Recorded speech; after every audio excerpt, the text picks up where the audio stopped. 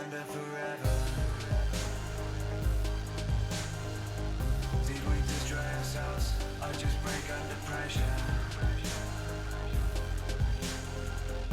Screaming 1,000 times, been drowned out by the night.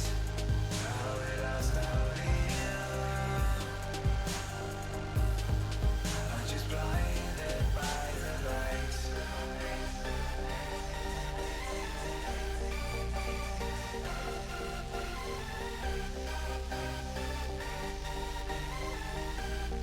I'm just blinded by the lights.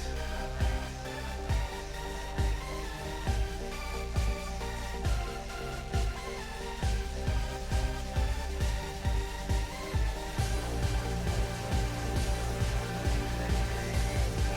just blinded by the lights.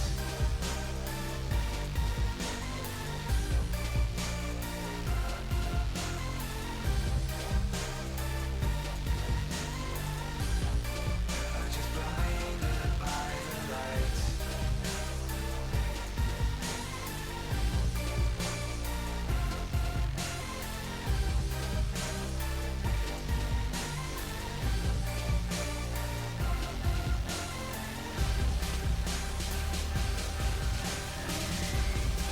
I'm just blinded by the lights.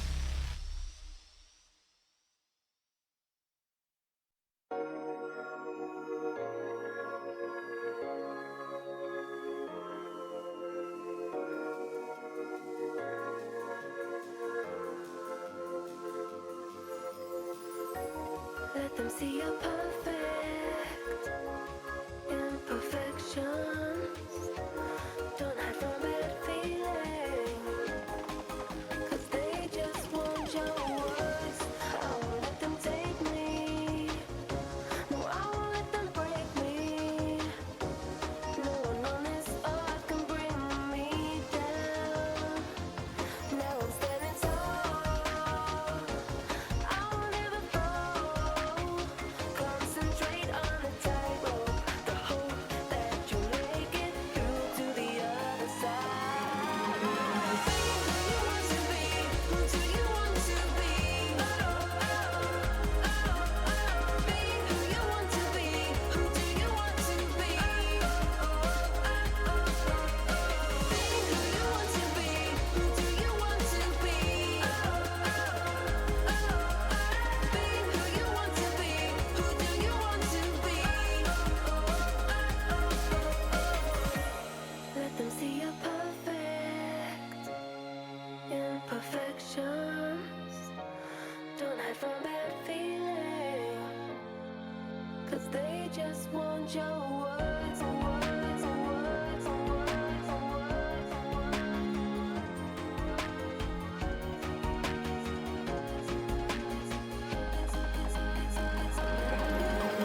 Be who you want to be, who do you want to be?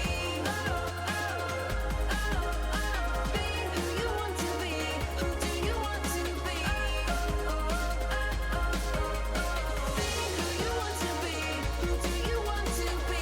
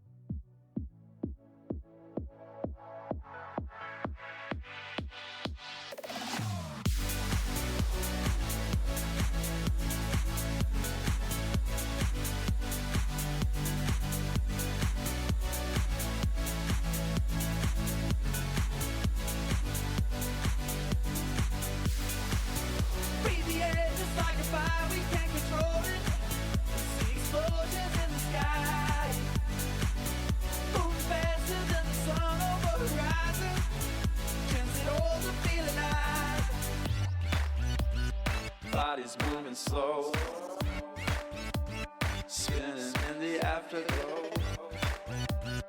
Got it feeling so good. 'Cause this love is all night. This love is alright.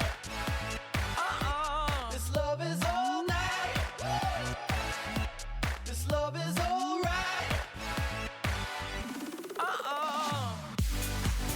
Breathe the air just like a fire, we can't control it. See explosions in the sky. Move faster than the sun over the horizon. Chance it all to feel alive. Breathe the air just like a fire, we can't control it. See explosions in the sky. Move faster than the sun over the horizon. Chance it all to feel alive. Bodies moving slow, spinning in the afterglow, dancing till the daylight. 'Cause this love is all night. This love is alright. This love is all night. This love is alright. Breathe the air just like a fire, we can't control it. See explosions in the sky. Move faster than the sun over the horizon. Chance it all to feel alive. Breathe the air just like a fire, we can't control it. See explosions in the sky. Move faster than the sun over the horizon. Chance it all to feel alive. We feel the air, whoa.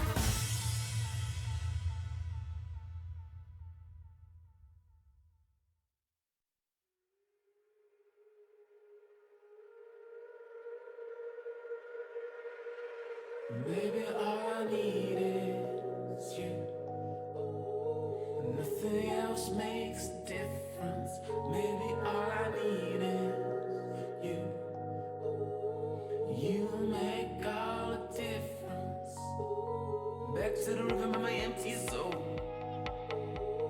Nothing here to let go. Back to the rhythm of my empty soul. Nothing here to let go. Give me something to let go.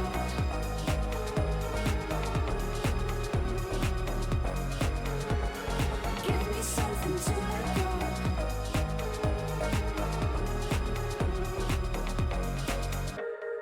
Give me something to let go.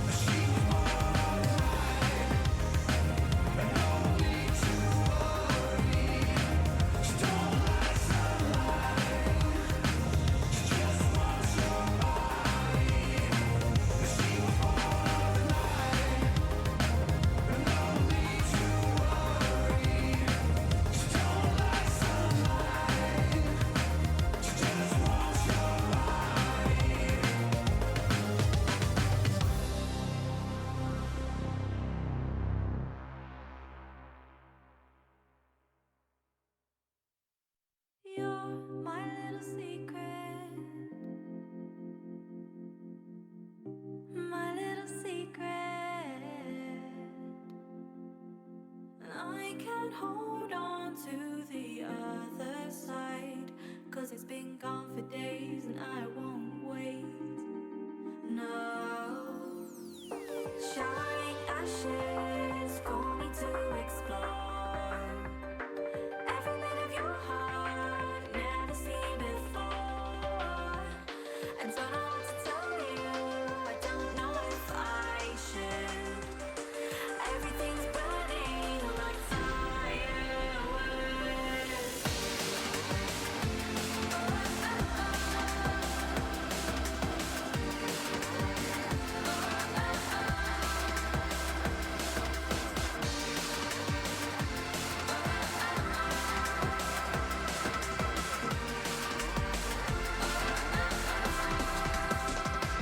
Out with the old, in with the new. There is something so intriguing about you. You, up in the clouds, no coming down. I am absent-minded, only minding how.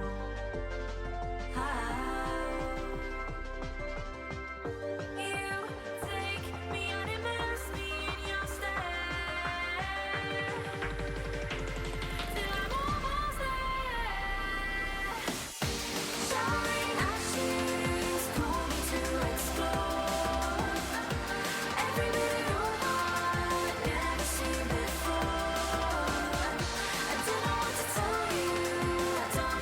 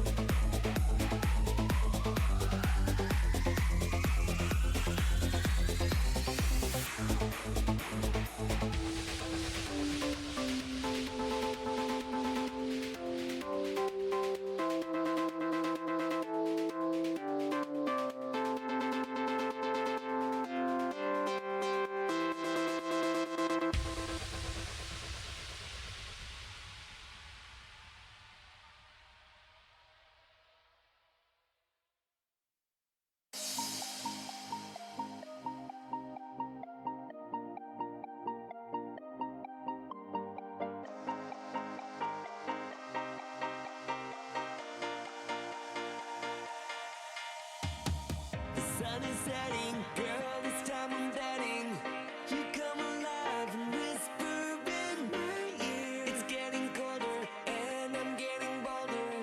You be the heat and we'll forget our fears. Can you feel it? Girl, I'm gonna steal it.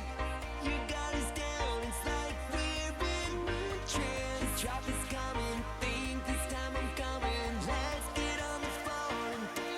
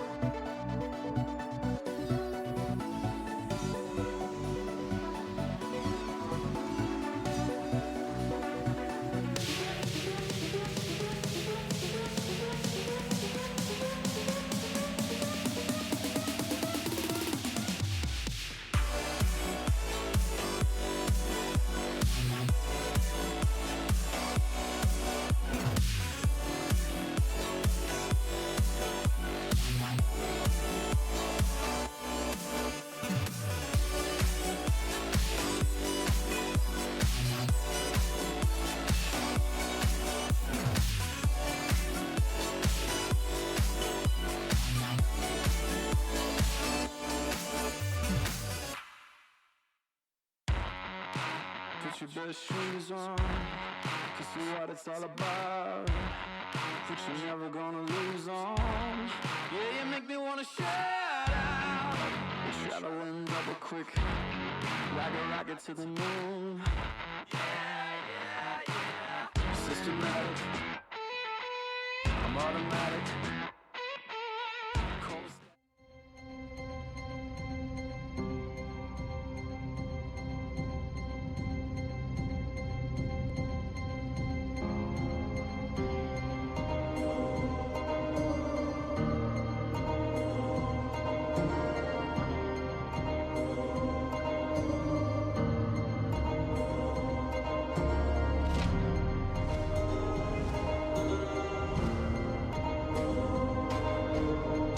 Words like violence break the silence. Words are very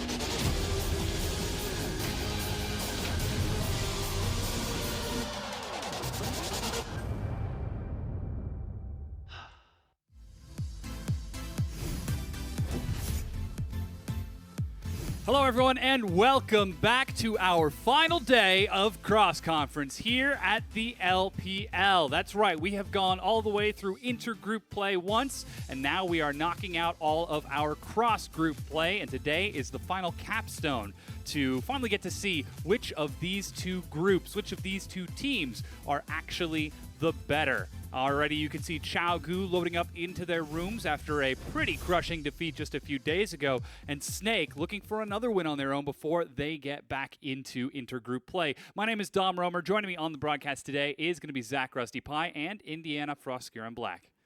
How you doing? Fantastic. Hi, guys. Yeah. So again, today is the final day to take stock of where these two groups are at. And yesterday we got to get another glimpse at that, where we saw, I believe, looking at the wrong page of my notes here, OMG versus WE, in which WE were victorious once again. Yeah, look, that game was pretty clean cut. Raz, I think, was the only half believer, and the Yeah. only half believe. We saw glimpses of OMG, but like WE are just too good. What I don't understand is like Raz will go full steam ahead and like W are the best team in the LPL, and then as soon as they're facing OMG, he's like, actually, I think OMG could take a game. It's like, what? Stand strong. He's trying to sell those bandwagons, right? He needs to make sure he can get a healthy profit on bandwagons moving up. He's in the giving market. himself an out. Yeah. So just in case WE lose, you can say that he still predicted it and he's the genius. He's the fringe and analyst. look, I wasn't against it either. Was he actually correct on those predictions? No. Nope. He was incorrect on all three, calling you out, Raz. But again, we also did get to see LGD take on Newbie and Frosco. Tell me, are you sweating yet? Yeah, I mean, it's definitely never great. Newbie were kind of supposed to be their free points, one of the weaker teams that they would face kind of going into the back half towards playoffs. So it does only get harder from here. Excuse me, I am sick, so if my voice starts doing weird things, you know what happened.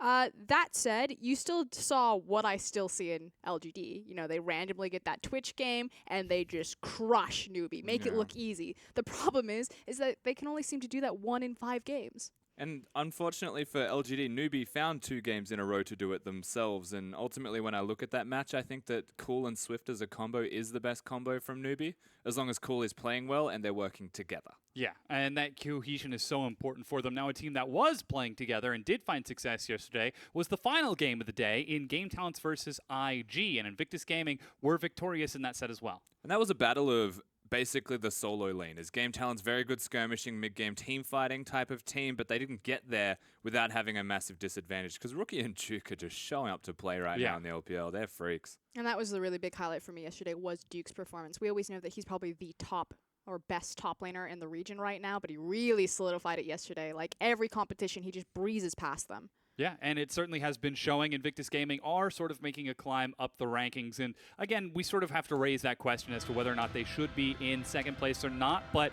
for the time being, they are currently tied there. You can see them at 6 and 5 along with Aime. And taking a look at the rest of the standings, the names that you're looking for today are Snake and Xiaogu. Snake at 4-6, 1 win away from being tied for that 4th place spot, and Xiaogu probably feeling a little bit safer as they are securely in 3rd. Yeah, it's pretty much top of the table versus bottom of the table. So RNG and Vici are the 2 performers today. You can see Vici just scraping in there at 6th place for Group B, whereas RNG sitting high and pretty on top of Group A. Interestingly enough, of course, both of the bottom of the table teams playing today are coming off wins and actually have a bit of momentum, even contrasting that to QG, who keep losing. So it is a little bit more interesting than the standings actually pertain towards. It could be quite good.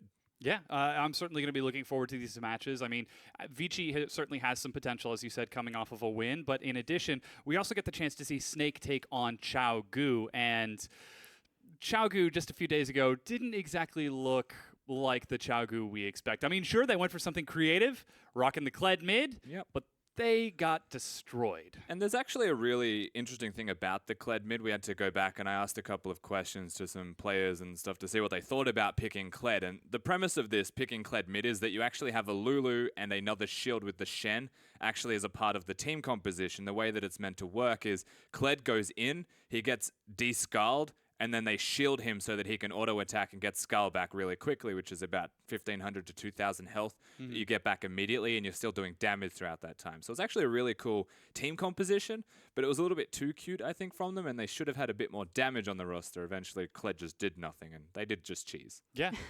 So what does this tell us about the team, or perhaps the organization of Xiaogu? Is just them trying something wacky and it not working out, like Tankakali mid, or it's kind of why today's game is so important. Although you do bring up a good point by kind of expanding the context towards the Akali games that Doinby has also pulled out. But I'm not ready to just kind of put a blanket label on them like they're just a gimmick team at this point. They're just playing cheese comps. If they do that today against Snake, then you can start to kind of apply that to their identity. But against RNG, like, you expect to lose that game anyway. So why not try to do something cute? Why not try to experiment a bit with the team composition? We see this all the time in the LPL, so it's not necessarily just indicative that QG have to use gimmick as a crutch.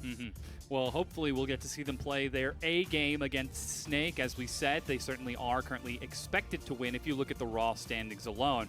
However, Snake are still trying to break the curse that they find themselves placed under. They have never achieved higher than 4th, and Xiaogu is the one team that did exactly what Snake set out to do when they first joined the LPL. It's pretty much a tale of 2 different trajectories here. You know, they both came in from the LSPL. They both had a ton of hype around them coming from, you know, the challenger circuit, if you will. And Snake, through 6 different roster iterations, the only consistent player they've had the 100% of the time has been their top laner, Flandre. They've never gotten above 4th place. They are literally the Team Liquid of the LPL. On the other side, Xiaogu. Yes, a different Xiaogu than originally came into the LPL, but that still same soul and spirit climbed into 2nd place and then back into the LPL. And this lineup right now, you can see is Flandre, SOFM, Zatai, OQ, and Crystal attempting to break that curse and show to Xiaogu that, hey, maybe you were able to do it last time, but we are certainly on an upswing. Their opponents, Xiaogu, you can see, is still Kabe, Klid, Doinby, Alone, and Ali starting in the bottom lane. Thankfully, not a lot of roster changes actually to be seen from both of these teams for at least game number 1. As Frostgren was alluding towards all of the roster changes, and yet Snake always managed to stay in 4th. You'd expect, hopefully now, that they can find some consistency, because Zatai's actually playing decently well. You know, Flandre's still there, has some carry performances. It all just comes down to what SOFM is actually able to do. And ultimately, he had a break. He went back to support for a week. He got benched for a week, and then he showed up and finally could play again. And now maybe Snake have the consistency they need. The thing that just kills me every time about Snake is that they live and die by a single member. And this time around, yes, it is SOFM. You know, he's the tempo setter and the jungler. Jungle's such an important position right now due to the meta. But historically, like, you look at Baka, you look at Assassin, you look at even Tank, like, they always just kind of choose one guy, and it's like, you are the heart and soul of the team, and if you don't perform, we won't go anywhere. We're going to be looking to see if that happens. And again, the big contrast between these two teams that we'll be watching for is going to be that mid and jungle synergy, because Xiaogu, we often refer to them as having a definitive heart and soul in Doinby, and now Snake, there seems to be more of that SOFM. Yeah, and just to come back to what Frosco said as well, right? They do rely heavily on SOFM, so they are a jungle-centric team, but The difference between QG and Snake is where their center of power does lie, in that Doinby leaves his lane as well. So if SOFM's a point of power, if he's always invading or he's trying to take Raptors and get himself ahead, he's going to be playing against a team that is really good at collapsing and actually rotating together through their mid laner, through their jungler, through good teleports, and the bottom lane's utility. There's also then the identity of how the side lanes will play around that collapse, you know. Snake are liking to draft kind of these 1-3-1, 4-1 split pushing compositions. They'll try to pull Flandre into these deep invades when SOFM looks to pressure things like enemy card camp, which he always does. Whereas Kabe is a bit more of the teleporting top laner. You know, he'll more impact the bottom lane. He'll look for those 5v5. So very different clashing styles between these two teams. Yeah, we have seen that style actually work against the likes of EDG, who defeated Xiaogu, and we are expecting to be a very high-tier team. That Zetai Flandre sort of combination with them split pushing really just enables so much for the team if there's no response. But Xiaogu, they live and die by Doinby. They go hard and they go fast. They will not wait to lose the game. They will take the fight instead of waiting. Could that perhaps be a problem if Snake end up trying this and Xiaogu just pull down mid? I mean, Snake are one of the slower teams in the LPL. They're very patient. Again, if SOFM gets ahead, the things can speed up. But if he's just playing that farming passive style, it takes a while for Snake to ramp. Well, we'll see if they can pull it through. Fruskier, thank you so much for your expert analysis. She'll be joining us afterwards to help break down the game. For now, Rusty and I will take to the cast for game number 1 between Snake and Xiaogu. And as you can see, we've already got Karma and Jin banned away from Alone and Ali, along with taking that away from Doinby. He's been playing the heck out of Karma mid. And then Rumble being banned away from Flandre. When you look at support priority, you'd usually say that Lulu is the number 1, Karma is the best answer, but yeah, against QG, you get rid of Karma for the mid lane specifically, and just get rid of the potential flex of that on top of all else. The Jin being removed as well from Alone, he's looked fantastic on the champion, so very targeted here from Snake so far with their bans. Makes sense that they're on blue side, they want a good first pick, and they want to force QG to ban champions, but right now, no jungle is banned. Yeah, I mean, SOFM, if he's enabled, he can do some serious work. You can see Camille now taken away from Kabe. He's been stepping up super huge on tanks in the top lane. And his Shen, his Maokai, they are all definitely things to be feared, even if it's Nautilus. But there goes a Rengar ban targeted toward SOFM. We'll see if there's more emphasis on the jungle. And yeah, immediate first pick Graves. So it should be the Graves first pick. That's where they should go. From here, though, and where I worry for Snake is that they've just given over the potential for a Lulu, take it away from their opponents, and then they can choose between if they want a really good AD carry, if there's a stock standard top lane like a Gragas to get away from Flandre, but they've also got a higher preference, it seems, on this combo. It's Lucian Lulu, the Lulu bottom lane between Alone and Ali. This is actually pretty exciting. Again, this is patch 7.5, so the Blade of the Ruined King Black Cleaver has been the go-to item, and Lucian is one of the best people to utilize those two. Yeah, it definitely is. It's very weird that they have gone for a first pick of it, though. Only Jin being removed from the AD carry position means that Snake kinda have to respond, perhaps, with an AD carry of their own in this particular pick of their draft alongside the support that they've just locked in for themselves. But in saying that, there are so many up that they may not do that. I still think the Gragas is a high priority for someone like Flandre or a top laner, just to get it off the board away from QG. Even the Shen, you know, but they have their preferences. They don't want to lose anything in the second ban phase. Yeah, just deny Kabe if at all possible. Instead, it's Ezreal to follow up for OQ in that bottom lane, paired up with the Nami, still a very strong combination.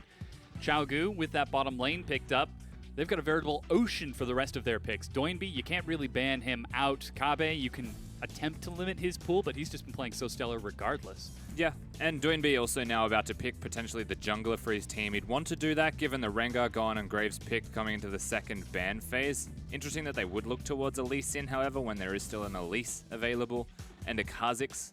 But because he's into a Graves, the Kha'Zix is risky. The Elise is usually the safest bet of the two, but Lee Sin, individual mechanics. It's now locked in for Clid, very high mobility jungler to synergize with Doinby. And this is sort of what we were talking about a bit earlier, that mid-jungle synergy between Clid and Doinby versus the mid-jungle synergy of SOFM and Zetai.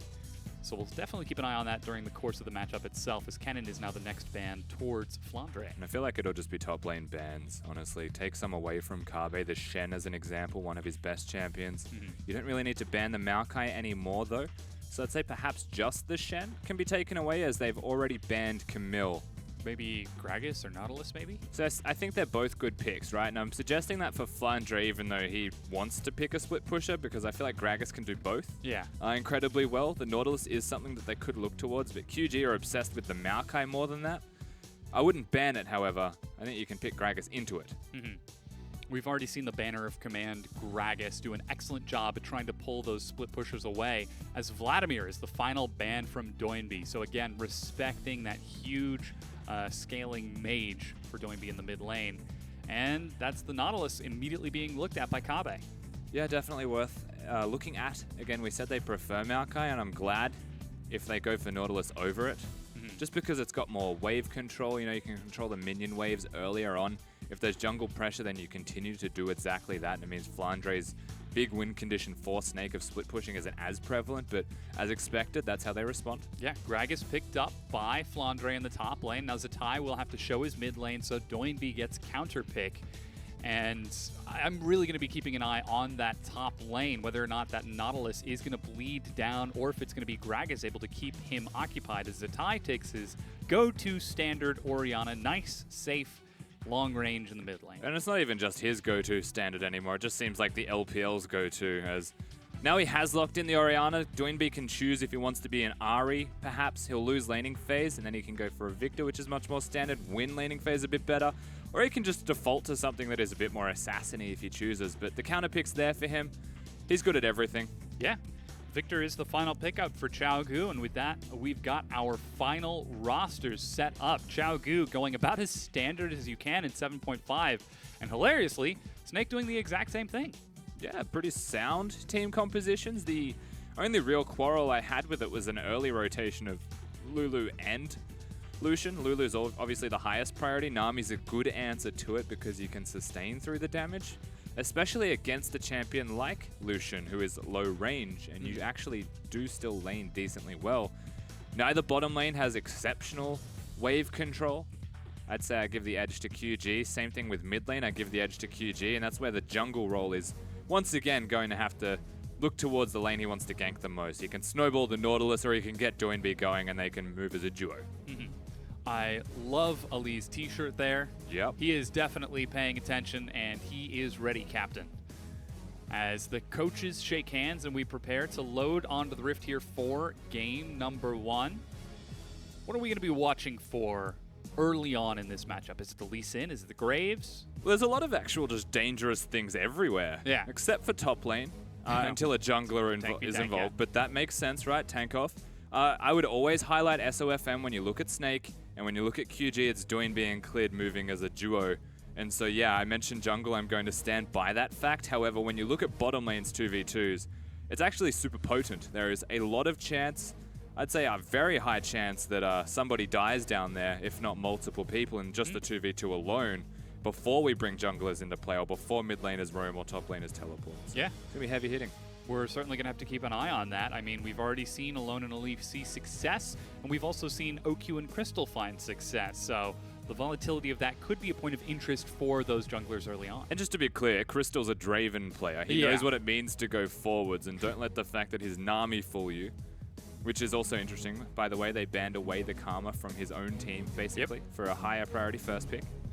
So far, he has played Nami twice and gotten MVP once on it, as in fact they banned away the Karma, despite the fact that they had first pick. So, interestingly enough, to see how Snake is responding and respecting Chao Gu in this matchup. We've loaded onto the Rift. Snake desperate for wins, currently at 5th place in their group. One more gets them tied for 4th, which is the cutoff for playoffs. So they need to take this win here before they get back into their group. So the stakes are certainly up. And as you can see, looks like the tie is actually starting with command attack for Vision in this lane. He also wants to be able to trade in lane to some extent. When you actually highlight how an Orianna and a Victor will have a trade at level 1 in middle lane, the Thunderlords is the biggest differentiator for Zatai to have an advantage. Doinby always goes Deathfire Touch, and because Victor starts with Q, he gets a shield, he gets an empowered auto attack, and that's 2 out of the 3 for a Thunderlords, whereas Zatai needs to auto Q auto to be able to match the trade. And because Doinby has a shield, he needs added burst to get through the shield. So every 30 seconds, you might see the mid laners trade just a little bit to try and match each other. It's level 3 where kills can happen, though, especially for QG. Yeah, looks like Flandre is actually looping around the red buff, drops a very far ward on the Raptor camp to keep an eye on Klid's pathing.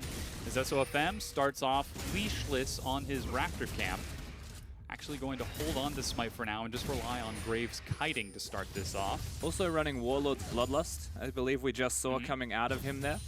Graves is quite capable of running Warlords, honestly doesn't even need a potion if he's going to run this. And it scales up super well for a champion that builds all AD, going up to 50-odd% lifesteal is quite absurd for a Graves. Remember, he used to go Death's Dance for the same thing from physical damage. This helps. Yeah, now he just gets it in a mastery. Yep.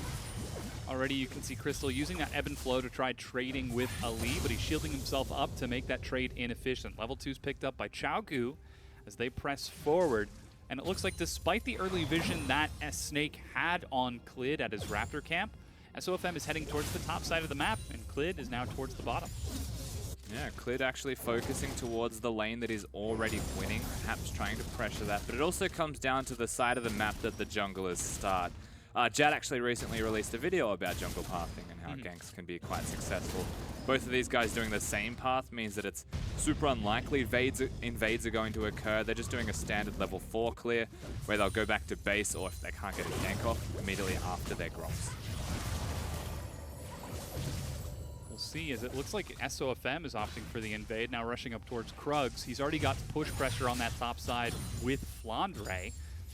So Kabe can't exactly collapse, and even a defensive ward. So SOFM is going to face check right on in. Ward now spots this out. Klid is taking the time to clear out Scuttle Crab, just a little bit slower than SOFM. So we'll see if he decides to hop over and look for those Krugs as well, as Alone and Ali are putting pressure down towards that bottom lane as well.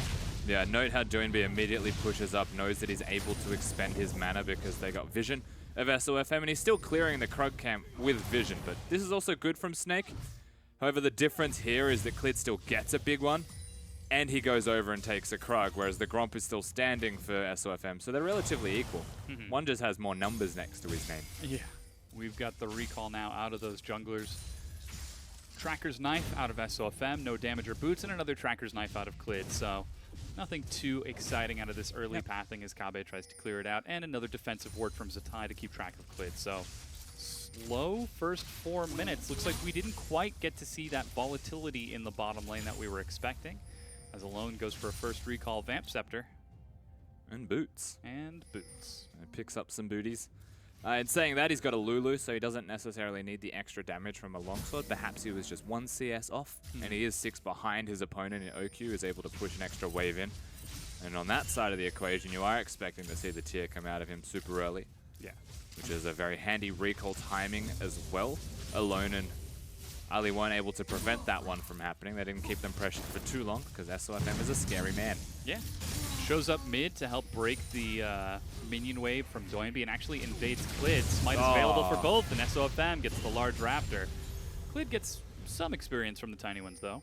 SOFM's actually pretty far ahead just from stealing the big one, mind you. You can see his experience bar just ticking over 5. Klid's now going to do what SOFM did. Yeah. Tries to get a few auto attacks, but the range of Graves is certainly very helpful. And Doinby now trying to push this lane and look for a recall. As the tie makes his way back mid, and SOFM just manages to hold that lane in place. If he was a good jungler, he would actually stop those 2 minions from dying. And give them to Zatai. And prevent the wave from actually being reset in the middle and let it freeze a bigger wave, but he still killed them and he's still there. So, and that is standard SOFM. Yeah, I mean, he ganks lane, he will tax it to oblivion. Mid laners hate him. Yeah. But you can't hate him too much when he does carry. I mean, he's trying to this game. Slowly eking an advantage out over Klid as he clears out his side of the jungle. SOFM's getting close to level 6. And with Kabe shoved in with no teleport, that could be an opening he looks for. Yeah, SOFM being 6 is handy, just for the raw damage that it's going to be able to provide. But when you look at the map where he wants to gank, you'd actually almost say it's relying on a shockwave hitting or the top lane. It's not really possible to gank for the Nami until she hits 6 herself. The bubble is way too dodgeable, especially for a Lucian. Yeah. But this is the lane I would look towards, honestly, because Flandre, if he gets a slight edge, will start to get carried away with the lane. super successfully. Whereas if you're Clid, he also wants that level 6. They both want 6 to be more successful with ganks, but he can look anywhere. He's got the Nautilus, he's got Polymorph. Don't mind doing, but he's just having a great time. Yeah, just getting some harass onto Zatai, perhaps trying to clear out this minion wave before looking for a new recall. Went for the upgraded Hex Core, as is expected. You know, for a man who wears knitted pants, he's definitely the alpha male of mid lane. He really is. SOFM actually shows up bottom, while Clid will clear out his own red buff. Let's see if SOFM goes for it, as now Clid starts pathing into the river, maybe looking for an invade. Looking towards the blue buff that is up in under a minute. He'll be able to place at least a ward for it to see when it does spawn. Also means that he's got a chance to go top lane where there's a control ward and mid lane where there's actually all red side vision set up completely. So Snake are blind on that side of the map, but there was a ward that spotted him warding the blue buff. And so watch how SOFM is now able to map around. Thank you, observer that can't hear me. That was perfect. So far, it's just been Raptors and red buff, but with this knowledge, let's see what he So decides it to go should for. be enemy blue buff, if that's where they want to go. Unless they want to fight, in which case he'll actually go towards his own group. Yeah, even the vision on that side. Control ward towards the bottom and a ward just past that blue. So he invades, blue spawns, and immediately SOFM is there. Clid pops over the wall, this time trying to route around, as these junglers are on the exact same page. Yeah, and SOFM was the one reacting, however, to Clid. They don't really know where the Graves is, but they also saw the ward move him to the blue buff. And so simultaneously, they've made the decision that, you know, level 6 is pretty handy for both of them, but SOFM doesn't want a 2v2 just yet. And Clid, even though he's the aggressor, he places the vision first, is still happy with just trading. Doesn't go over to his blue buff, doesn't say, let's dance. I got my kick. He is pretty far behind, so I wouldn't if I were him. It's a lot of damage on Graves, even though he only has a single longsword ahead. For now, though, they continue farming out. Doinby, despite getting blue buff, actually opts for a recall and gets his second Hex Core upgrade and heads right back into lane, still keeping even with Zatai, as SOFM will patiently clear out the wards and get both of the Direwolves camp. He's still a full level ahead. Clid should be catching up off of that Krugs relatively soon. And thank God Doinby upgraded his Hex Core, by the way. Last time he played Victory, went Rylai's Crystal Scepter before even upgrading it once. Yeah. The Which wave was clear must have been so tough. a bit abstract. Yeah. Oh, interesting. Clid actually didn't get level 7. SOFM is opening up more and more of an advantage. He's almost level 8 at this point. One more camp and he ticks over. You can see the CS disparity isn't that substantial, but he also got a lot of mid lane solo experience. And whilst there's no kills for either of these teams, you are still seeing Snake's jungler pull out ahead, but what we really haven't noted is that top is still doing quite well in farm. If you're Kabe, he should have that because he's the Nautilus. Bottom lane was doing successfully and is only now being caught back up by OQ, and relative gold on the map for both junglers is still close. Yeah. It's just because he has more numbers in his score doesn't actually indicate that he's really far ahead in comparison. The difference feels like the boots instead of upgrading his item. Yeah. We haven't actually seen that upset into any objectives. No turrets, 10 minutes crash, and nothing has happened. No turrets, no kills, no I dragons. think Clid wants to gank mid lane, but SOFM has other plans. Yeah, he's thinking about it. Zatai has both his flash and ghost, and now they see SOFM in the river with pressure on Alone in a League. This is a bit risky. It's not risky when your mid lane is running away. There he Clid has goes. Doinby nearby, so he's able to do this. Whoa, immediately kicks him back into Doinby with Clid's eating damage. Smites the Scuttle Crab first for help. There's a tidal wave as Clid gets knocked up. The AD carries follow-up. First blood, Wow. SOFM. There's a shockwave that Oh my Doinby flashes out as a league gets smashed. Crystal follows up with a bubble onto Doinby, and he already used his summoner spells. Laser will pick up SOFM from the distance, but that's 3-1 Snake as bot lane collapses. And credit where it's due to Doinby for having the awareness to get the kill onto Graves. SOFM was just greedy. He could have left like a normal jungler should do, but wants the gold, and such is him. Even forcing a teleport to help defend this turret. They're still going for it here. Risky. Yeah, Crystal tanks it up, but the first turret goes down. And Kabe's forced to walk away empty-handed. 2,000 gold lead for Snake. And that's massive for Snake. And plain and simple, I'm impressed with SOFM. He had the ability to A-click a Lee Sin as he was going through on a Q. You'll see it here as they fight. Firstly, good kick, smooth, but Doinby wasn't close enough, so there was no point in actually doing that. He should have saved it. They both smite the Scuttle Crab, which is cool. But that auto attack from SOFM was pretty Mid-air, smooth. yeah. Yeah, exactly. And look at his health. That was actually the difference. So- Execution range. And good work really from the bottom lane of Snake to be here at the right time. No AD carry really to be seen from QG in comparison as he was caught shopping. This is something that sort of raises a bit of the questions about the communication of Chagu. Sometimes we see them make these excessively reckless plays when they don't have key ultimates or key summoner spells. And Snake actually ended up getting the better of this mistake this time around. I think it was just a miscommunication between Doinby and Clid. The kick was the right idea, but it was too early, and he could have continued to fight and just have waited for the distance to be closed from Doinby before he flash kicked if it came to it, or whatever he chooses to do. But realistically, the idea was not bad. It's just Snake did it better. That's resulting in a lot of vision on the bottom side of the map, and in fact, an aggressive control board from SOFM to push Alone and Ali away from the bottom tier 1 turret. With Mountain Drake in the pit, this turret would be a huge boon if they can secure it, but Culling clears out the minion wave, and Zatai heads back towards mid lane. SOFM's pressure is bleeding in towards the bottom lane just from him being there doing the Gromp. Even though he was doing it on vision, QG have to show respect. Alone does still have summoners, where Ali does not, and he is entirely killable. So once again, cleared left to just follow up. This time around, the blue buff is about to spawn. I feel like they might actually try and fight for it, but they might lose that fight because Zatai and SOFM are way too far ahead.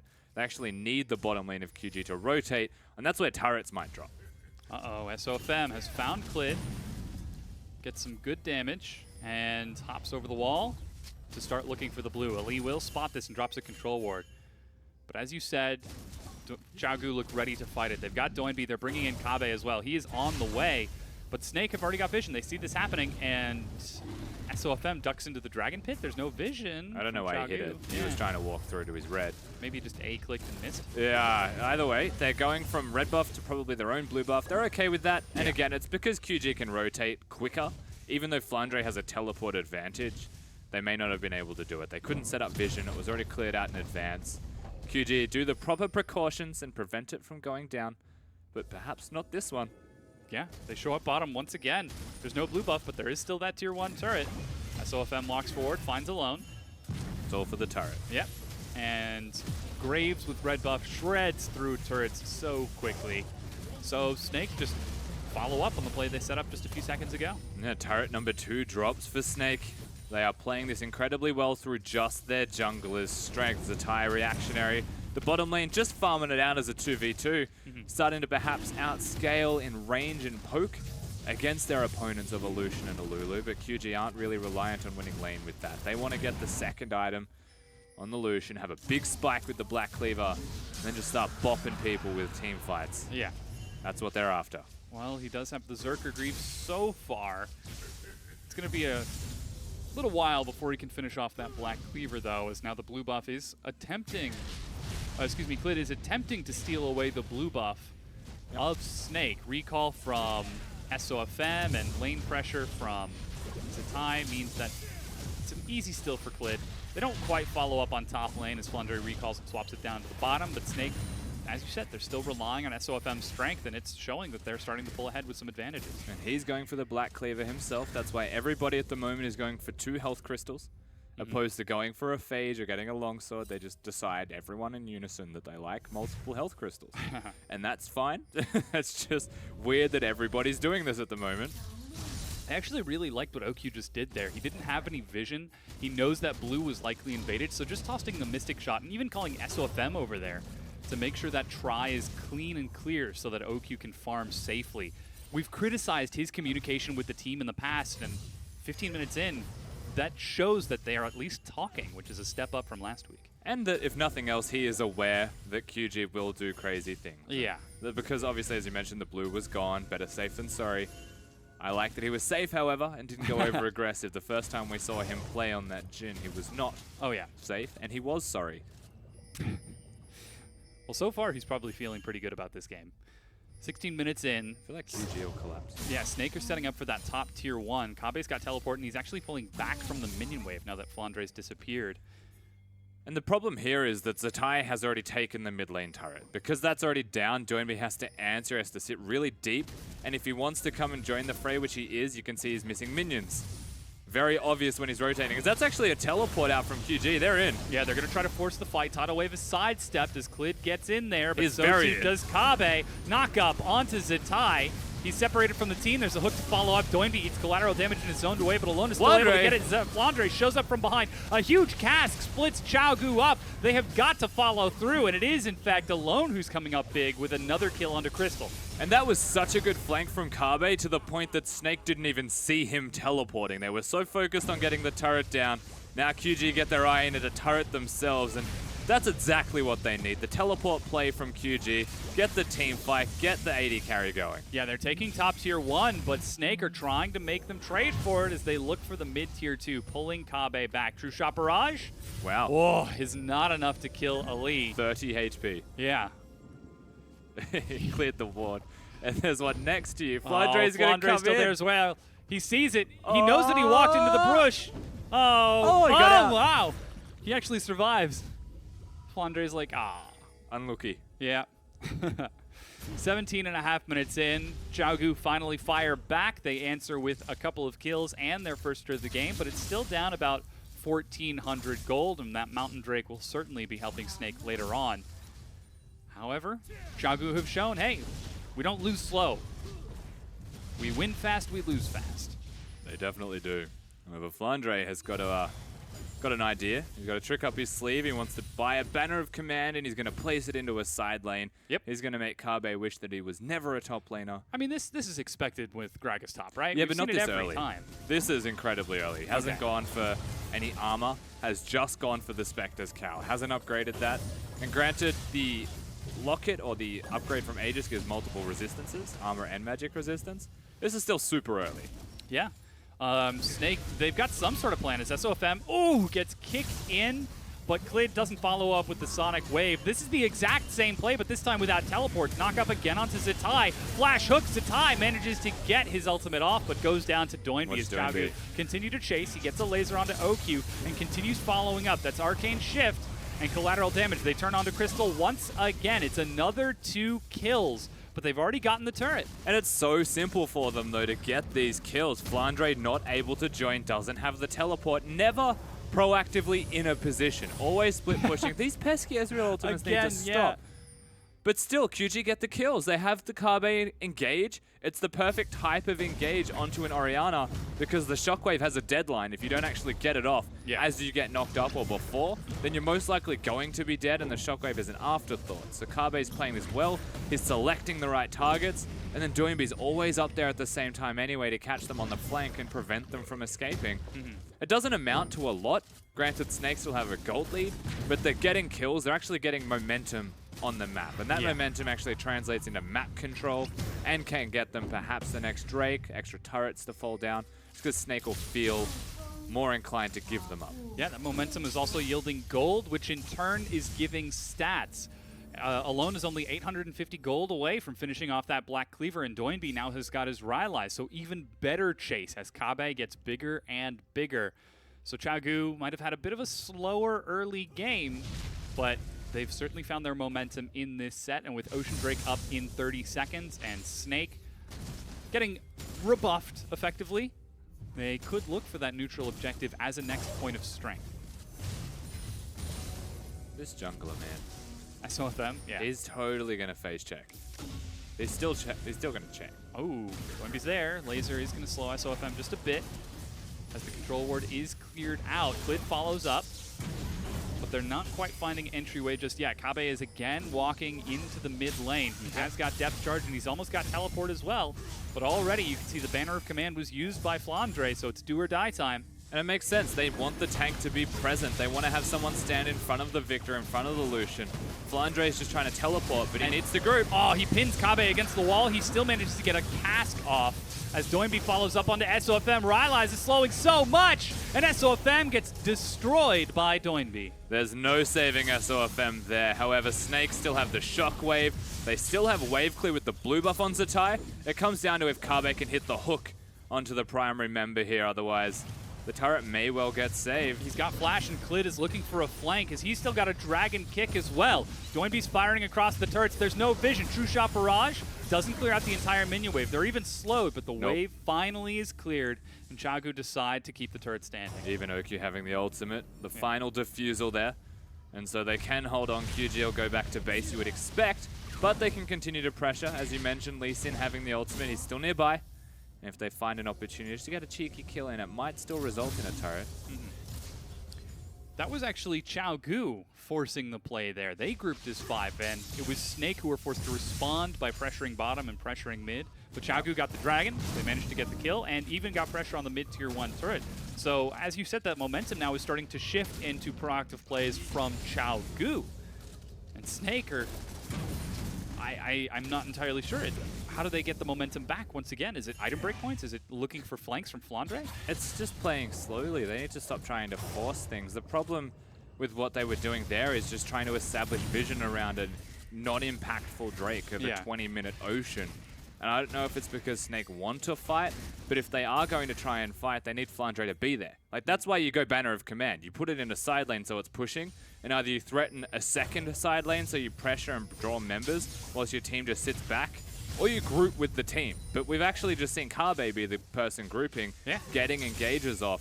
And that's why it's so simple for QG to actually follow it up. The Nautilus crowd control allows a Victor, allows a Lee Sin, Lucian, all of this free damage to rain on top of Snake when it connects. Yeah, and this is exactly what we talked about in Champion Select, about that sort of top lane style. The fact that Kabe will play the 5v5 and he will play it well, whereas Flandre has seen a lot of success lately split pushing.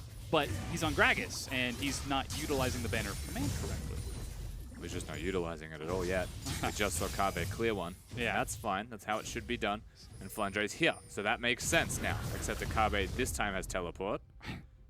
And it's Zatai who's flanking. I mean, it's a cheeky play from SOFM Crystal. Now this and can Zatai. work for Snake. Oh, no, don't do it alone. Oh, he manages to catch SOFM, and the laser forces him to back away. Yeah, now the lasers having the Rylays also rush from Doinby have been super valuable for that crowd control, especially because he's had red buff as well somehow for the past like 3 minutes. He did get the kill on SOFM in the previous fight. I feel like he had one even before it. So I just don't, like, he's just had red buff a lot.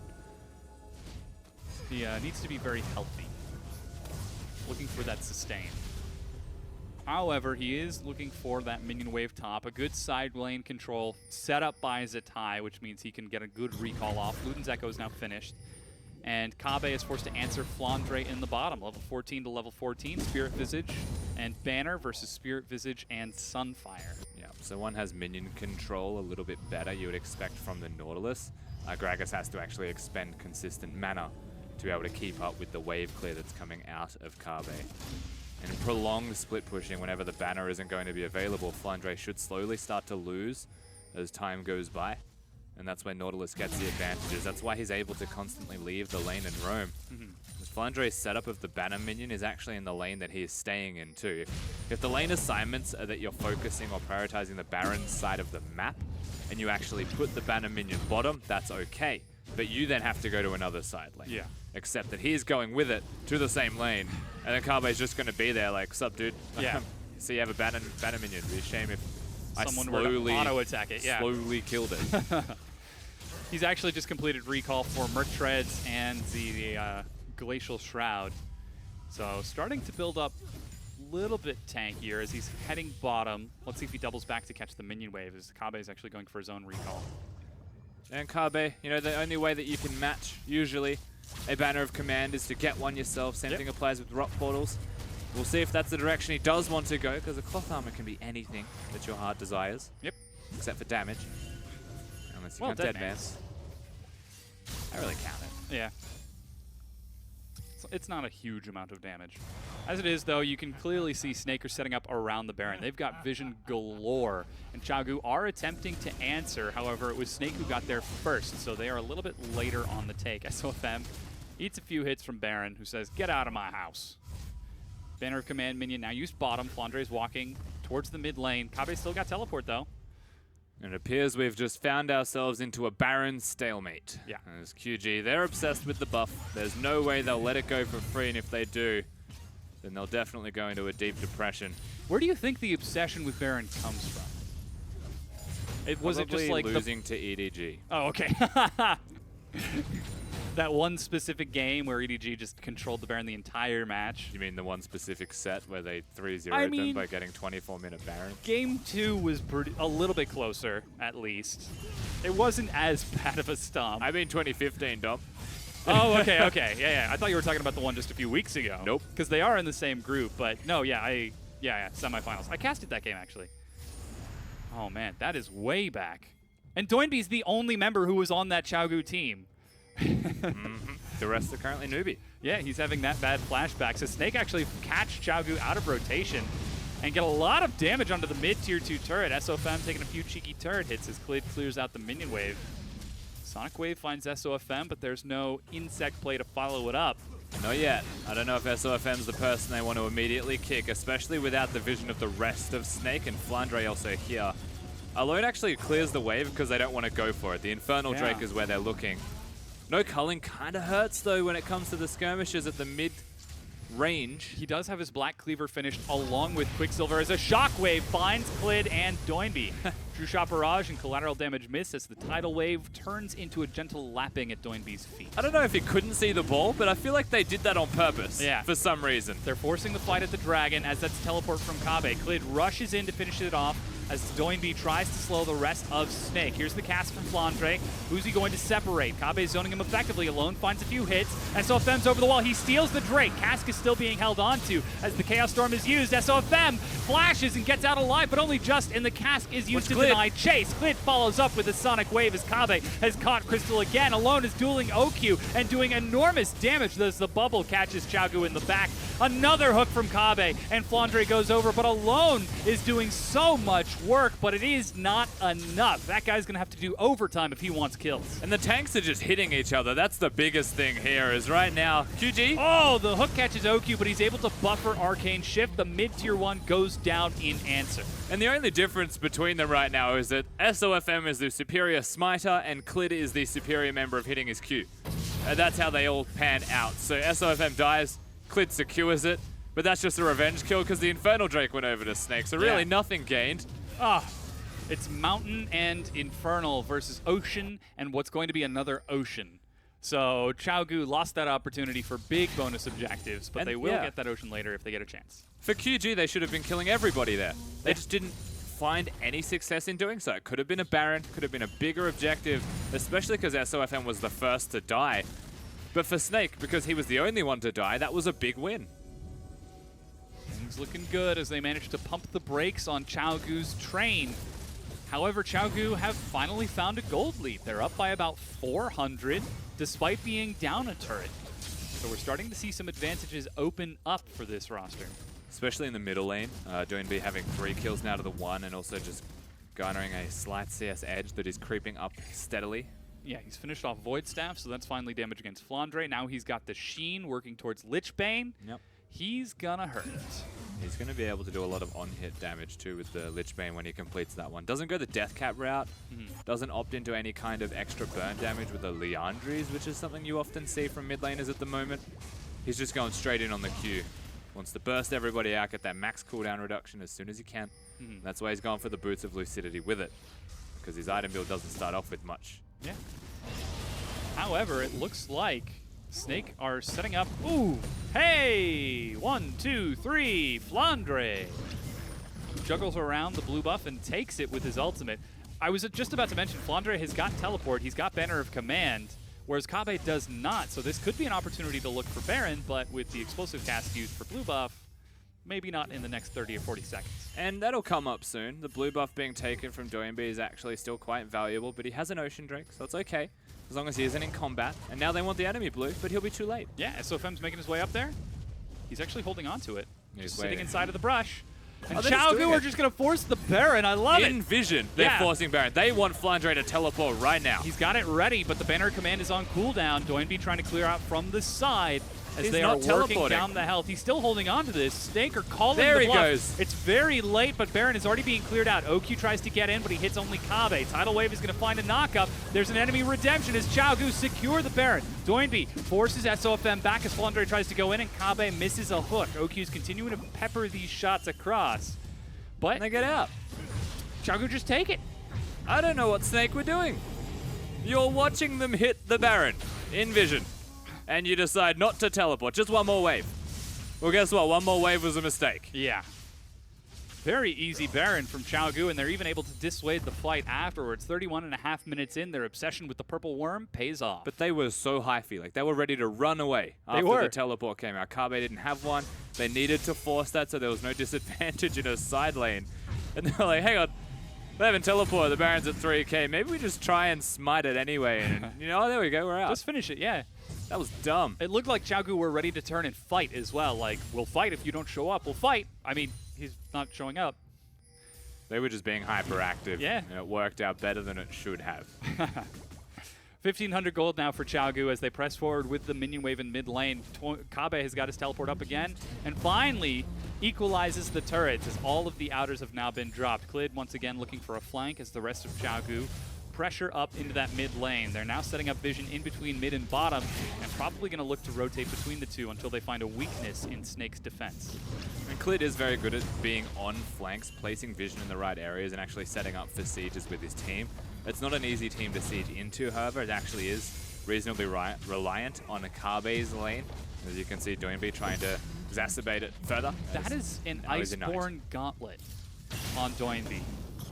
Look, I don't question it if you don't question it. Okay, alrighty.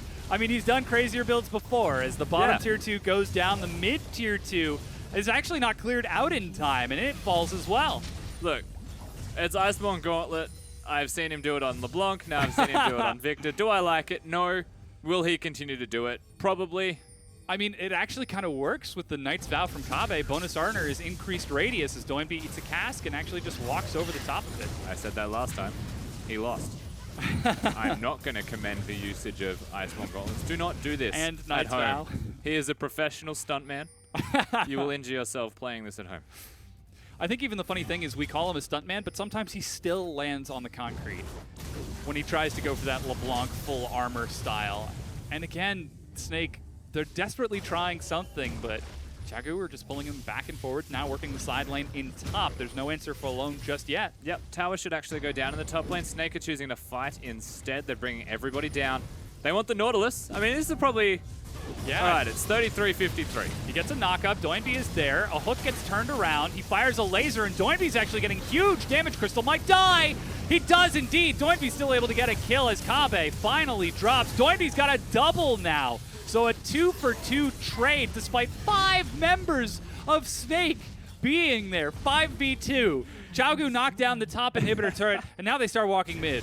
He lived for like 10 seconds and almost got out with his life if it wasn't for SOFM's ultimate. And Doinby stacking armor means he lived for so long as well. It's just really weird.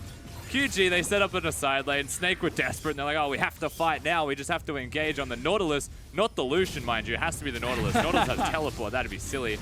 So they go for him. I mean, they get him. He does die. They now do, yeah. has a death. He's no longer James Bond. That's Ocean Drake now picked up by Xiaogu as they are 5,000 gold up. Baron is set to run out, but they've already taken down one inhibitor and are opening their advantage up even more. Rapid Fire Cannon is finished along with the Mercurial Scimitar on alone. Doinby has got a Negatron Cloak. I can only imagine that that will turn into an Abyssal Scepter, but it is Doinby. I can imagine many things, Yeah. but it should be an Abyssal Scepter. Finish off his cooldown reduction on the build as well. Yeah. As you can see, the Baron power play. 4,000. Not bloody bad. Yeah. For Snake mishandling the fight afterwards, and then mishandling the side lanes, and then mishandling the fight. You know, one other thing we actually didn't mention is the Knight's Vow that Kabe had was on Doinby. So Yeah. they got a lot of resistance on I the pointed Nautilus. it out. Yeah. During The the Knight's fight, Vow increased the armor of the Glacial Shroud. Yeah, there you go. Yeah. It's pretty strong. I mean, Like, it's a thing. like Knight's Vow is a great item in top laners, and I love the idea, not the actual application, of the synergy with Iceborne Fist Yeah. on your mid laner. Because it increases the radius when you get the big Q. Yeah, I mean, it's cool. It definitely helped them in that last trade, and it works out because they're just being brash bros as a two-man. Yeah. And it's good because they're able to trade on the top side of the map. So we'll give them that. Yeah, but again, this is Snake mishandling Xiaogu's attempts to get back into the game. Can you call them attempts if they're successful? I mean, they're successful attempts. Yes. Okay. Snake are mishandling Xiaogu's successful attempts to get back into the game. It's one of those grammar things, like, gotta make sure I'm using the right terminology. Yeah, I mean, it worked, so I'll give you that. Definitely still in driver's seat, though, QG. They should be able to look towards their next lane. Bottom's already set up. They got rid of the banner minion that Flandre placed down there earlier. You can see the wave stacking up on your minimap. And now they threaten the middle lane as top will organically, by itself, just push in towards Snake's base. It's about one wave away. So in 30 seconds, not perhaps this wave, might be the next one, QG will look to actually pressure. Yeah, I mean, they've still got Baron up in 70 seconds as well, so even if this push gets stymied by Snake, they can quickly and easily swap towards that big purple worm. As Kabe takes a page out of Flandre's book, nobody saw that cast, Flandre, that's okay. The banner minion walks up and Flandre starts bopping at it along with OQ, but that buys time for the rest of Xiaogu. Yeah, unfortunately, QG couldn't pressure mid lane whilst they were pressuring bottom. That was a big wave, but now they've got top to bank on as here they go again. Yeah, they're going to try the exact same play, but this time perhaps a bit smarter as a hook pulls Flandre back in. He's eating a lot of damage from the Chaos Storm. Meanwhile, Alone, Clid, and Ali are breaking down that middle inhibitor, and Super Minions are working on the Nexus turrets. It's a three-pronged attack from Xiaogu, and none of the answers of Snake are working out. That's Crystal's in Redemption. trouble. They're forcing the fight onto Kabe and Doinby as Alone looks for the duel and finds the kill onto Crystal. Meanwhile, the rest of Xiaogu have caught Flandre overextending. Doinby is doing work over the wall. SOFM is left by his team, and Doinby is ready to follow up. Hook pulls him back, and Alone is going to eat some damage from OQ and finally will be able to walk away. But Doinby managed to kill SOFM. He walks fearlessly forward. Doesn't even care, but dies to the auto attack from Flandre. Kabe will drop as well, and Xiaogu bite off way too much more than they can chew, but they still make Snake pay for it. Yeah, they get another inhibitor in the middle lane. A Nexus turret also goes down through all of this chaos, and that is legitimately what QG are doing. They're just throwing it at Snake relentlessly, saying, we will continue to fight you. This onslaught will never end until you make something happen. Unfortunately, what Snake are making happen isn't the best case scenario. What we can say, though, is that Tai and OQ are doing an abundance of damage. They're positioning themselves well throughout these fights to at least be in a position to trade and get kills. The shockwaves are connecting. OQ is hitting all of his spells at the same time as weaving his autos nicely. The damage is there. I just feel like QG have so much more control. And it's a Banshee's Veil, not an It Abyssal. is, yeah, so that is Bruiser Victor, ladies and gentlemen. I have never have I ever seen Bruiser Victor played in professional League of Legends. But it's Doinby. I haven't seen a Kled mid until I watched QG. And he played Tank Akali. This guy, has he no shame? This is a good ward actually placed by Flandre. About a minute ago, it'll spot them. You can see the Gragas now coming in. The defense of his own ward. He's aware. Yeah, they see Crystal and Flandre, and Clid and Alone aren't allowed to sort of sneak that hitting Baron. Snake are all there. They're going to try to force this fight. That's teleport out of Kabe to join in, and the Mountain Drake is doing a lot of work. Here comes Alone, Clid waiting over the wall. Stun finds Flandre as the cast What are knocks you doing, Kabe out. Doinby walks in, laser finds SOFM. Clid does not get the steal. It's Kabe who gets it. Xiaogu secure a kick over the wall, finds SOFM. Flandre tries to make him punish, but that's Kabe flashing into three members of Snake. The knockup separates Alone, but Doinby is doing work with Alone as they are peppering these shots. There is just not enough. Zatai has got the perfect position on the opposite side. The front row seat to watch as his team goes down. He manages to get an execution onto Alone, and Clid died in the ensuing fight. But Doinby's walking mid. Zatai is chasing Alone away. He's silenced. Flash over the wall. Follow up, and now Kabe will certainly punish Zatai. Doinby is looking to end the game. Kabe gets the ace. Doinby bringing in the Baroned up Super Minions, and the Nexus itself is exposed. This is going to be game number 1 going to Xiaogu as they drop the Nexus. With Bruiser Victor and a massive Nautilus, they do it again. He walks in, does little to no damage with his Victor, but he has Baron empowered minions anyway. Thanks to Kabe for securing that one for his team next to 2 junglers. QG do it. It wasn't the cleanest display of League of Legends, but what that does mean is that Snake were far less clean than that of QG because they're good team fighters, and Snake were throwing the gauntlet saying, we're happy to team fight you. Yeah. That might be where they went wrong. I think the hilarious thing was that, yes, Xiaogu, they didn't look very clean, but they didn't need to be. Snake just didn't seem to be responding. And now somebody who will respond to our analysis of that game is Frostkuren. Welcome back. Red side Victor. You return to the LPL, and of course it's Doinby that brings him back.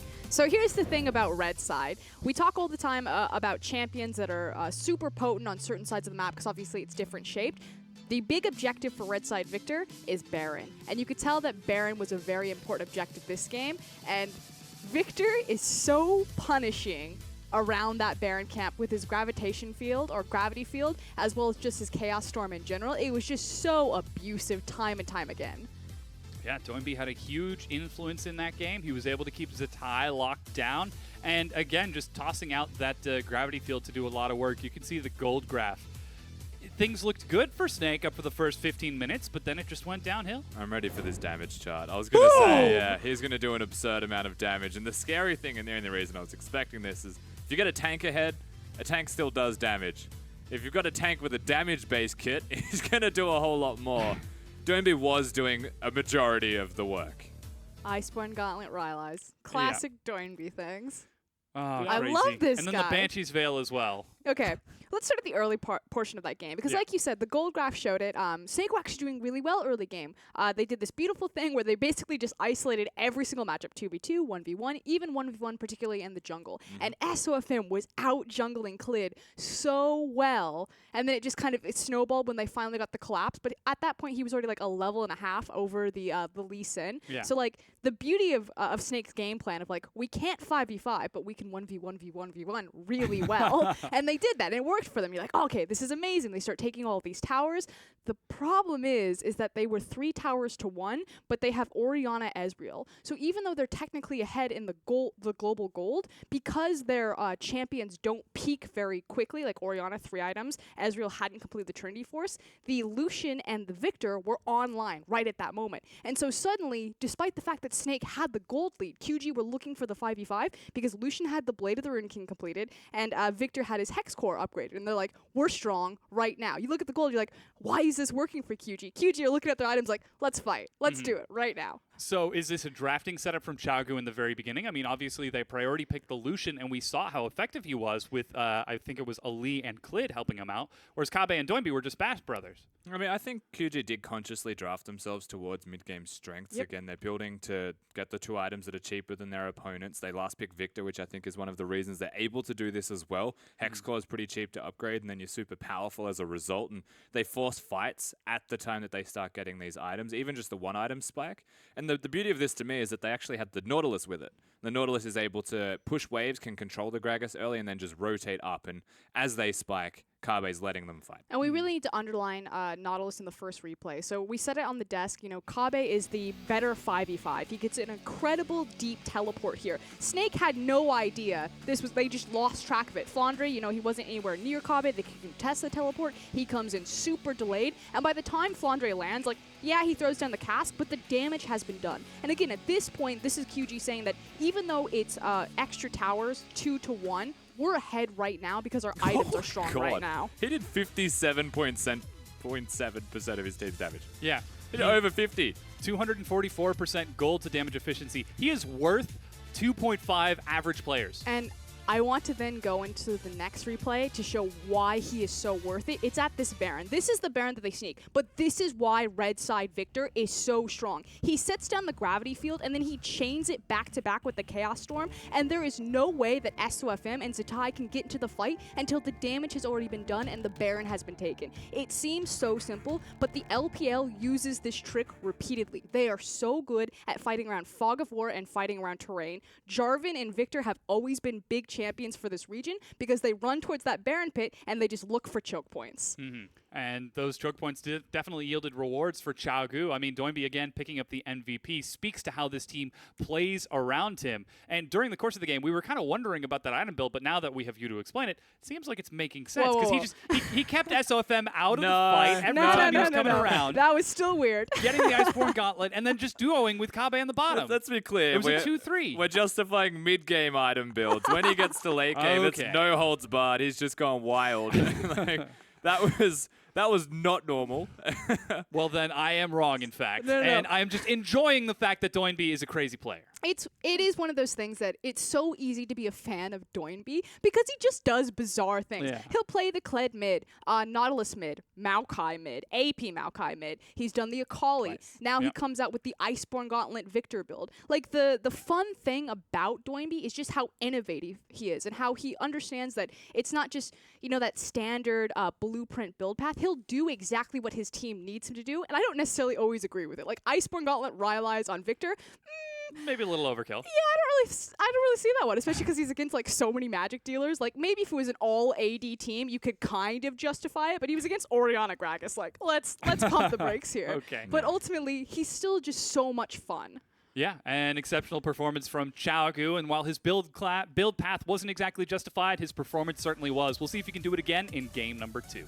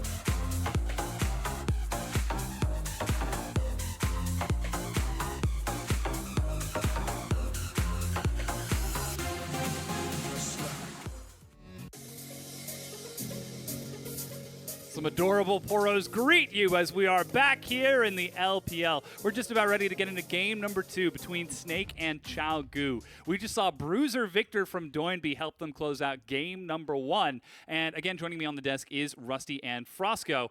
Let's talk a little bit more about this whole setup because, yes, Chaogu were able to take the win, but as we were saying during the break, it wasn't a perfect game from Chaogu, though it didn't need to be. Yeah, the beautiful thing is that Chaogu know exactly who they are and what kind of team they are. They're so good at recognizing when their power points are in terms of their itemization. Again, that's what really snowballed and propelled them ahead that game. They understand that they're strong in 5v5s. They understand that they're strong, grouped up. They constantly try to group up. Whereas Snake, bit more passive. Like, again, if you keep Snake isolated, Flandre versus X, Zatai versus X, SOFM versus X, they'll all kind of organically and naturally find these massive CS leads or these summoner spell leads and things like that, but they don't work well together. And that's how teams exploit them. Like, so simple, though. Like, for a team to not be able to work together well Yep. means that fundamentally they're just doing something wrong. And as far as I'm concerned, it's just not having win conditions, right? Like, at the moment, they're fantastic players, they're fantastic laners, they can do everything individually, but the second you put them as 5, they're, all right,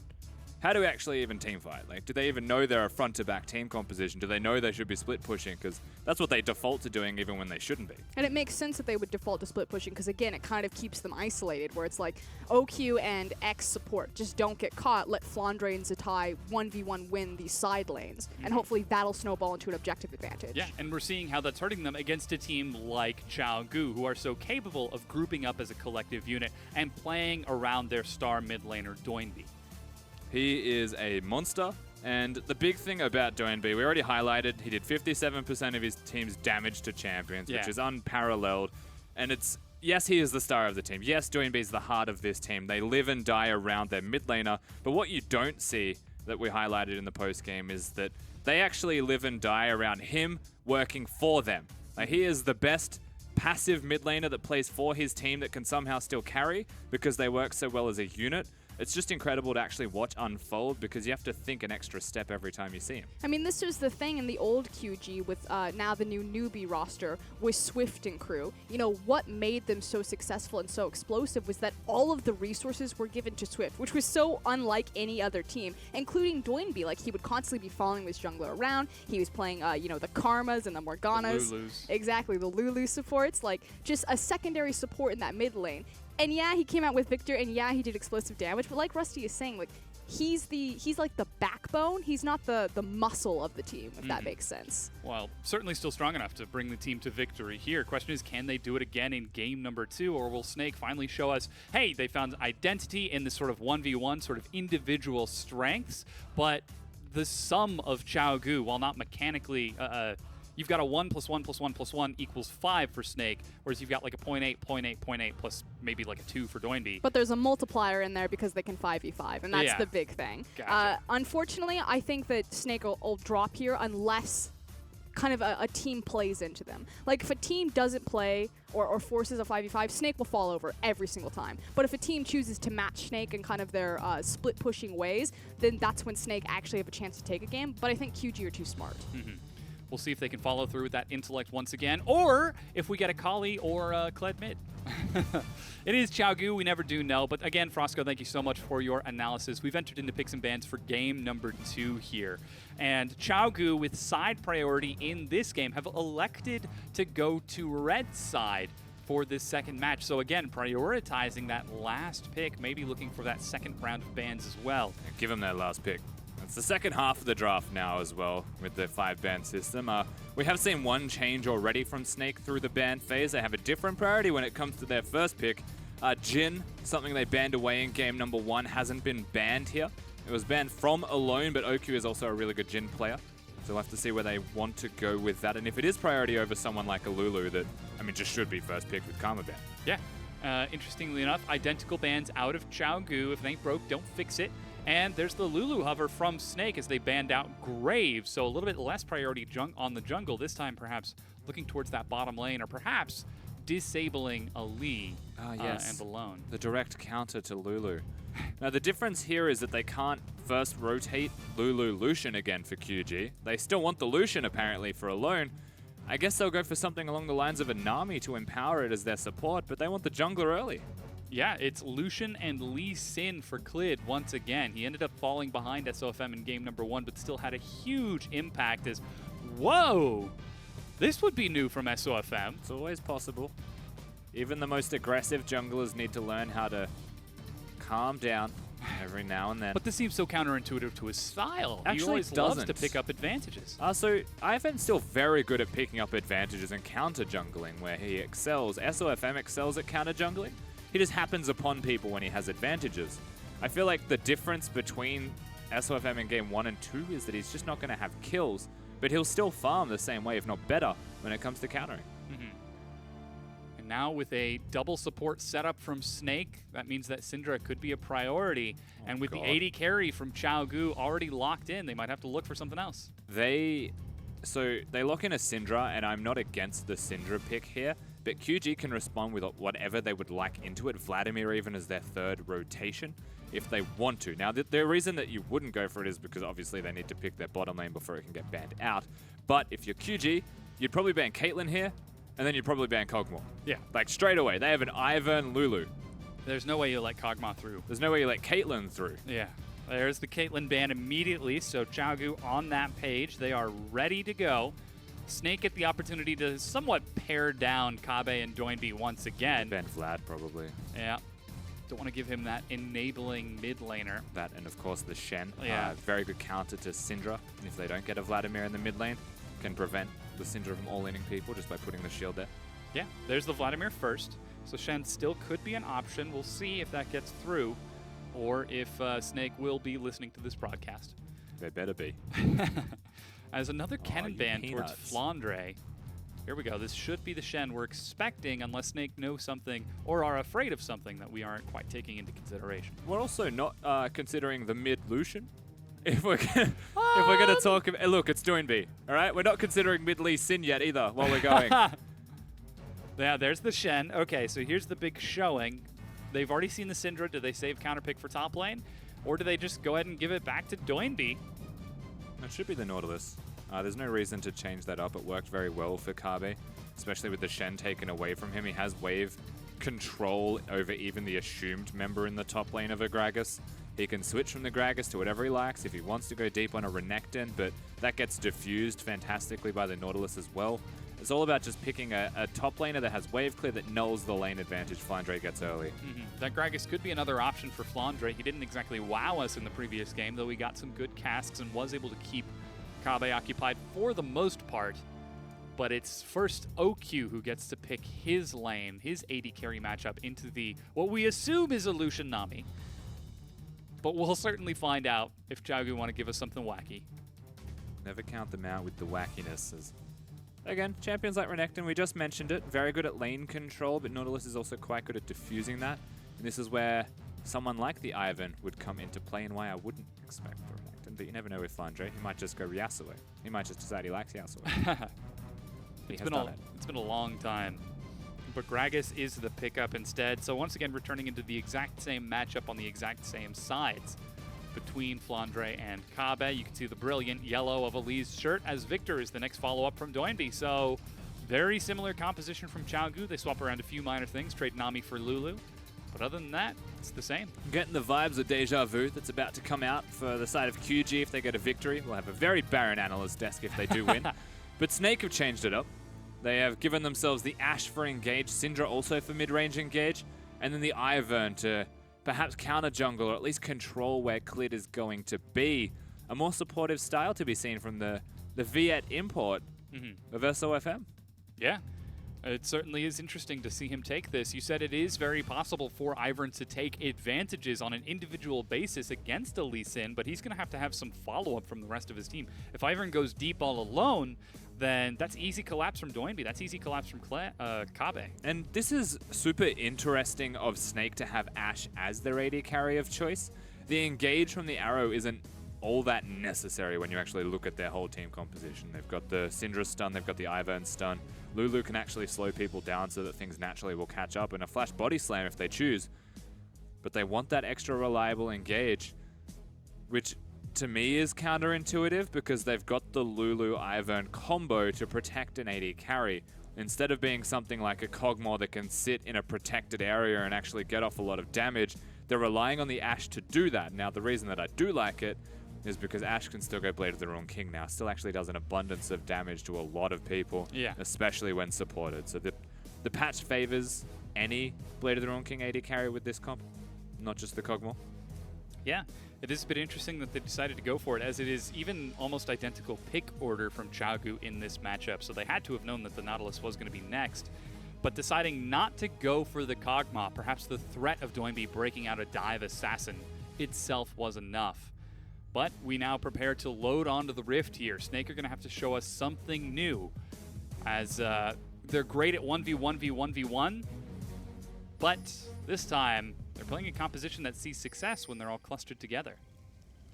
It'll be super curious to watch how they play this one out. For Snake in particular. QG, we kind of know what we expect from them with this comp. They've got the Lee Sin, level 6 Reliant.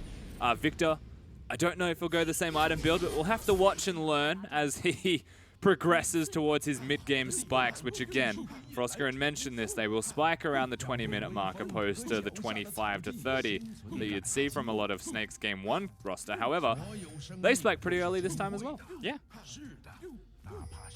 SOFM is just Yes, Ivan. having a dance, having a jig, getting limber before the game prepares. He doesn't sound as loopy. Or is he on getting this lumber? server. Sorry? He doesn't sound as loopy on this server. Yeah, the he's a Ivan. little... Still a bit of a crazier guy. But luckily, we don't get too many more Ivern quotes, as Kabe and Clid will find Flandre and then invade into the blue buff along with Doinby. Just outright disregarding him. Yeah. I guess there's an expectation against Ivans that he's going to steal your blue. And so the immediate move here is actually to say, well, we'll just take yours to start. Ooh. Alone and Elite. I think they actually got the worst of that trade there, though we snuck into the brush. It's always curious to watch an Ivern path. You're watching him now go immediately to the Clid, blue what are you buff doing? Oh. of his opponent. I mean, Clid got the blue, so everything's okay. He hasn't used the potion, so disregard his current health bar. It means it's actually going to be upset time in lane for Flandre. He might actually be at a disadvantage in CS, might miss the first few. This is a real greedy start, but he can do it because he's seen where Clid is. Yeah, he's Smite going one. for a 4 clear. You're not smiting it? What are you smiting? He is walking. You're a menace. He hasn't even leveled up any of his abilities. He's not using any mana from the root collar. He's going to go from Raptors to red buff to blue buff to Grob and then probably smite the Scuttle Crab on his way through. That's interesting. It's fine, because again, he saw the Lee Sin. Look at what Clid has been doing this entire time. Yeah. I mean, he's cleared out 3 to the 2 You of can SOFM. level something up, man. He's just waiting. He wants to know that he has options. Q over. Yep. There he goes. And then if he does Scuttle on the way out, he can even do Wolves if he assumes that it's a safe area to go towards. Oh, doesn't quite have the timing. Or is leaving it? Going to Wolves. Yeah. He wants to get there before the Lee Sin does. Yeah, the camp is already ready. So there he goes. Smites the wolf camp first. That's where we see the first usage. Now he's going to clear out Grom. So a full clear of that bottom side of the Level map, 4. excluding Krugs. Quick level 4 from SOFM with the unique pathing. He's spotted out by a Tri-Ward, set out by Alone and Elite. This would be one heck of a dive if he even considered this. I feel like he is simply here to try and find where Clid is. But because he's on a ward, in the Battle of the Thinkers, They might actually try this. They target Crystal first. Alone eats the first burst of damage before dashing out of turret range. First blood, OQ. He takes a turret shot and walks away. And QG, knowing that they are there, still get dove successfully against their Nami and a Lucian. And they have flash available on both of them. Alone had nowhere to go. I feel like he just decided he wanted to trade. I mean, what would you flash? He dodged the root collar. Well, you flash back to a safe spot. He actually dashed towards the Ashe and the Lulu's damage. He could flash on the other side of the Ivern queue and try and get himself out alive at least. Curious choice from Chao Gu as they give up that first blood. Now a 12 CS deficit for for Alone as he heads down to the bottom lane. Doinby, meanwhile, has been pressuring Zatai, trying to keep him shoved under turret, and Clid's going to show up as well, spotted out by a ward over the far side. But he's still in dive range, so Zatai, even though he can see him, now has to respect. You watch the way Zatai plays is super cautious. And he might actually just zone himself off the minions in this wave. Oh, even more harass as Deathfire Tusk burns him down. Get out, Zatai. Save yourself. And that's recall from Clid as well, so no dive attempt. Oh my god. Except for Doinby, who is willing to take a turret shot to harass Zatai even further. And Deathfire Touch stops the recall for an extra second. Nasty. Yeah. Let's see if he actually goes for his own recall as he shoves this wave out. You can see Crystal actually going for a very deep control ward while SOFM manages his own side of the jungle. We're actually seeing Alone, or not Alone, excuse me, Doinby stay in lane. Yeah, he's staying for an extra wave. Again, he knows that the Syndra has gone to base. He wants to clear the wave one more time. He'll probably get 6 if he gets a full wave, if he's waiting for the laser cooldown. It's the cannon wave that gets him 6. Yeah, he's not far off. Either way, he has another wave advantage. Oh, yeah. So he's able to afford to do that freely, and Ivan's not going to kill him by himself. He's whatever.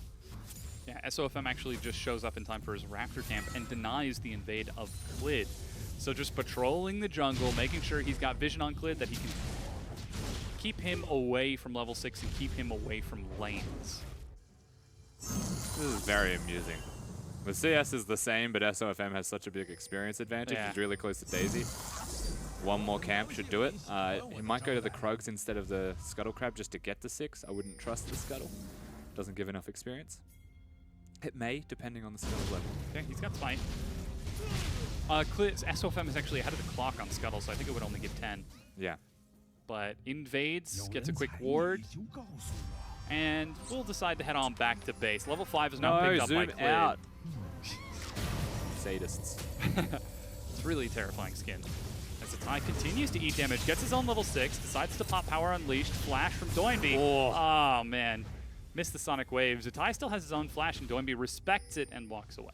Yeah, if he actually hit the Q, that was a dead Syndra, but Clid also not level 6. He's about to find himself. Knowingly, I will add an Ivan as he walks through some sparkly brush. That's a word, brush. Yeah. I'm British. Thanks, Pulse. Yeah, we've got Pulse on the desk now. And Clid is trying to take over that Krug camp. Scuttle being picked up by SOFM. And he can actually now gift blue buff over to Zatai. Not even going to use his smite. And watching Ivans is just curious. Thank you. Or he will, in fact, because you can use summoner spells while recalling. Okay, so taking stock, 800 gold lead for Snake, 7 minutes in. The creative pathing and the very unique choice of SOFM taking this Ivern seems to be working out so far. You've got OQ and Crystal pressuring Alone and Ali, forcing them to miss minions, and they've got that first blood. Yep. Zatai was finally able to answer Doinby.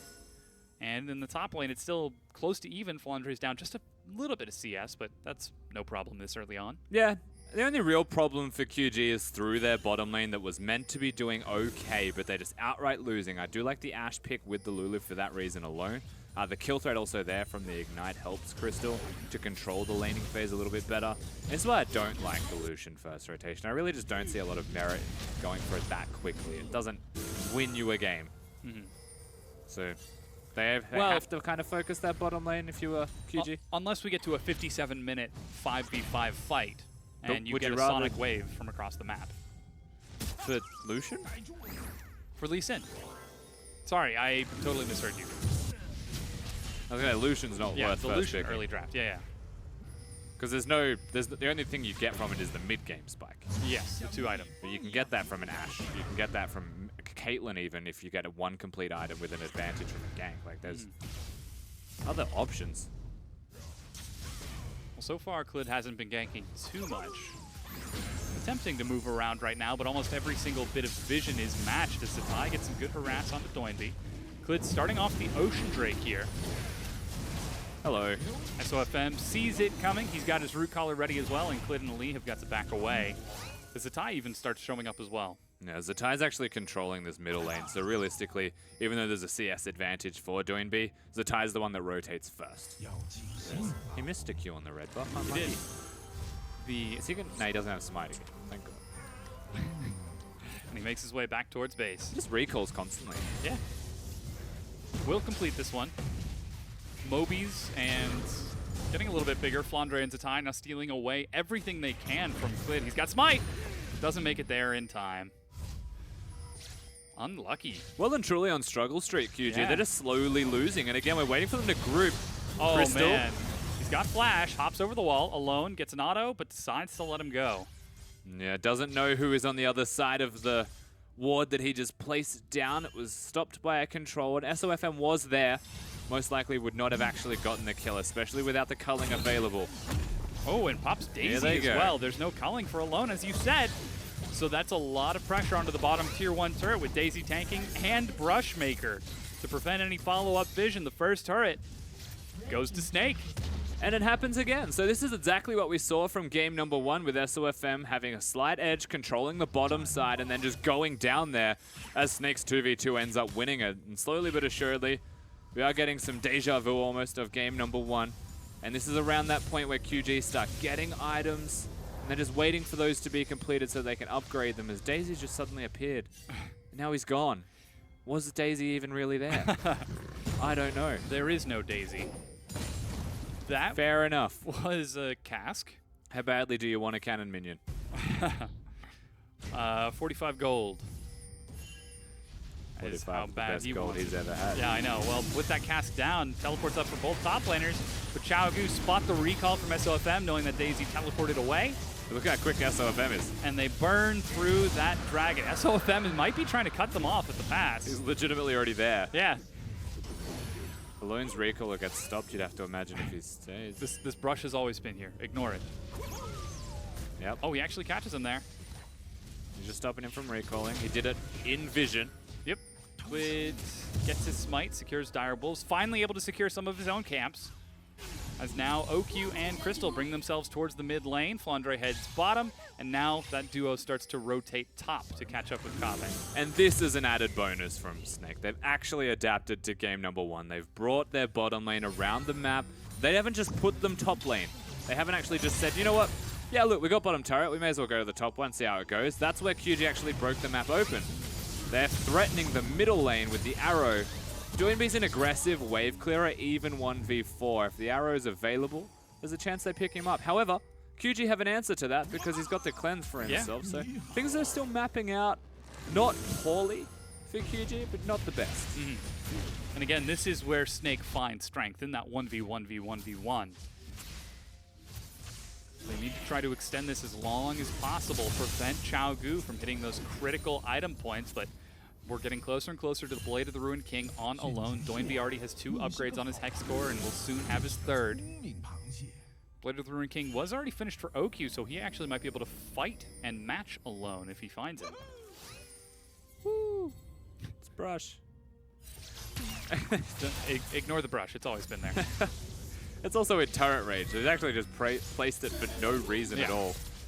I'm saying that Snake are bringing more than just OQ's pressure, more than just Crystal's pressure to this middle lane. What they actually want to do by having them mid is use them as a pivot tool with the Ivern, go towards perhaps top lane. Makes the most sense as an outer, especially because Victor's wave clear is too prevalent in the middle lane. They want to stop the Nautilus, but he's equipped actually, has a lot of magic resistance, and the only person that could actually touch him is going to be OQ, and that's a big problem for Snake, because if a Nautilus gets the ultimate off onto OQ, they perhaps even kill him with a Victor. I have no doubt in my mind that Doinby's going to do something crazy that is always on top of OQ. Then they just stack magic resistance and it's perfectly fine for them. Like QG have an end game, and that is kill the Ashe and build resistances for the rest, because they're all the same. Oh, there's a cupcake meter. Yep. As Daisy is going to zone away Kave, pretending to be Flandre there. But currently he's trying to deal with alone in the bottom lane as OQ continues to pepper shots onto that mid-tier 1 turret, slowly whittling it down in between minion waves. But Doinby finally makes his way back with the second tier of his upgraded Hex core, and actually went for Merc Tread's second instead of finishing off that Hex core upgrade. Yeah. So really emphasizing survivability. Perhaps this could be Xiaogu slowing things down. And we're at a point where I don't know if Xiaogu actually slowing it down, or if Snake have just realized that they don't know what they're doing. Like, Zatai is just sitting top lane against Carbe. He's like, well, I can wave clear, but it's a Nautilus that isn't going to move with all the magic resistance is completed. So they send the Ashe and Lulu back to base. I was hoping that maybe they put them top lane and actually just try and break this current trend, but nope. Not to be seen. They go back mid. Victor's just clearing waves, having a grand old time with his lasers. And Snake, they've given nothing and they've gained nothing with the advantage for so long. Yeah, they're getting some vision top side, but again, you mentioned that Nautilus is only going to die to OQ, who is mid. He hasn't fired an arrow yet. So we'll see if he finds any openings there. As SOFM... Wow, that's actually a lot of damage OQ takes. The auto attack will slow, that's a heal. That's the arrow onto Doinby. He actually even holds on to cleanse. Yeah, he can't use the arrow in a position where Doinby is going to run at him because of the cleanse, so had to hold onto it for as long as he could. Really doesn't prove anything. And Doinby, in typical fashion, just uses the ultimate, especially now he hit 11. Just drops it down and forces OQ to run away. That's actually what you get from the mid lane. And I wonder when Snake are going to clue onto this. Wait, we can't do this matchup. And the question's more like, when they clue onto it, can they actually do something? Because right now, OQ, he's a pivot point. He should be throwing arrows, perhaps out to side lanes. but Doinby's now forced him to use it mid and kept the cleanse. Here they go. They're going to force a fight onto Zatai. He flashes back and makes it under the tier 1. Teleport is started and canceled by Flandre. And that's a trade. And all Clid did was look at top lane. Yeah. And Kabe used his ultimate. They got a flash out, they got a ghost out, and they got a teleport. They're bringing the whole queue and whole team now as Flandre, he's catching mid lane, keeping Doinby occupied. Kabe is trying to be knocked away from the turret. And actually, Oki was able to make his way up there. Doinby will spot Flandre, eat some damage, doesn't have the Chaos Storm, tries to prevent Flandre from catching up. Finally, Clid and Ali make it there, but Alone was split pushing bottom. They get half health on that bottom or top tier 1, but there's nothing else. Sonic Wave on a Crystal. How much do you want it, Flash Clid? Snare. He has his own Flash Ignite, but Xiaogu aren't able to find the fight top lane. Alone shows up just in time to get a full culling onto Scuttle Crab. Flandre stands behind the crab. It just gives him a fist bump on the way out and says, thanks, buddy. And then they kill him. So, Snake. Literal meat shield. They don't die. QG were on a different page entirely there. Clid ran away as Kabe flashed forwards, but now they're sieging mid. Arrow's on. Arrow finds Alone. He is slowed for a long time. The cast big. knocks him in.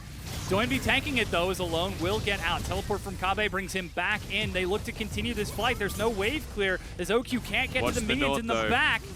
Kabe's ready. He doesn't have his depth charge, but that's enough to break down the mid-tier 1 turret. And brute force. This is all as a byproduct of sieging the top lane from Snake after the teleport was wasted, after everything was unavailable from a poor trade from the Syndra. If they had been proactive and had done it, things may have been different, but this time around, look what happens. QG get the mid lane turret, they almost get a kill, they force Lulu's spells, and then they get an Infernal Drake to boot. This is a complete turnaround again. Yeah. The pressure is again denied in the mid lane. Looks like Zatai is racing top. There's no teleport to answer, and with Alone bottom, they should finally be able to break this tier 1 if you don't stop to clear out the, stop to smell the daisies in the meanwhile. Trying to get that control ward. It's the blind leading the blind right now.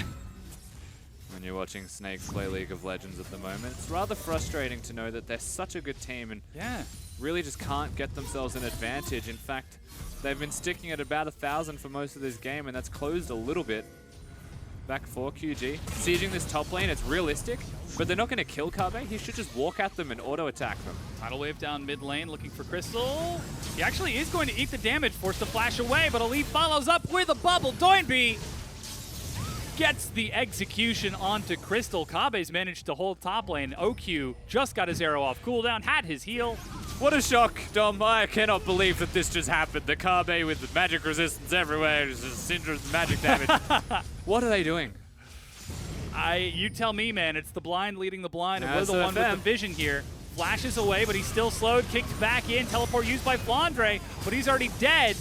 And teleport will complete. Flandre, what are you doing? Ash arrow? Arrow catches Ali, but that's the support. That's not the high priority target. Flandre's eating a lot of damage here. Doinby with blue buff is trying to heal up, and Zatai is trying to punish them as well. There's still a turret there. That explains why they're being chased away. Yeah, they're between turrets. QG are definitely diving quite deep for SOFM, and Alone is also sieging on the bottom side of the map. So again, they're making trades, they're doing the right things, and QG commendably get themselves back from a deficit to an advantage. They're doing exactly what you require of them. Grouping up, spiking at mid-game, having Ali work with Doinby, preventing the mid lane sieges, and then diving when it matters to kill people off. And I refuse to speak about their opponents. Xiaogu playing the team that shall not be named are looking very victorious so far. They've taken game number 1, and in an almost identical fashion with very nearly the exact same team comp are doing the same thing here in game number 2, and the team that shall not be named find themselves unable to answer. It only happens when I am casting. Oh man. How do you fix this as a team? I mean, SOFM is trying to look for a gank. Root Collar misses. Yeah, he aimed for the Duke. So, I mean, that's fair. Also timed it well with the stun, so SOFM did nothing wrong. But meanwhile, SOFM is still clearing out the top tier 1. Looks like they're Snake. They're shoving mid lane. They're trying to look for something. They're trying to look for anything, but Xiaogu have got vision. They are prepared. They've got wave clear. They're playing side lanes better. They're using teleports better. This is just not looking great. Yeah, it's the Victor pick as well, though, to be fair. So Snake built themselves a team composition. It's not a bad team comp by any means, but Flandre's never grouped with them to break a defensible position from Doinby and from QG. They don't send the Ashe to the top lane to break the turret. Instead, they send Zatai on the Syndra, never going to work as planned. And meanwhile, Doinby can beat OQ out. If they had a Kog'Maw Lulu, perhaps Doinby couldn't do that because the return fire would be too severe. It's just a bit everywhere. And take a look at the gold advantages for Xiaogu. 2,000 gold for Doinby and 1,000 gold for Kabe. Elsewhere, it's just about even. So that demonstrates how this team likes to play around those two and how it sees success. Albeit Alone has been split pushing and clearing out tier 1 turrets. He's getting closer and closer to that Black Cleaver spike, so eventually he'll be grouping up with the rest of his team. But for now, he doesn't need to. Xiaogu are winning without him. And now it feels like if you were Snake, you can see the vision they've actually got set up ready to go. The Infernal Drake, when it does spawn on Q, comes up at as under 2 minutes. Might be where they want to go towards, but here we go. He's got Flash and the Dragon Kick as well. Redemption brings him back up just a little bit. Klid's eating damage. There's the kick, but knocked up midway. Doinby follows up for the kill, though. Zatai doesn't even use the power unleashed as Doinby gets a quick cleanse. Tidal Wave doesn't quite catch anyone, but a bubble finds Zatai. OQ is chasing them down with red buff. He's actually doing some work here with that Blade of the Ruined King. Eats a laser and is forced to back away as Alone flanks Redemption. They don't want to stay that far forward. We'll top off a few members of Snake. And the beauty of Snake's team composition when they're actually able to use it is how many times they can legitimately reset with the double redemption that they've got. They can prolong the time that they're going to spend in places. It's just that QG are making the moves and getting the kills. If it was an almost kill, perhaps things would be differently. But now QG, they've got their eye on what they always want. Yeah, looking for that Baron. Kabe's up there as well. He does have teleport, but doesn't need it because he's already grouped up with his team. And looks like Kabe's actually going for the Banner of Command second build as he's finished off Spirit Visage, and now we'll try to keep Flandre occupied. And to be clear, he did finish the Spirit Visage before he went for the Banner of Command, so he was never going to die in a side lane and had extra cooldown reduction before he went for it. And now he can place it in side lanes. And at the moment, Snake are always putting Zatai and Flandre into side lanes. SOFM, if he ever tries to clear a wave, good luck dealing with a banner minion. And because 4 of the team are magic damage, there really is a lot of sense behind going for a Banner of Command. He may even go for a Locket or another Knight's Vow next, for all we know. Kabe's very capable of doing this. We'll certainly see, as it looks like as Snake are set up to clear out the top tier 1. Xiaogu are caught out of rotation, and that means it should finally go down. Recall from Alone finishes off Black Cleaver. I'd argue that caught out of position actually means they're prioritizing the Infernal Drake above a top lane outer turret that has been due to fall for over 5 minutes. Having one already means getting extra 8% to AP and AD would be more valuable almost for QG. Yeah. Especially when they're a team that really likes team fighting and has a higher priority on wanting to kill their opponents, not getting them low and then taking the objectives. We mentioned already the double redemption that can come out of Snake, also the resets and commitment to extended trades from a Lulu and an Ivern. This will help them a lot to break that. Yeah, the trade-off is made, and Xiaogu now find themselves with 3 dragons this time. 3 effective dragons in this matchup. Whereas Snake were the ones who had that dragon strength in game number 1. Xiaogu are pretty much playing the exact same game, but with stronger dragons this time around. And now maneuvering around that Baron pit. There's actually a really good spike here for Zatai being level 13. Means he has the W and the Q maxed. So he'll be doing 20% true damage. It means he can actually do a lot of damage to magic resistant stack members of the team with his W specifically. And when you actually look at QG's team, it helps that he firstly has a Void Staff and that he secondly has the W now maxed, because they have got magic resistance everywhere. Yeah. Negatron, Negatron, Negatron, plus Spirit Visage, Spectre's Cowl, and then an additional Null Magic Mantle on Alone as he works towards that Quicksilver. He's part of the club too, guys. The only person who isn't is Elite. And it may actually be a Abyssal Scepter this time for Doinby. Oh yeah? Which will be nice. He has the makings for it. And I've no doubt he might randomly change to a Banshee's Veil and just go Zonia's, but he has the makings for it. So bringing up that magic resist, is there concern that there is nothing to deal with that Ashe outside of a knockout from Kabe?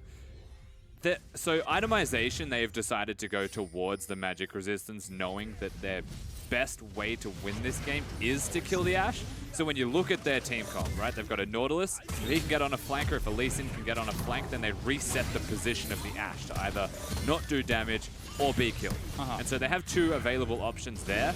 If the Lee Sin kicks the Ashe, Victor's going to blow it up. If Nautilus ults the Ashe, she's just not doing damage for an extended period. So the magic resistance is still going to be the #1 priority. Is he actually just culling He Daisy? really did just use a culling for Daisy. He used his entire combo to look for it. Zai's forced to flash as he's pinned against the wall. Xiaogu collapse and force him away.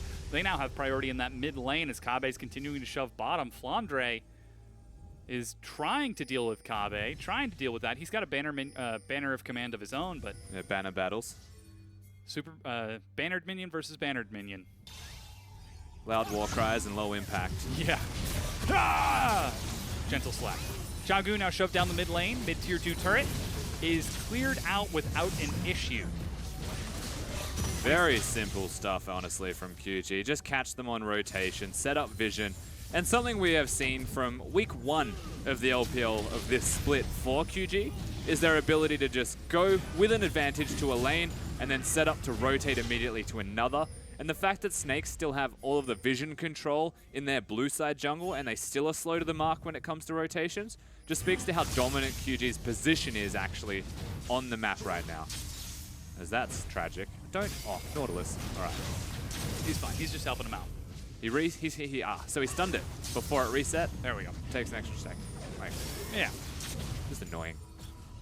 Despite that, however, Xiaogu are still definitely in the driver's seat. They are running away with this game, and Snake are doing what Snake do. And if namely, you trying to play solo. and If you not are succeeding. QG though, you'd be waiting on perhaps a Guardian Angel for Clid as a third item. He may go towards the Dead Man's, but something to help him engage and survive the Ashe's damage is one of the only members that is super reliant on that. And just generally the Guardian Angels from across the entire team are going to be valuable. Alongside Doinby, making sure that he has a Void Staff, then they're set to go. Because Alone's doing a lot of damage right now, whereas Doinby is much more about crowd control and utility for the team. Once he does damage, then they've got multiple damage sources, and I think it is actually Void Staff reliant. He's working towards it. The rest of his team is nice and tanky, and Snake aren't getting caught anywhere near as much as they were in the previous game, and they're also not letting themselves get pulled into fights, though they are actively moving across the map. Xiaogu once again reclaim vision over the Baron. Daisy is used. Doinby's in front, eats a stun. Eats a root collar as well. He holds on to the cleanse though, as knockout will keep him locked down. That's a lot of crowd control, and Daisy will be cleared out as Kabe hooks it towards the mid lane. Flandre is like a mosquito, a very large, very drunk mosquito, but a mosquito nonetheless.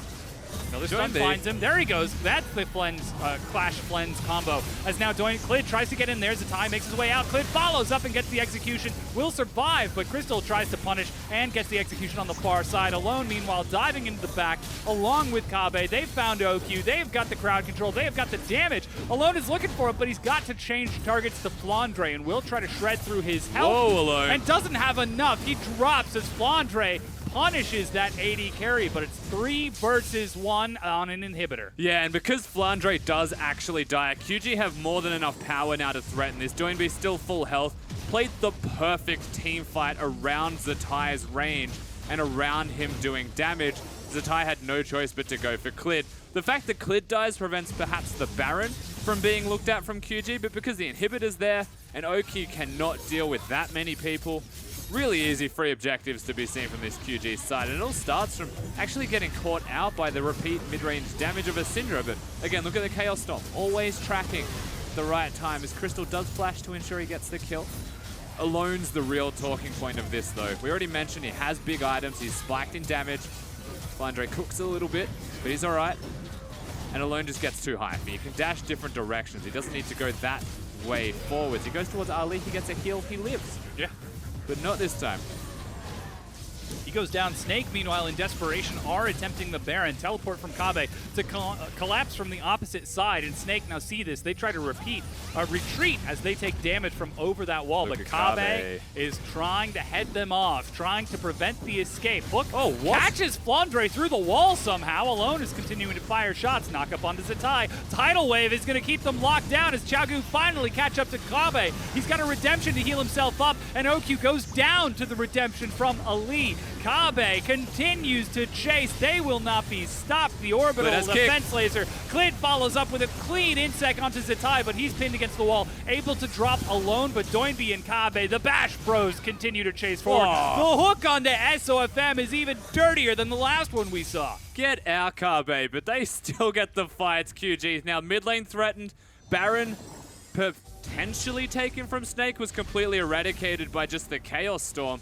And so now they go to the Baron. QG. They should be able to pick this one up. Kabe does not miss. SOFM is making his way there, level 13 to level 13, and he's got Smite. But Gu, they've got a lot of mana on Doinby. He's got his cooldowns almost as the Chaos Storm as well. Ali will Just look gravity to zone. field the choke point and zone him off. Yeah, completely misses the laser. Decides to use the ultimate onto Baron. SOFM gives it up for lost as Gu win the fight and they take the Baron. QG now with a substantial gold lead and a Baron buff to boot. This is where they go back and actually get standard items. Thank you, Doinby. And set themselves up for success one more time. And we can highlight how we got to this point. It doesn't matter too much. I'm sure we'll say plenty of it in the post game. But right now, all of the tools are there for another QG victory. Things are certainly looking good as another Ocean Drake is being cleaned up by Gu. Snake are starting to get some damage. They've got Morello's and Void Staff on Zatai, working towards what appears to be a Rabadon's on Zatai as well. OQ now has attack speed to go with that, plus Lulu to help amplify him, but can he stay alive long enough to do damage? He's the only option because Gu have got so much magic resist. And that's the thing as well. They're not just relying on OQ's damage as the only physical damage source on this team, but they're also blocking him because he's an Ashe that wants to get the 3 items, and granted he has them now, he doesn't have anything to get rid of the armor if someone has it and now runs at him, and that's going to be Kabe, who's completely unkillable. Yeah. So realistically, Snake's comp is okay, it's not the best, and they probably won't get there. Yeah, here comes the bannered up Baron cannon minion. Banner Baron cannon. As a hook finds SOFM, immediate redemption, tidal wave to follow up. They're focusing on the turret though, it's cleaned out.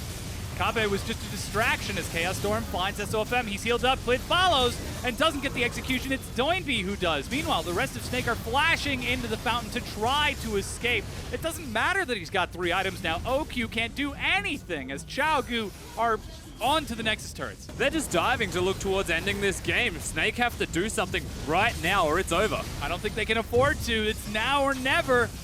Oh, they're trying to force the fight. Flash engage onto Zatai, looking for something, anything. Clid dives onto the fountain to zone them away as the Nexus turrets fall. Ali alone and Doinby clean up the Nexus and take the series 2-0 over Snake. And easy as you like, QG just waltz into the bottom lane, straight at the faces of Snake, and just force them back within their own base. SOFM, not a happy camper. He is not after that performance. First time we get to see him on Ivern, and he did well during the early game. He was keeping track of Clid, he was invading, he was preventing any sort of pressure in the side lanes, but just wasn't quite able to break open the game for his team. The 1v1v1 was ineffective. But someone who is in fact super effective at breaking down matches is Frostkirin. Yeah, and unfortunately, I just wish we could replay the last analyst desk because nothing really changed. Literally, QG used the exact same composition. The only difference was Nami for Lulu. So if it ain't broke, don't fix it. Funnily enough, I said that in Champion Select before the game started. I got you, Rusty. Shocking. It's almost like we knew. It's Use almost the like same thing that works. Almost like QG play the same way every time they play. Yeah. And the unfortunate thing is Snake didn't actually fix it. But here is one thing. You know, we said QG, they played that really, as Rusty said, cute composition with the Kled, Lulu, and the Shen. Didn't really work, but, you know, we don't necessarily blame them so much for that. We don't necessarily want to say that they're relying on gimmicks so much just because that game was kind of like a throwaway in a sense that we're probably going to lose to RNG anyway. Why don't we just try to kind of cheese them or experiment a little bit? We said that if they came in across from Snake and they played standard or if they played gimmicky, then you can kind of start to answer some questions. But QG, they came in here, they played a stock standard composition, they chose red side both times, and they just wiped the floor with them. So I'm back on the QG hype train. Yeah, and that's always been the question. Against teams that are worse than them, they look phenomenal, but against teams that are better, it's always sort of the can Gu actually compete. They used to be able to in the past, in 2015, before they split into two teams, but now it seems like they're starting to find their stride here 2 years later with the new lineup. I feel like it's a combination of QG definitely finding their stride, but also Snake not knowing what foot to put forward first. Definitely a disaster of a series if you were them, as you get to see the damage, unsurprisingly, one more time. Yeah. Very similar to what we saw in the previous one. The fact that he had 250% gold to damage efficiency in game number 1 is amazing. He is on average worth 2 players with the amount of damage that he does compared to the rest of the Xiaogu lineup. Doinby, good player. Yeah, turns out. Very underrated. In fact, for a long time, we have a lot of kind of underrated players in the LPL just because for the longest time, the region has been so stacked with superstars. We had all of the Samsung players coming over. Now a lot of them have left us. But players that kind of flew under the radar, the likes of Zero, who formerly played for Team WE, now replaced by Ben. Doinby has always been a very strong performer that really never got the credit simply because it was him among all of these big star names. The thing is, he started to get really good as well whilst they were all still here. Yep. And that's when he unfortunately disappeared back into the LSPL. So it's really good to see, again, another opportunity for him to shine and actually outperform a lot of people. Yeah, so then let's move the conversation forward and look at the future for Xiaogu. This is going to put them, actually, as Doinby gets MVP once again, 4-0-7. Only 179% gold to damage efficiency this time. Yeah, and no surprise that he takes away from the MVP. Nice thing to also note was Doinby's build pass. So this time around, didn't go for the Iceborne Gauntlet. You guys touched it during the cast. Went instead for the much more traditional Lichbane build. So again, just kind of showing the flexibility and the versatility that he offers a team. As that was just disgusting. And they did this through 2 towers, because if you look at your mini-map, they're like, guys. There's still another one we have to escape through. This mechanically, it almost feels like when they're grouped up as more than 3 people in a single area, they start playing better than you have seen beforehand. And that ultimately is what decided a lot of this game. Is Snake played the same early game, they played the same strong early game, and they transitioned to mid game where QG realized that they can group and just get Kabe involved and win team fights. And you have to kind of go back to the communication. We knew in that legendary Clid kick, that made the highlight reel, that Doinby had tracked the enemy AD carry flash down to an exact number of 5 seconds. So obviously they're communicating very minute details, but because they're so strong and so consistent in these skirmishes and these 5v5s, like that's what makes QG so strong, is that they're so connected and thinking on the same level. But it certainly is seeing a lot of success for them. Again, though, look to the future for Xiaogu as they are finishing off their group. That brings them to 6-5, just behind EDG, who are second at 7-4. The bottom half of the group has been making a surge. Obviously, they want to be higher up in the group as we move towards playoffs so they can get better and better seeding. Can they compete for that second place spot against EDG? I mean, based off what we've seen from EDG at the moment, yeah, absolutely. If QG show up to play and actually find consistency. The thing is, QG were playing well, and then they started dropping off. And now they finally get another victory. Perhaps they are back on the rise.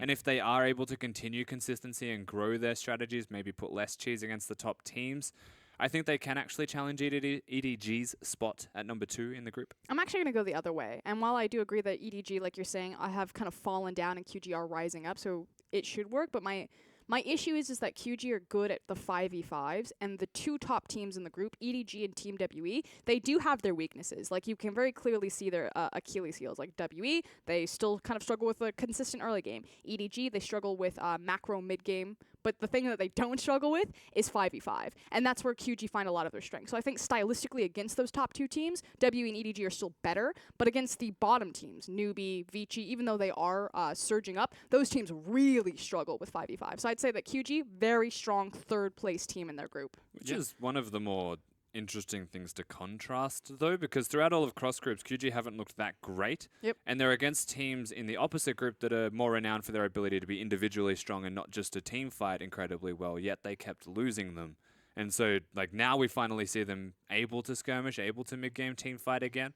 I feel like there's a really weird dynamic for QG. I'm not really sure where they sit until they are able to do this multiple times. It could also be the rotation of the bottom lane, because now they've kind of found their footing with Ali consistently, whereas before, when they were back in their domestic conference, they were playing a lot more with Candy 7 and Cloud, and kind of rotating and trying to match 1v1. So it could just be that QG have matured to this level. It actually kind of, you can almost see that in game and how they're playing, with Kabe and Doinby going off and doing their own thing, then Clid, Ali, and Alone split pushing in another lane and controlling 2 lanes at once, while Doinby and Kabe pull 5 members of Snake and then proceed to trade 2 for 2 in a 2v5. But that's only one example. So then looking forwards for the other team that we got to saw, the team that shall not be named, Snake. They were not quite able to pull out a What are they, victory like here. Voldemort? They are now 2-4 in Let's not cross talk about conference. Yeah, it got a little tough to look for positive points for them in that game. They're now 2-4 in cross conference. They were able to pull out 2 wins across this entire thing. That puts them at a very comfortable 5th place, just ahead of LGD. It's cozy down there in relegations. Yeah. What are we looking for them? Mid-game is my only answer if I can highlight this particular series. They've managed to take a game from EDG. They haven't looked bad, and they have looked good at certain moments. Their early game was fine. SOFM's jungle clear is still fine. Yeah. And then we hit that mid-game point where it feels like he's not on the same page as his team. Zatai doesn't really know where to be, and they just put their bottom lane mid. They don't really have a defined shot caller on this team, I think it's safe to say. And that's not unsurprising, because Crystal's their support right now, and he's an AD carry player. He's not meant to be this pro-tier shot caller, but he has to. The thing is when you're in early game in the lane phase, like, it's pretty much paint by numbers. It's really easy to know exactly where you're going to go. I have to go mid lane because there's a tower there and I want to pick up the towers or pick up the creeps. But when these towers fall and they have to kind of draw their own picture, that's when things start going off the rails for Snake. Well, hopefully they'll show us that they can improve their creativity or perhaps take some drawing lessons before we get into our next groups. But we've got our next match coming up. Don't go anywhere. We'll be right back.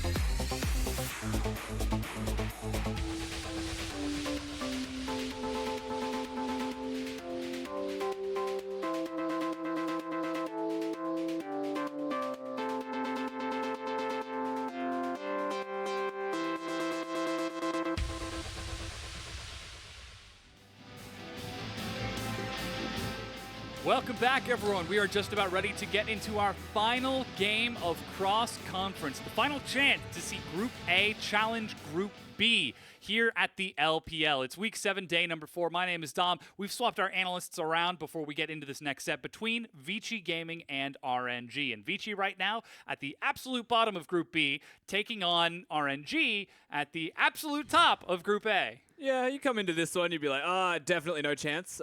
Vici can just close it out now, before they even get to the stadium, just pack it up. But, they've still got world champions on that team. They've still got a world champion who is coaching them as well. They've got a lot of capabilities. And this is actually a really good test for both teams to not only if RNG have the advantage to close out quickly, but for Vici to show they actually have what it takes. And it's off the back of a win.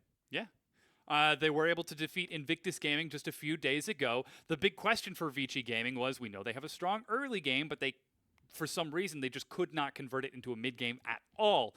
They finally did it, not once, but twice against Invictus Gaming, and they took the series. And you have to really point out To Long and Endless in particular. And we never mention Vici's AD carry, either Xuan P or Endless, but Endless stepped up massively in their success. And that's the thing. You know that Bengi and Easyhoon are always going to be solid, consistent performers. So it's up to the Chinese counterparts of Vici Gaming to step up and also meet them, and that's when they find that success. So big picks for me, Endless plays Ashe, and he plays Ashe really well. Well, he's going up against Uzi and Ming in the bottom lane, so is there a chance that he's going to get that comfort pick, or are they just going to get smacked down by the king?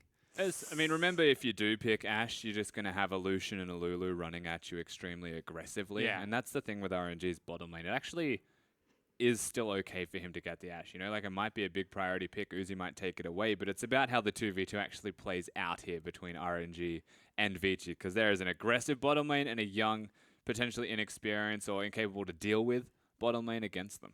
And so it should mean that early rotations will go towards those bottom lanes. Again, when Vici were successful in the last series, they were constantly playing towards bottom lane, to the extent that they even was like, double down on it, let's get a Shin, let's start teleporting into that bottom lane and start snowballing, because it was the only lane that was actually winning. Long and Easyhoon were actually just neutralizing Rookie and Duke up there, which did a good job, because those are big names to neutralize.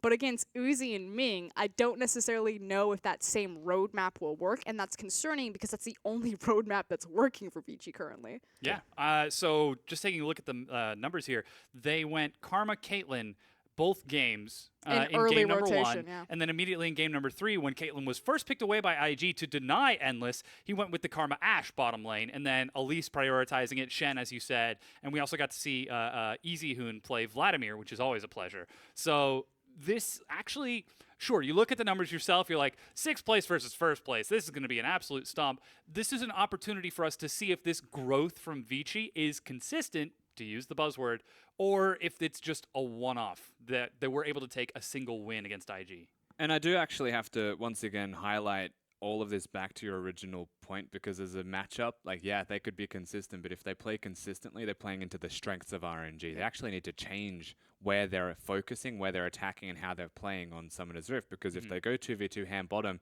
they pick the Shen, they pick a roaming mid laner, they're going to be doing that against Uzi and against Ming, who are the shot callers of the team. So you're actually walking into their domain and saying, we'll take you on, and just try and beat you at your own game, and that is 6 trying to beat 1st at their own game. Yeah.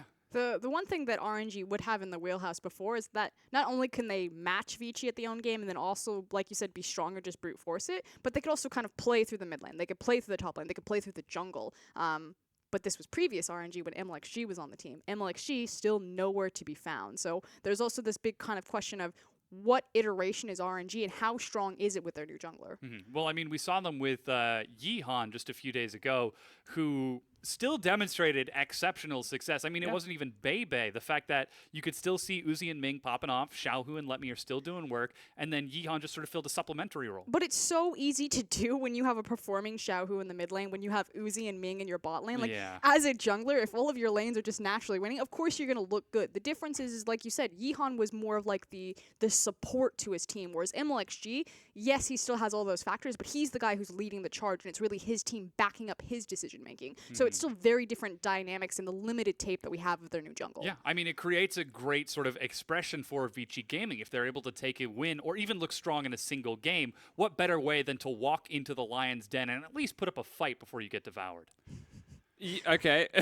Yeah, sure. It It's shows a better positive statement, right? signs. Yeah. Because they're going back into their groups in just a few days, in fact. This is their last match of cross-conference play. They have got a single win so far. If they lose here, they come out 1-5 going back into their groups. They have to show us something. Yep, Yep. They really they need to show more than one thing, right? And Well, yeah. and honestly, taking a game from RNG is still a big victory for them, and it might still play on the minds when you look at how they're going to win against RNG if they actually do that. And I do think this comes back to firstly the champions that they're going to be playing. When you look at the top lane of RNG, he looks good on one champion at the moment, Rumble. and that is the Rumble, and he's also got a pocket Gragas, but the Gragas looks good because the Rise is there, and the Rise is what's actually opening them up. So Yihan doesn't really matter if Xiaohu's able to actually play the champions that he wants to play, and if EasyHoon can actually keep Xiaohu down, I feel like they have a genuine shot. Yeah, it's going to be exciting to watch that battle of the Azir mid laners. EasyHoon, so well known for his Azir that he's actually got a skin for it in the game. Previous world champion. Xiaohu, not quite so fortunate, but still definitely well known here in the LPL on that Azir. So we'll keep an eye on that mid lane. You can see EasyHoon is hyping himself up, getting that QE combo ready for the Azir sec. I don't think we'll see an Azir. I really you- want to. It's the Azir versus Azir, guys. Yeah, it is correct. Wow, camera guy had an issue there. Xiaohu is the Shurima king.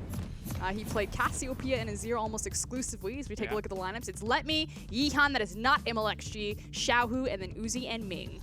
Yeah, RNG, again, number 1 in their group right now. Certainly feeling very happy about that. 8-2 in the standings, looking to turn it into 9-2 and match WE. Meanwhile, Vici Gaming, it's Long, Bangi, EasyHoon, along with Endless and Hatong starting in the bottom lane. He's changed his name, he's now Ebdalus. That is quite alright if he wants to do that. But Yeah. yes, Endless and Hatong, the support you would usually say players in the bottom lane for Vici, now showing that they can actually carry. Hopefully they can do that against what is going to be a very explosive bottom. And that's always been what Vici have needed. We make the joke all the time. They got an EasyHoon when they needed the Faker. They got a Bengi when they needed a Peanut. They just need someone to put their hand up and be like, I'm going to carry this game. They need an Uzi. I don't necessarily think Endless is it, but he's trying really hard. He certainly is. I mean, he's a tiny guy, and he's sort of stepping into his own right. If he can grow into this role of a carry laner, perhaps this could be good growth for Vici in general. Much like Snake, they have never achieved above 4th in the LPL. And the bigger issue that I have with Vici is they've never achieved higher than actually 6th 6th was it? in the I'm sorry. LPL. And they have how many world champions on their roster? Too many. They've had Dandy, Mata, Bingi, EasyHoon, and Pumandu. If you have 5 world champions running through your organization and you can't get higher than 6, something is fundamentally broken. Well, the pressure is on. It's time for Vici to show that they are worth all of the time and effort here in the LPL, but RNG are going to look to put a quick stop to that. As the fans are showing up in force, Bengi is getting in the zone. Looked a little bit defeated a couple of weeks ago, but he seems to have finally found a little bit more momentum coming back in. Yeah, he's definitely shown up. He's also got those pocket picks available to him, but Bengi never really somebody who you'd expect to stand out, barring the odd game where he does pop off. Usually at internationals he'll pop off, though you very rarely see that at a domestic. He knows he's good at playing to the occasion, and this is a big one. Certainly is. Playing against the #1 team in Group A. Of course, this win for RNG would actually tie them with WE, and they would both come out of groups at 9-2, though I believe RNG would have dropped a single game, and WE will not have, in fact, dropped a game. They dropped their 2 in their own group to Chaogu and EDG, so a little bit different prestige there. WE just continuing to ramp up while RNG maybe reinventing the wheel pretty late into the split. They do have a nice padding because they are changing up their junglers. Yihan looks good, but again, we only have limited footage of it. Yeah. We'll have to see if he can show up once again here in this set as we get into Champion Select. Rusty, thank you so much for your analysis. We're going to go ahead and break this down and get ready for game #1 between RNG and Vici. And Vici Gaming actually had side selection in game #1, and they have chosen red side here. We've seen a lot of red side priority. Raz actually made a really cool point when 7.5 was introduced that red side was rising in priority because of the changes of exhaust and the fact that that makes assassins so much more potent, and you can get those assassins unlocked through counter picks on red side. Likewise, we also saw QG pick red side back to back and use the red side Victor because Baron's such a high priority. And you have to think if you have a red red side Varus, red side Victor, any of those zone control champions, and Baron is still such a massive thing in the LPL, you can abuse it. Yeah, and we're seeing huge jungle priority here that could affect that Baron post 20 minutes in this matchup. 3 jungle bans targeting out Yeehan, and then Ivern banned away from Bangi. That does mean that a couple of power picks are going to get through, such as Camille, such as Lulu. But you mentioned Ashe for Endless. That's also on the table, along with that Lulu. I really like the priority for Ashe on Endless here. Again, it's been Vici's bottom lane that they've decided to play through. Easy Hoon, he's still going to be a phenomenal star. So is Bingy. They team up really well in the 5v5s, but they're neutralizing factors. They're not going to be those hard carries. So it's kind of been Easy Hoon will sit back. He'll neutralize the mid lane. Endless and Hatong will have their matchup prioritized so they get the advantageous push, and they just start throwing Bingy and Long on top of Endless and Hatong very early on to start snowballing things. We'll see if that's the case, or if Vici Gaming will be able to set up enough vision to keep themselves safe, as it looks like Elise is the pickup for Yeehan. Excellent at diving, excellent at looking for picks. And then you pair that up with Uzi's Varus.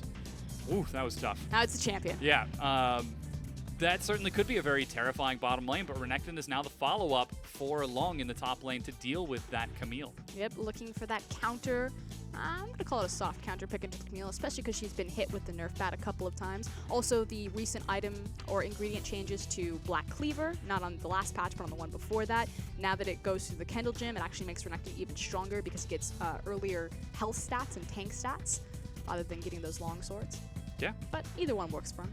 Certainly a very strong choice. Meanwhile, Syndra is going to be the next ban towards Xiaohu in the mid lane. No Azir mid laners just yet. Mate, Shuriman. let it go. Shuriman. We're going for the more broad scope because we could see the Cassiopeia or the Xerath as well. Shurima. But Syndra banned away, and we'll see how they decide to answer. As RNG, they can prioritize Easy Hoon or Bangi, and looks like it's Bangi. Oh, Bangi is just, what is he going to play? He's got, I guess, Kha'Zix left, unless they ban it, which you would assume they would. What, we've got Perhaps, Elise, yeah. Olaf, No, Thresh. Rengar, Lee Sin, and Graves. If Kha'Zix gets banned, That leaves Rek'Sai, maybe? it'd have to be Rek'Sai. Or Jungle Gragas? You reach real far back, you get Gragas or Zac. Zac, yeah. There it is. Yep, there's the Kha'Zix. Alrighty, Bangi. Or Nidalee, maybe? Ooh. Chucking spears? You do have an AD top laner, so you could do it because Yeah. you won't be too riddled down with magic damage. Likewise, I was going to say Jace made it through, but he didn't. I got Banned away, excited for yeah. a second. As it is, though, we've got mid lane being hovered for Easy Hoon right now, as it looks like they're going to prioritize that. Nope, swapped over to that Gragas for Bangi, so we will get to see casks from the jungle. Yep, trying to get that counter pick for the mid lane position right there because they do have red side. I like the fact that they decided to go for their jungle pickup here, and it is going to be that Gragas. So Gragas still has a really strong early gank path if he chooses to do that. Likewise, I mean, he's tanky, good reset potential. It's an all-around very encompassing 5v5 already for Vici, even though they don't have their mid lane selected. A lot of zone control for Ashe. Oh man, and the Leona once again from Ming, one of the few supports to play it in the LPL, actually the only support to play it in the LPL, winning both times, paired once with Ryze and once with Nocturne. It is huge, and we actually haven't seen a mid laner yet out of Xiaohu. This very well could be the Ryze or the Orianna, as it looks like Xiaohu might want to take it easy against the Hoon. Okay, so Ming has actually had the Leona banned away from him. Like you said, they've been playing it very aggressively. So again, we were questioning, is the gauntlet going to be thrown from Uzi and Ming? When you have a Leona, you have to say yes. Should be noted, though, that he doesn't have the Ignite. He's taken that in the past and still has the Exhaust hovered currently. We'll see if that's what he decides to finish up with, or if he'll switch it over at the last second with our compositions locked in. 2 long-range control mages, a little bit of pick out of RNG, but a whole lot of team fight out of Vici. The thing is that both these compositions are incredibly flexible in their 5v5, but also their ability to play side lanes. My issue is that unless Long gets infinitely ahead of the clock, you have to think if this game goes super late, Camille is going to have the edge there because she does have that breaking point where eventually she just becomes too hard to deal with despite the matchup. So RNG definitely have the ace there, but you can never really count out how disruptive Renekton can be in 5v5s if he gets off that massive stun, whereas Camille a bit more about isolating single targets. Yeah, and that single target definitely going to be either Endless or Easy Hoon, and with how well Endless has been playing lately, you've got to imagine he's going to be sweating. Leona, Camille, they're coming for him. And I cannot emphasize this enough. I have been very harsh on Endless because, frankly, his performance up until this point has been quite unacceptable for Vici's results and their standings. He played so well the last time we saw him, flashing out of skill shots, being aggressive, chasing down kills, hitting these pivotal Ash arrows. He has kind of set a new standard and a new expectation on what he's capable of. Now he needs to consistently live up to it. Like, Endless, you showed me up. Yeah. Continue to do it. It's one thing to pop off, but another entirely to pop off every single time. And the man you just saw on your screen, well known for it. Uzi is his opponent. So what better way to do it than here and now against RNG, the #1 team in Group A. Gotta take down the king, and we should also point out, like you said, Izahun picking up that Victor, so taking a page out of QG's book, red side Victor. If this becomes a Baron dance, they have a ton of control over that area. Though both of these teams have got excellent early games, they could very well decide the match early on. And again, this isn't just a statement about Endless, this is a statement about Vici as a whole. They were able to convert their strong early game into a mid game just a few days ago, but now they need to show that they can do it again. They've only taken a single win in cross-conference play. They are 1-4 right now, and RNG are looking to turn it into 1-5. This is what I wanted to check. So the Keystone Masteries have popped up, and I was very curious what Keystone Mastery Ashe would take. Now, again, this is 7.5, so Warlord's Bloodlust has been moved around and changed quite frequently. We've seen Fervor of Battle kind of the go-to now, but usually with Lulu, a lot of people will go back to that Warlord's Bloodlust just because the help picks can help compensate for the lack of Fervor of Battle by giving you the extra AD on the trades anyway. But instead, it's going all in for those trades. You know, we're against Uzi, we're against Leona, let's go Fervor of Battle and the help picks. Yeah. And you can see that also because Lulu's not just taking the Thunderlords, she's also taking Windspeaker's Blessing, so trying to empower that E even further to make the Ashe trades that much more potent. Yeah, looks like Vici Gaming are all set to go in and force fights, whereas RNG will be, funnily enough, doing the exact same thing. We'll see if Endless goes for the Vampiric Scepter first, that so many AD carries have been. This is interesting, though. Vici do this almost consistently, where they actually give away initial wave control because they want to leash for Benji. When every other team will start their jungler top side of the map and not impact the bottom lane. Again, could be just the confidence that they can leash for Bengi because they are against melee range. Like, you know, you can already see they're abusing Leona, like what you gonna do? So they don't feel like it's wasted at all. But they do it consistently against whether the support is melee or ranged. This almost harkens back to the Season 4 Trinity of Supports.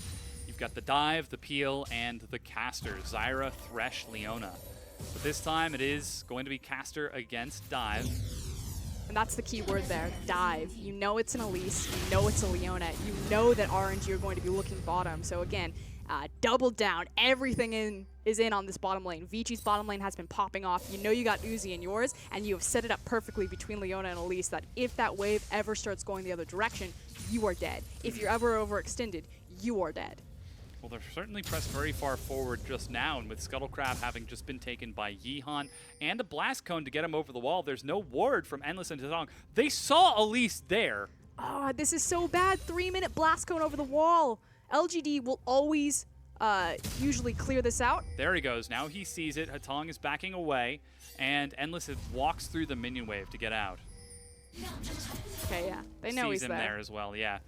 So they're able to make it out. If Yeehan were SOFM, he would have been in there. But that's the thing, like you said, it was just that slight delay. Yeehan actually stood, and he had the Blast Cone available, waited, yep. but just that 3-second difference could have meant the difference of a flash or even a kill being burned there. So it was actually just lucky for Vici as opposed to methodical and skill.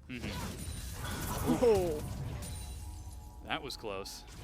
Endless catches his breath, but maintains focus. I kind of want to talk about this. I'm a big Leona player, so it's kind of about finding windows when Leona can go in like that. And you can see that Ming will always pause as his creep wave is coming in, because he doesn't want to go in as soon as the creep waves have settled, because since Lulu and Ashe always have the push, they'll always have more minions, which means you'll always trade advantageously to your minion damage. So always look, every time the creep waves reset or his creep wave is coming in, that's when Leona's going to pull the trigger and look for the Zenith Blade.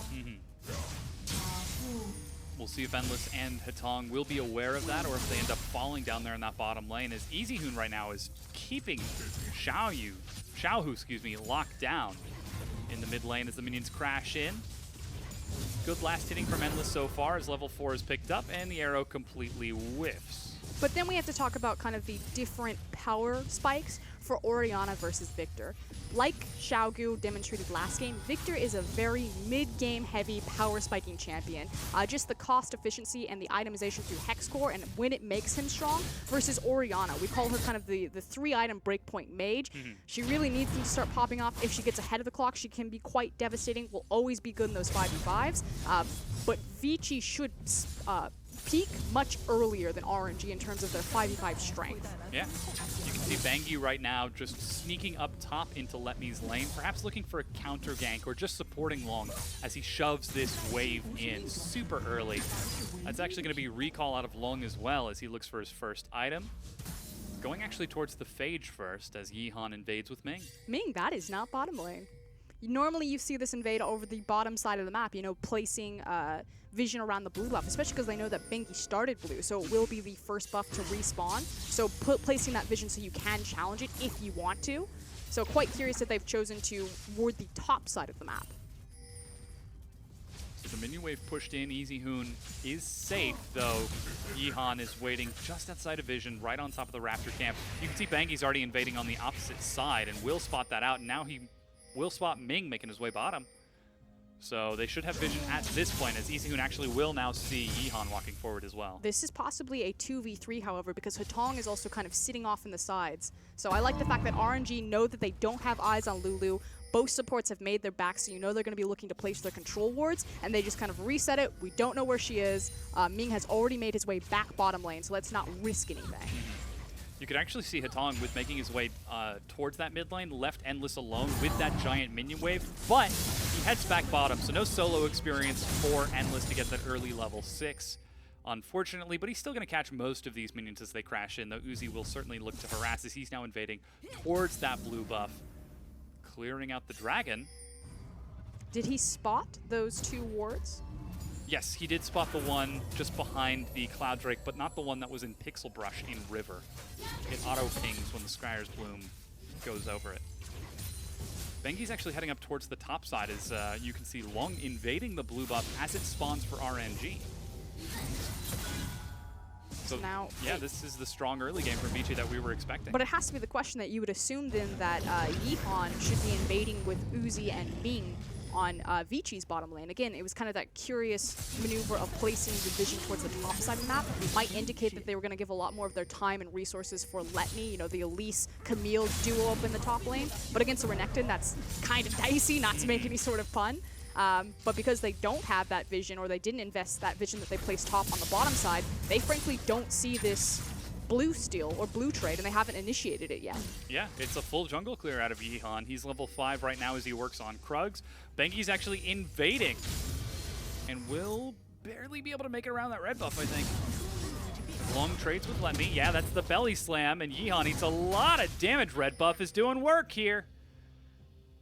And there is nothing that RNG can do to help him. EasyHoon has Xiaohu completely locked down the mid lane, so he has the inside track. This is a smite 50-50 battle at best, but here comes the and the arrow. arrow narrowly misses Yihan, but Bangi is able to finish off that red buff in the meanwhile. Yihan has lost full control of his jungle. That's also going to be level 6 for Bangi, which now puts Xiaohu in even more danger because he knows the Gragas is somewhere behind him with ultimate. And he has got 0 vision right now. There's a grand total of 1 ward on the map. And that's why RNG. he's cheating up towards the top side in between the tower and the wall, because again, he doesn't know where Bangi is. Now, Bangi has kind of returned to his jungle and is on Gromp, but Yihan, I always want to call him Yeehaw, such a missed opportunity. Giddy up. Yep. He's his loss of control over the jungle is now kind of bleeding over passively into the other lanes. You're starting to see these lanes look for minor advantages. Blue buff now going to be passed over to Easyhoon in the mid lane. He's level 8 to the level now 8 of Xiaohu, who just ticked over. But that's double blue. Blue on Victor as well as blue on Gragas. Yeah. Well, this is the question, though. Are these advantages that Vici are getting with Bengi, with this sort of jungle vision and priority, going to amount to anything? This has always been the question for Vici Gaming. Tiny little micro advantages, and if they can snowball them, yes. It's always kind of been this race. Can we accumulate enough of a gold advantage to compensate for our lackluster 5v5? But that said, their 5v5 doesn't look as lackluster as you look back at their last series, so it could actually mean the difference. Maybe they only need a feather to tip the scales versus before they needed like a full get the sandbags out. Feather to break the camel's back versus another camel. And with that, Bengi continues clearing out his jungle, just maintaining vision. Finally, RNG have reset vision up towards that top side once again. Even a forward ward in lane to see Easyhoon. As Let Me just harassing Long. That's actually going to be the Dominus being used as Bengi walks forward, but Yihan's on the way. Flash is used. Let Me is going low. Tries to pop himself up, and Long goes down to first blood. Bengi's able to get the trade, though. 1 for 1, but first blood onto Let Me. Yihan looks for a little bit of punishment here. Bengi's walking under, and now Ming shows himself up mid. Very easy stun. Flash cleanse from Easyhoon gets him out. He's not able to do too much damage to Ming on the backside. Turning it around now, but the big thing is the fact that both those summoners are down for Victor. He is very immobile, very squishy, so for the next 5 minutes you'd have to think he's going to have to hang back, play super safe, and the rest of his team's going to have to invest in flanking vision to keep him secure there, especially if Ming's going to keep popping his head mid. Yeah, a little bit of lackluster vision from Vici Gaming towards that mid lane allowed that gank to happen, and they are setting up vision once again. Hitong makes his way there. Here's the gank up top. So the thing is it's really the flash, I think, max range cocoon that means that they trade first blood just in time there. But what I find quite funny is that Renekton... Oh, they're diving endless. Poor guy. Gets an arrow onto Ming, but a single turret shot is not enough to kill Ming. Just oversteps a little bit, and there's no reason for Endless to be that far forward. The wave was pushing into him anyway. You don't have Hitong there. Just step back. Yeah. Looks like it was a Chains of Corruption landing from Uzi and then Ming following up with Flash, Zenith Blade, Shield of Daybreak. So here's the thing. In some of these trades, Let Me has actually been winning. And the thing is Renekton is often kind of considered a counter or an answer into Camille. The thing is that he has pushing power on a single ability as well as sustain, his Call to Meek. And then he also doesn't use a resource like mana, so he can kind of just sit and make these tiny little chip trades, use his sustain, and then the fact that she doesn't have the resources to trade back. So it's over time that he'll really win it before he finds his micro lead, then snowballs it, then tries to go for those all-ins. But Let Me's actually been doing a great job in the matchup and has been winning a lot of these trades with her shield. Only down about 13 CS, but the first blood picked up by Yihan and the assist on Let Me is certainly going to help him catch up with that difference. And despite this, we're 12 minutes in, 2-1 because of that kill onto Endless. It's dead even in gold. We're seeing Uzi again open up a CS advantage in the bottom lane, Easyhoon opening up a CS advantage in the mid lane. And now blue buff is once again being contested by Vici Gaming. This time around, Xiaohu is around. Unfortunately, though, because Renekton's also pressuring it. Did he get it? Nope, Easyhoon got it. Because Renekton was pressuring Camille, Camille couldn't rotate down and help him out, so again, Xiaohu just has to wave goodbye to his blue. But that's the trade-off. The blue buff for bottom tier 1 turret, and in fact, first turret for RNG, Uzi and Ming are now unlocked, and that's a full Blade of the Ruined King very early. Yihan and Ming now turn towards that dragon. Yes, and not only the Blade of the Ruined King, but also the fact that Leona is now unlocked. We've seen Ming peeking his head mid lane. You know, he locked down, he burned 2 summoner spells on Easyhoon, but now you have the Leona ultimate. It's the same factor of kind of unlocking that Ashe early, so they can do a lot of damage and continue to ramp the game, and that's something that RNG are still very good at doing, Elixir or not. So far, the game is rather slow, but there is a lot of vision for RNG, and now they've picked up a healthy amount of items. Triforce finished off for Let Me. Runic Echoes completed for Yihan. As we already mentioned, The Blade of the Ruin King for Uzi and Xiao, who nearly has Morellos. They are looking strong. But the thing is that RNG's vision is actually in the wrong place right now, but hold on. Trying to force a fight onto Easy Hoon. Shockwave flings him back in after he is caged down. Yeehan says, I'm helping. And instead of using the space to just immediately put Camille bottom, they rotate her mid, but now top side. Yeah, they're trading it for a kill onto Uzi. Vici and Hatong, Bengi and Hatong are able to follow up. Let Me follows over the wall. Arrow finds Bing, but Let Me continues to chase. Yeehan's there. Cocoon finds Bengi. Do they have the damage? There's the Zenith Blade locking him down, and Yeehan again gets the execution. Not only do they have the damage, but they have the CC lock. Beautifully done. Cocoon into a long-range Zenith Blade, holds down the Gragas and pops him like a balloon. And again, because they used the space of instead of sending Camille immediately bot lane because there's no wave to pick up, it was pushed too far forward. They had that open space to make the gank happen mid lane, and now the teleport comes through to put him down as soon as the wave hits tower. So Let Me got so much off of that. Absolutely. 2 additional assists and not falling further behind in minions. Should be doing rather well against Long. As Ming tries to hold this wave for Uzi, who's making his way back up towards the top lane, but so too is Yeehan. So Endless and Hatong, you gotta respect this. I know we're watching the top lane, but what we should be watching is the mid lane. So again, where Camille used the space to gank mid lane, Long now has the space. And you can already kind of see him, ducking around underneath the vision, looking at the mid lane. And I think Xiao knows what's up. Yeah. He's able to cheat backhand away, keep himself safe. Let Me's using the time in the meanwhile to clear out the bottom wave and force that Renekton to end up showing back up.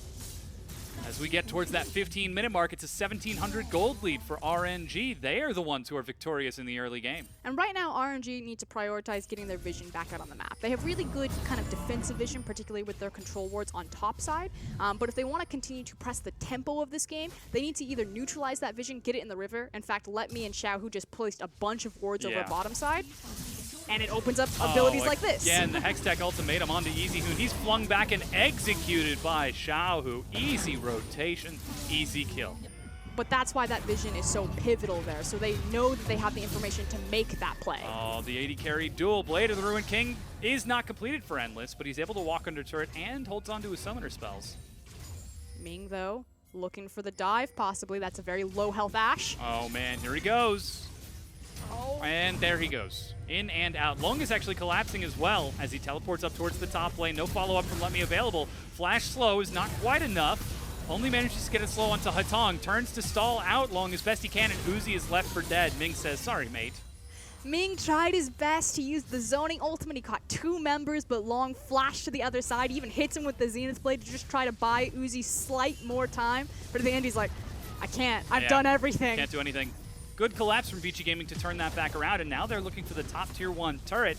There's no wave clear here, and it finally drops down. Still about a 700 gold lead for RNG, but Vici answer back. And frankly, that's just a mistake from Uzi and Ming. The team should have communicated to them, Camille doesn't have TP, Renekton does. This is the only play that they can make, getting a number advantage to the top side. You can't be that far forward without being punished. But Uzi looks for the greed. Yeah. Ming followed after him, threatening the dive on the Ashe, and in the end, just bites them. Yeah, could this perhaps be a bit of disrespect from RNG playing against the bottom team of Group B here? This is the thing about Uzi. Like, if you're an international fan of the LPL, the glimpses of Uzi you see are always him in perfect form, which there has to be a lot of respect there, that under pressure, when it matters, Uzi will show up.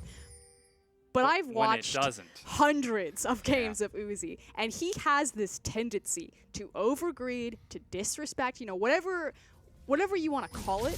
He's just kind of careless. Yeah. And sometimes he's careless at the worst moments. Now, this doesn't burn them too bad, losing a tower, but it slows down a lot of the momentum that they had. And it's just classic Uzi things. Hashtag classic Uzi. Now even taking away his own Raptor camp from Yeehan, who is there as he heads towards bottom and start working towards Long. Did he just show up and like, get off my camp? Yeah. Easy Hoon was there clearing out a control ward and decided to go for the minions and the Raptor camp instead. That's a party on the Raptor ramp. Yep. Just 3 people showing up. Flash used by Easy Hoon. Didn't even flinch. Just, all right, I made a mistake. crashed that party, didn't even get an invitation. Yeah. Meanwhile, Infernal Drake is up in 45 seconds. And RNG are starting to set up down there. They've got Endless and Hatong pushing a wave up top. Yeah, but this is the advantage that RNG now have because the teleports are off timer. It is an Infernal, so you want to play towards the bottom side of the map. Very important. But Camille has the teleport, and Long doesn't. And Ashe can't stand across from Camille. Yeah. They need to pull the Renekton up there. So Camille needs to get that Renekton up to the top side and then use the numbers advantage to secure this dragon. Xiaohu, no! Oh, there's actually no vision from RNG here. He's forced to flash over the wall as he uses his own cleanse to escape from Bengi and EasyHoon, the two world champions working together. But that is the only thing you can't do right now. Just play safe. Don't walk towards the dark side of the map. If he had died there, it would have been disaster. Losing his flash, still a bit of a disaster. Yeah, almost a perfect representation of Uzi as a player, but also as a team in that RNG are making these sort of disrespect mistakes. Lung shows up top as the Infernal Dragon is started out by RNG. Yihan is there. The arrow is ready for Endless. He's catching minions bottom. Yeah, they're just being respectful because Xiaohu wasn't in position yet, but as soon as Orianna has now moved to the side of the pit, they feel confident. But again, it's that play. Long doesn't have TP. We can yank him up to the top side. As soon as Renekton is top side, we have the TP advantage. They pull the trigger on Infernal. Easy pickup for RNG as Let Me now base checks into a brush and finds Renekton, loses half of his health in the process. Long doing some work there, even going to deny the honey fruit just in case Let Me were to try to get greedy. He's a full level ahead, nearly 30 CS up, and despite giving up that first blood, he's showing some work. Ooh boy, nobody saw that, Bengi. He's a two-time world champion. He's a big boy. It's heavy getting that trophy over that wall. It's made of solid salt. It's a heavy trophy. It really is. Arrow, oof, narrowly misses Xiaohu. And also misses Let Me. Thank you, spectators. Yes, we get to see Let Me sort of wave at that as it goes by. Meanwhile, we've gotten towards that 20-minute mark. RNG still have got momentum in this game. And Just now, making mistakes, accelerating that momentum. but now it's about next objective. So both of these teams are actually kind of throwing their ultimates, seeing what they can, fish out and then try to break mid lane tower. But RNG also have the fact that they can try to break top lane tower. So Uzi, he's sitting down there. He's looking towards that black cleaver, just grabbing the free farm.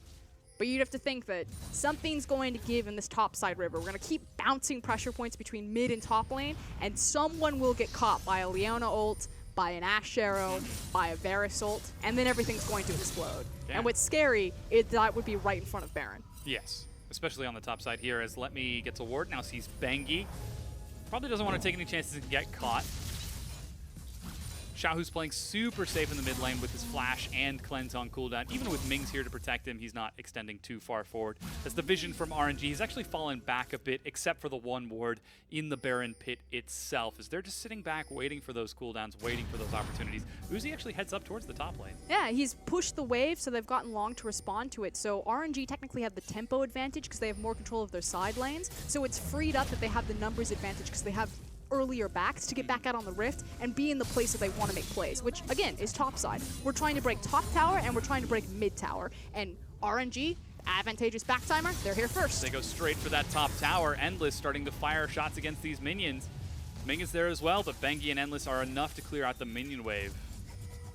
Vici see the play coming, they defend appropriately, don't end up giving up too much, but Long is pushing the bottom tier 1. Yeah, they absorb really well and buy Long enough time that RNG can't execute on the play, and then it leaves their bottom tower exposed. Because again, they kind of put everything all in on it by keeping Camille up there, despite the fact that she has TP. You don't want to use TP bottom when Baron's in play if you don't have to. And over an initial first tower, it's just not worth it. Yeah, look how they're using it now. Ong using that advantage is heading up towards the mid lane, might be trying to catch an opportunistic Xiaohu, who's currently grouped with Ming. He's sitting just outside of vision. Let Me lets them know with a good old Mia ping before catching that minion wave bottom. But Long, I've seen this before. This time he flashes over and doesn't hesitate at all. Quick cleanse from Xiaohu. Doesn't have flash, but the arrow from Endless. Downtown snipe. And now they have finally caught the primary wave clear as well as the mid lane member. What do Vici do with the advantage? Do they try to push down mid lane? They don't have the immediate creep wave there for them. You saw some pings even go towards the Baron, but it looks like we've consolidated our choices. We took a vote. It's going to be mid tower, or at least an attempt. Yeah, Let Me's there. He's going to try to get some cleanses. Uzi dodges the cast. Ming gets tossed in, but he's fine with that. Misses the Zenith Blade, but Lung is snared. Very tanky, trying to Dominus to keep himself up, but dies into the turret. Finally, it's cleared, but Let Me dives onto Endless in the back before separating the ultimatum. Repel from Yihan to avoid this as Let Me walks out of the Chaos Storm. And the quick turnaround, Bangy's the target. Let Me goes back in. They are so low, and Endless says, thank you for spoon-feeding me these kills. He flashes forward in this. Oh, and dives to the minions in the meanwhile. Easy, who tries to follow up. Hatong, pay attention to your surroundings, mate. That was a free kill if you caught him in midair. Disaster. All right. It's okay. We limped away. They got the tower. Not a ton of damage done. But this is what we're talking about. You know, Endless, kind of a rejuvenated, new spirit. Flashing forward. That's what we'll call it. It almost worked. It did. You can see the idea. It was right there. You could He see didn't have Black Cleaver. He only had, like, just the Blade of the Ruined King, Phage, and then a longsword. the bloodthirst is what he wanted. That said, damage was done. They did get the mid towers. We take another look at this. So good job from Biggie to get around. He doesn't necessarily poke anyone, but he kind of zones them off the tower. Now the thing is the ultimate from Hatong, the Wild Growth, is actually used on the Renekton here. So now they don't have that. The tower falls, and Vici, it looks amazing for them, but they just slightly overcommit here. Ming does do a good job trying to lock down Bengi, but I feel like he almost actually just kind of baits the rest of his team to take more damage. Bengi's in like, okay, you want to go? Turns around, flash belly bops multiple people. Yeah. And then Hatong and Endless just, So it was actually the Spiderlings. I was mistaken. Lung is caught split pushing. Xiaohu shows up. Not even going to waste the Hextech ultimatum. It's a lot of damage, but he finally drops to Let Me.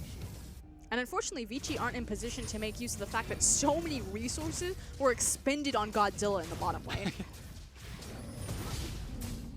Littlelance doesn't quite get that as blue buff is now picked up by Uzi, and currently Yihan is 5-0-1. The replacement jungler looks to be the MVP so far. Is anyone else questioning why Uzi got the blue? Like, he's got a black cleaver, so he's got some CDR. But blue he's doesn't still even gonna be give you firing CDR arrows. anymore. Mana. They have an Orianna. But Orianna's on the other side of the map doing Dragon. He needs to clear minions top. It's not terrible because Varus can make use of the blue buff. It's Uzi, though. That's what kills me. It's The like, king has decreed. Xiaohu, learn your place. I'm the AD carry. I get blue buff. He's still just sitting down here. Xiaohu's actually mid lane. There's an excess of vision around him. Ming and Yihan are just clearing out as best they can. The Baron was started and canceled by Vici Gaming while we were going off on this. So things are a little bit fast and loose from RNG, but they're still showing up. See, they stopped doing the Baron because they saw that Varus had blue. They're like, we can't. No way. Could you imagine if he gets 2 Chains of Corruptions in a single team fight? Crazy. Do you know how many arrows he can That's, throw with all that you're mana? right. It doesn't have cooldown. It doesn't You're have right. the cooldown reduction on it. Oh, man. Because I'm still even thinking about it. I was trying to dig it. I was like, well, he's got Black Cleaver, so the CDR, so maybe the extra CD. Oh, God, they changed it like Doesn't have 16 CDR. patches ago. Oh, it's for the ability power, for the hail of arrows. That's what it is. No, but that's not even there anymore. Just Uzi things. Yeah. Poor Okay. Xiaohu. So 9-6, 500 gold lead for RNG. They're almost, I hesitate to say this, it almost looks like they're kind of careless here as Ming dives into 3 people and collapses. Shockwave finds 2, pulling them away from the arrow. Teleport is canceled by Long. Camille's walking, however. Yep. She's now joined the fight. Remember that E gap close. You can never underestimate it. Hook shot. Long is doing important stuff like letting his mid-tier 1 go down. Excellent. And now RNG are set to collapse. Free tower. Not bad. They also ate the teleport cooldown, although it was canceled. Yeah. So So it turns out Ming was actually doing an intelligent thing there by forcing that fight. The shot caller of RNG rears his head once again. And he's been looking very strong on champions like Leona and Malzahar, you know, as the grooming shot caller, if you will, for RNG. If he has a big button on his keyboard that says, we're going to fight now, Let's go. they look so much more successful versus when he plays kind of a disengaged support. Yeah. The scary thing is with Nami kind of rising up in priority, will that punish them as they face more elite and more well-rounded teams? We don't know yet. RNG really Yes. haven't been tested that far. The closest we've come to is seeing their performance against WE, and again, that was without MLXG. And though that did go to Game 3, we're still starting to see a little bit of laziness out of RNG this game, for example. just kind of resting on their laurels a bit. Yeah. Resting on their King Uzi there. Yes. I mean, his throne certainly is comfortable, but the question is, when is he going to get up and actually decree, like Thanos in the Marvel universe, when is he going to stand up and take care of it himself? Well, he's been doing a lot of farming. You can see that in the CS discrepancy between Varus and Ashe. Yep. It's also kind of eked him out his penetration, so he's got his Last Whisper and his 2 core items on Varus. They are keen to fight because of it. Yeah, Let Me almost has teleport. He's split pushing bottom. Long still doesn't have his, so there is a desynced teleport window that RNG could attempt to use as Ming starts creeping vision forward. And both teams have actually been really good at using the desync teleport. You know, Vici using their big windows, Let Me responding in kind. Now we're in this Baron dance. Have to give respect, though, to that red side Victor. He's got Hourglass, Rylai's, as well as Hex Core. Fully upgraded. He's a big boy. Certainly is. Choke points, definitely his friend. If he can make it into one. Currently he's shoving top as Let Me is trading with Long in the bottom lane. GA finished as it's double Titanic Hydra for the 2. Level 16 to level 16. Teleport's almost up for Long, so this window is shutting slowly but surely. And it's also the window on kind of Renekton's relevance. Again, the champions play very differently. Camille, Renekton, when you look at team fights, Renekton, I'm going to call him much more disruptive. You know, he's got the AoE stun if you can get to the backline, whereas Camille can just like instantly blow someone up and isolate them, has great chase and kind of janitorial duties. So slightly different playstyles, but in a side lane 1v1, there's going to be that break point eventually for Camille, and you can already kind of start to see, you know, Let Me's confidence to match across from even a GA Long. Yeah. No fear just yet. And quick recall. Ping. He's looking for it. Yep. Ping. Long is like, there's Let Me's Mia. Someone disable the ping button. You guys should be ready. I like to imagine that next to their keyboards, they have one of those easy buttons, but it's been repurposed into a ping, and they're just like full arm motion slamming on the ping button. But the thing is it made sense when they had multi-language teams to like help as a community. They're all Chinese. Yeah. They can all talk to each other. Well, Vici Gaming can. They were red pings. No, those were blue pings on that control board. I mean, I'm sure On the controller. There were also red pings down bottom. That's Both what I thought teams you were pinging about. are pinging a lot. Okay. Communication via ping. Aren't we so lucky that we have smart pings? An excellent system. Mountain Drake is up in 45 seconds. Wow, Dragon RNG has been quite generous this game. Yeah. Double Infernal Varus. And then a Mountain Drake for shredding through. You know what's gonna hurt underneath the tower? Uzi. Uzi is gonna hurt underneath the tower. I mean, though Varus did receive a 15% damage nerf to the fully Doesn't matter, fully double charged Infernal. piercing arrow. Yeah. Double Infernal definitely makes up for it. Actually, perfectly. 8% times 2 is 16. It's disgusting. Yeah. So he's going to be exactly the same as if you were on patch 7.4. 10 seconds before that dragon is up, RNG are grouped as 5. Long is in the top lane, trying to keep up with a side wave. They've even got pressure bottom. Let Me decides not to be Peter Parker, hangs out on the wall before leaping down. We're now in a 5v5. Oh. Yeah, sorry, that's also Spider-Man's secret identity. No, If you didn't. Hello? Yeah. I have a Batman full sleeve. You calm down. I wanted, like, perhaps there are people watching who don't quite get the reference. Meanwhile, it looks like Vici are going to force the trade here. They rush towards the Baron and start it off. Forget Mountain Drake, take the big objective. They're burning through it real quick, but here comes Ming. But they can't burn through it quick enough, and now they're against Oriana Leona in a small choke Oh man, point. Let Me gets in, turns onto Easyhoon and knocks him down. There's the shockwave to follow up. Long is in the back on Xiao, who has Uzi is silenced, but he just cannot buy enough time. Uzi is firing shot after shot.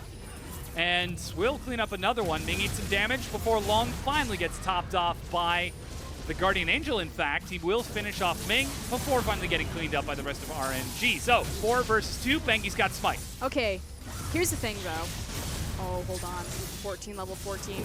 He's over the Oh, wall, no! goes down. It's Uzi who gets it, and he doesn't even get a kill on the backside of it. Okay, I wanted to pause and see if Bengi would get the smite steal there, but I didn't get it. That's Nope. unfortunate. Red side Victor, we talked about it all the time. The problem is Red side Victor is really strong at keeping you out of a Baron area because he can place his gravity field as well as the Chaos Storm to zone you away from the pit. That did not happen for EasyHoon this time around. They just kind of let everyone walk in, and then he tried to burst them down as soon as they took the fight. But at that point, the damage had been done because Baron had already taken so much of their health bar, and their damage was split, and their attention was split. So Vici kind of caught with their pants down, despite the fact that they had a lot of tools to kind of circumvent that. Yes. You know, better vision around that Baron area, better use of cooldowns to zone before RNG even got an advantageous positioning. But again, Let Me gets on top of EasyHoon, and it forces him to pretty much use everything defensively. The Hourglass immediately goes down. He has to pop the Chaos Storm almost immediately. It's not that same Toynbee Victor where he's zoning everyone out from even getting the area so they can turn and burst down the Baron, which also makes sense because he can't really burst it at this point. Yeah, meanwhile, EasyHoon is locked in a cage. Let Me hangs on the wall while the actual Spider-Man finishes the kill. Endless gets pinned forward as Ming and Uzi shut him down as well. A quick 2 kills after the Mountain Drake was picked up on the side. 7,000 gold lead for RNG, make that 6 as they break down the mid-tier 2 turret and the bottom tier 2. But as 5, they're not going to stop. And now it's time for that double Infernal Mountain Drake Varus to take over the game. Uzi, 338 CS. You know, he's continued to open up that gap between him and Ash. He's a big boy right now. They've got the Baron buff. This just looks like lights out for Vici. Yeah, the turret didn't stand a chance. Ming and Xiaohu are holding it on the side as Long eats some harass from Let Me. The first inhibitor falls as the Camille scales up further and further. And this seems so basic, but this is actually something that RNG do better than pretty much any other LPL team right now, is that they use Baron in multiple lanes. Yeah. For whatever reason, other LPL teams like, we've got Baron, this makes us stronger in a 5v5. One lane, run it down mid. Group up fight. It doesn't, guys. Yes. Stop doing that. Read the buff, figure it out. But they're really good at using Baron and then just ramping the game time and closing out on it. If they don't close the game off of a single Baron, they'll take enough inhibs that they can just close the game on second Baron. So once RNG get you to this point, it's the vice-like grip. Like, you're going down. There is no escape. But Vici Gaming, they're still going to try. 2 inhibs down. Baron's still up for a full minute. RNG have now topped themselves off with huge items. They are ready to close this game out. Let Me now is dueling with Long. But the difference is the GA. Renekton doesn't have his, Camille does. So even if RNG didn't look for a 5v5, they can continue to exploit this side lane. The BM stands there and emotes while waiting for the Dominus to burn down on Long, along with that Steric Gauge. Bengi looking for something cheesy. He's even spotted out by Yihan. It's just not working out for Vici at this point. We're getting to that late game phase, and RNG, despite looking lax in their play, it sort of creates a bigger threat for Vici. If a lazy RNG can still beat you, what happens when you fight them at full power? Wasn't as proactive as we normally see RNG's late game, but still tight between their solo lanes, as well as their bottom lane. So again, kind of RNG just kind of brute forcing their way to victory off of their natural talent, and then making up for it with good 5v5 come late game and good decision making, especially around their Baron play. Yeah, I mean, they responded immediately to Vici's attempt. Shockwave from Xiaohu misses EasyHoon as he baits it in and out. Arrow misses. Good flash from Ming to sidestep. Redemption to top themselves off, and they've still got that Mountain Drake slowly working down these turrets. Let Me pulls the attention of Long and Patong, but it might not be enough as 4 members of RNG continue breaking it down. Finally, Baron wears off. Let Me solo kills. Meanwhile, they push forward. Chain of Corruption misses. They dive on the EasyHoon. He drops Zanya's. Uzi eats a lot of damage and dies to Bangi. Chaos Storm is not enough to kill Xiaohu in the back as he survives. Yihan cleans up that kill onto Endless. Let Me dives into the back. That's the ace onto Vici. Very little celebration as they turn their way onto the next turret and close out game number 1 against Vici Gaming. My favorite part about that was how Ming left Uzi on his own to duel them, went over and helped his mid laner there. But all said is done. They don't look super happy, but they should feel pretty good about that. It got cleaner as the game went on. It certainly did. And now a very clean individual to help us with that analysis is Rusty.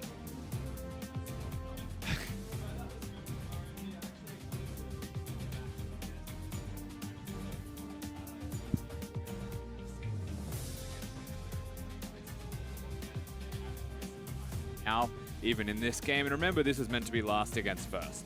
And Vici still show up in the early game. They still have a commendable mid game, and they just lose because ultimately they're not as good a team in the later stages of the game.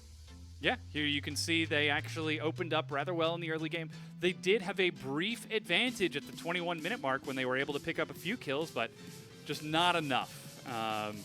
And we've got to raise the question, is this just RNG being that much better? Is it that big of a difference between the two teams? I mean, pound for pound, RNG either have a really good answer towards like Easy Hoon. Xiaohu is not going to be a bad matchup there. And then you look at the bottom lane, like pound for pound, Uzi Ming versus Endless and Hatong. That is vastly weighted in RNG's favor. So they just kind of have better talent or better tools to work with. But I will highlight, as we come towards the damage charts, the biggest differentiator for it, right? So Easy Hoon looks good, Bengi looks good, Endless actually shows up to play decently well once again on the Ashe, but Let Me outperformed Lung, even when it came to them doing the exact same thing. So swapped teleport timings, you know, a bit off. One was teleporting, the other one was teleporting, one was roaming, then the other matched it.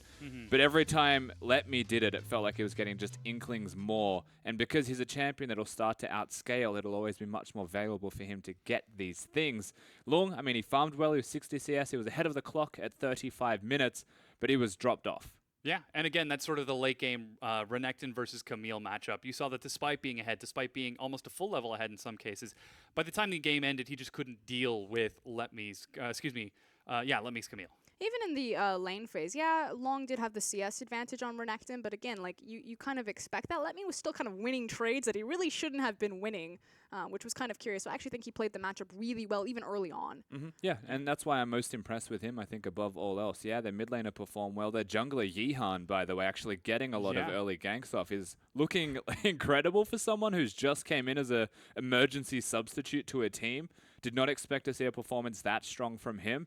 And RNG, yeah, they play a lot around Uzi. I feel like they waited an extra 10 minutes when they didn't need to let Uzi get items, because Uzi's saying, I need items. But even in the last team fight, Uzi doesn't exist. They actually ignore him because the rest of the team's able to carry it anyway. He's just a commodity that's being traded. He died, in fact. Bengi did everything he could to kill Uzi and succeeded, albeit at the cost of his life and the rest of his team's life. But at that point, RNG were just too far ahead.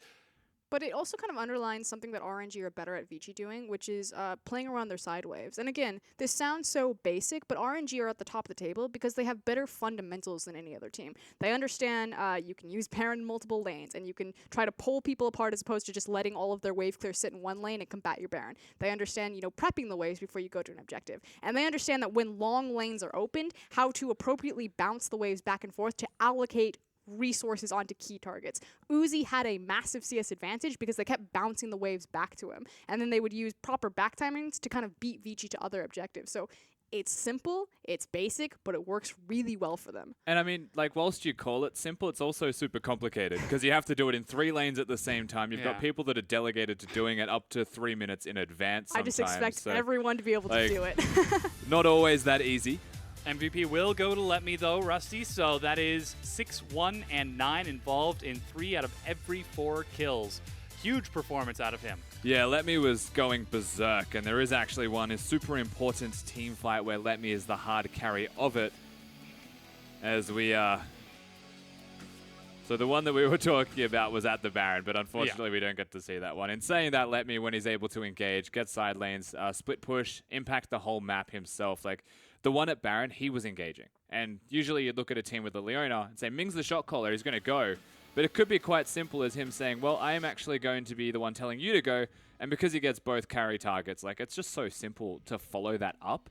The other beautiful thing about this is when you contrast the Camille and the Renekton, Lug's doing stuff. Like, he's down there trying to hit them all, but RNG are doing so much more by just ignoring him and getting to the backline that are the damage threats anyway. And because Camille's able to outscale it at that stage in the game, RNG's decision-making is what I like the most here. They've said Renekton can do whatever he wants, we're just going to run away and kite him, and then we're killing the rest of them. Yeah, and obviously that saw success for them. And do you, Rusty, think that this was... this is something that I brought up during the course of the game. Was this a lazy RNG, or was it just them using their raw pound-for-pound strength? I think there's an argument to say that they weren't even being lazy. They were just listening to the boss Uzi telling them to wait. Okay. Like, they could have been a lot better, could have been a lot more refined, but when their strength is in their top laner, they have to play slowly around it, and they're prone to making mistakes. They're not used to having to play like that.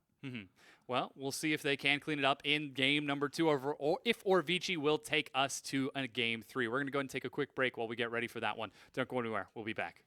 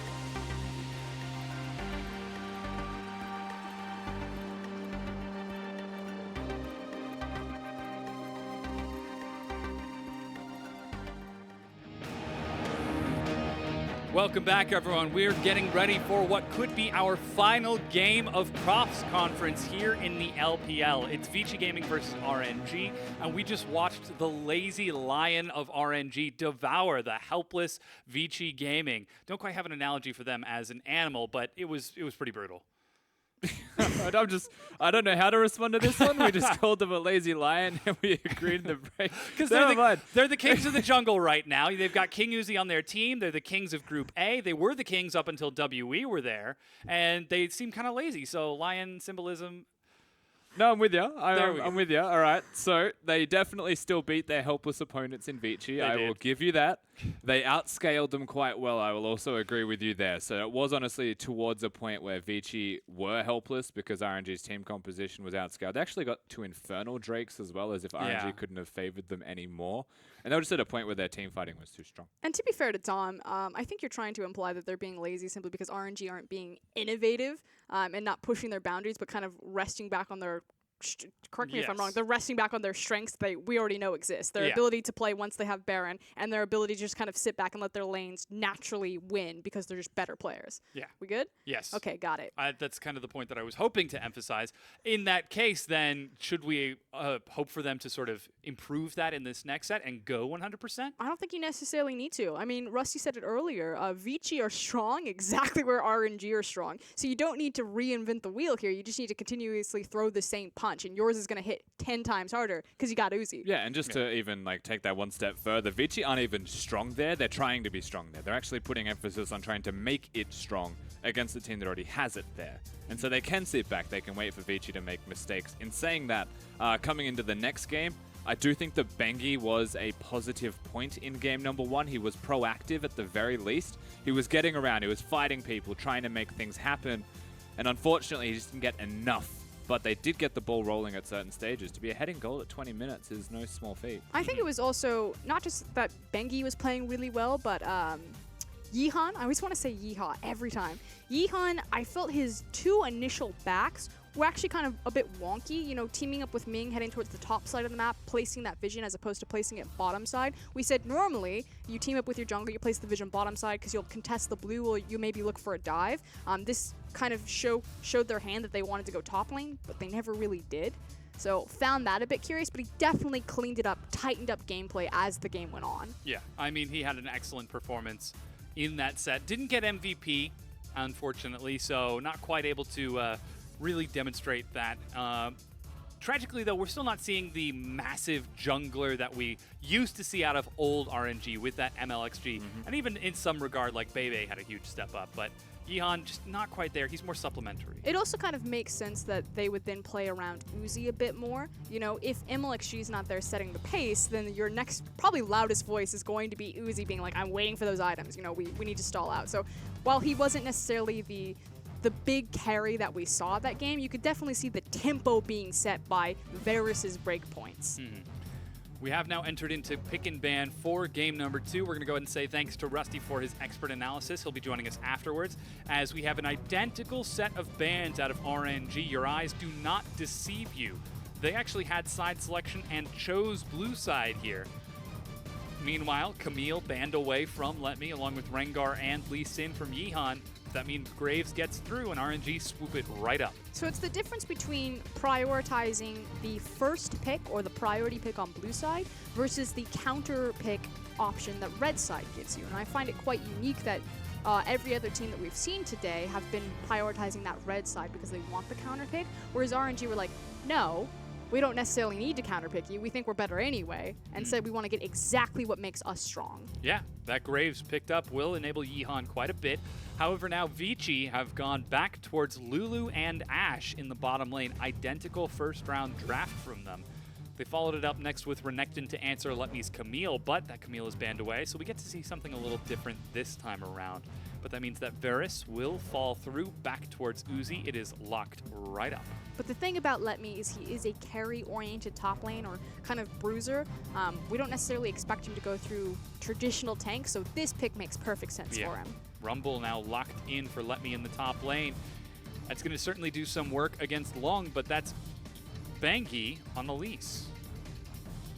Ooh, okay, so You would think that that means that Shin would probably be a priority pick for long there. You know, you already have this big window bot lane with the Ash Arrow, now Elise, a very heavy dive champion. You could supplement this further on Vici's composition by looking towards that Shin. Renekton's banned away. I would think Shin would be the next ban from RNG.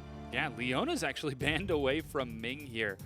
3 games and 3 wins for RNG. Is it Ming or is it RNG as a team seeing success? It's probably RNG as a team I was going to say, seeing success. it's yeah. pretty easy to boost someone's win rate when you're on like the #1 team in the LPL. Yeah. Single-handedly bringing that up. But he is a good Leona player. Yes. And there goes the Shen ban. So Hey! perhaps a Nautilus or a good old-fashioned Kled. They have to take it away. Oh, do it. Yes. Oh, so man. much engage potential. Still a lot of dive potential, but very different. So now, instead of the easy dive that Vici would get by using the Shin teleport, now they actually need to place vision for Kled to TP down Yeah. and use his charge. Likewise, Kled actually has a lot of kill pressure in lanes, but after usually a few initial backs. I haven't played too much with Rumble into Kled. My gut tells me that Rumble's actually going to get the push priority, at least for levels 1 through 4, and Kled's much more dependent on his itemization. It'd be Nautilus support. I see your confused look. Okay, yes. Nautilus locked in. We're assuming that's Nautilus support, Rumble going up towards the top, unless Xiaohu taking a page out of Keen's book from the NALCS years ago. But here's the thing. Remember, what's that new mastery called? Stoneborn Pact. Bond Stone Pact Grasp. Yeah, the new Keystone Mastery offers extra damage when it applies a mark. Nautilus can do it on an AoE scale with Riptide because it impacts or an impaired movement. So Nautilus as a support actually rises up in priority because of that Keystone. So no surprise to see him kind of return to that. Final pickup for Easy Hoon is Vladimir. He gets a chance to return to it. Did not receive a ban in game #1, but decided to choose Victor into the Orianna as we're getting the final swaps locked around for RNG. They are taking their They really sweet are. time The with timer this. is ticking down. I'm trying to write down the champions. Kled. This is a strong comp once again from RNG. I think it has a lot more potential to be explosive, but Vici almost answer it by building a much more aggressive comp themselves. There's also a lot of magic damage on RNG's composition right now. Still really good at the 5v5s, like you said. I'm really curious how the Rumble versus Kled matchup was going to start. Again, kind of starting that point again. The thing about Kled is early levels, he doesn't have really great push priority. Yes, he has his bear trap on a rope, Yeah. which he can throw it through the creeps, but it doesn't do a lot of damage, whereas Rumble gets to use his Flame Spitter. Flame Spitter and just kind of push it in. So you would think that early this could leave Rumble overexposed for someone like Graves to come up and get behind him. Or perhaps an Elise. Or it could set up dive potential, yes, but Yeah. still very risky to dive Rumble. The thing is once Kled gets his Tiamat, he should be able to match Rumble's pushing priority, and then on an extended lane, Kled is really dangerous at chasing people down through Yeah. bear trap on a rope, as well as his jousting abilities. And a lot of this is going to be where do we see Uzi end up going. If he's able to get an early turret advantage like he was in the previous game, then pairing him into a long lane with that Kled is almost certainly a death trap. So big priority on vision, maintaining that you know where Kled is. Exactly, and then it also threatens the mid lane as well. Once he gets the Tiamat and he can match push pressure from Rumble, if he ever gets an advantageous push and disappears into Fog of War, he can very quickly end up in that mid lane. We saw Let Me ganking mid a lot. Long was trying to match that to a bit more limited success, you know, flashing over that wall as Renekton. So much easier to do on Kled once you're in River and just pressing R and running someone down. Very easy way to force a fight if you press an R button and it works. But it looks like we've got everyone racing into the river as we load onto the Rift for game #1. RNG are chasing Vici back. And so far, no big trades just yet. Volley is going to do a little bit as Let Me is building up his heat towards the danger zone in the top lane. And Endless did use a volley. Don't think he actually caught anyone with it, however. But I like the fact that RNG recognize that they are very strong level 1 because they do have that Nautilus as well as the Graves. And Ming is leading the charge here. Uzi has found Endless. Hook forces the flash. Good lineup from Ming. And that just means that someone is going to be very exposed bottom lane. So quickly pointing out, it is Courage of the Colossus, so a much more traditional Keystone mastery on the Nautilus. Still works kind of in a similar way. Survivability versus damage. Exactly, which you pair that with Titan's Wrath and the fact that he can proc it on so many different abilities. Nautilus gets to be real tanky. Yeah, big guy. Big guy. Oh, this And is he cool. took Ignite again. So Rusty was talking about this with QG's composition. Lulu and Kled, very cute maneuver. So what you do is Kled has so many free, I'm going to call them kind of superficial tank stats with Skarl. Yep. Just because he can kind of hop on and off of her over the course of a team fight. And that gets even more potent when you have a Lulu on your team.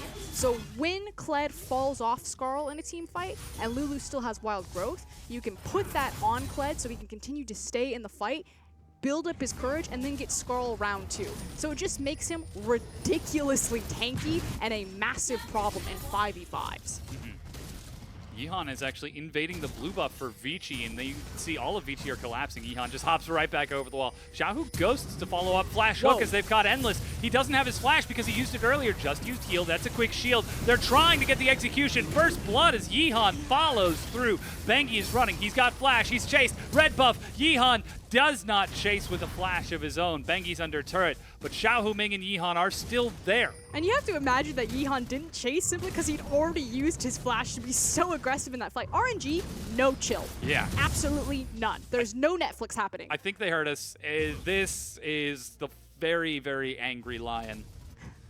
But this is the thing. They know that Endless doesn't have Flash. Uzi's making this even worse now because he's trying to hold the creep wave as far forward as possible. And this poor little defenseless Ashe. Yep. No Flash, no Ashe. Not a chance.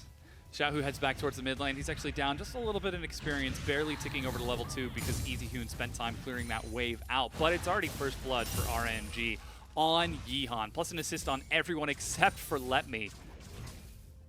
Endless is trying to shove in bottom lane, but you can see how he's like, oh god.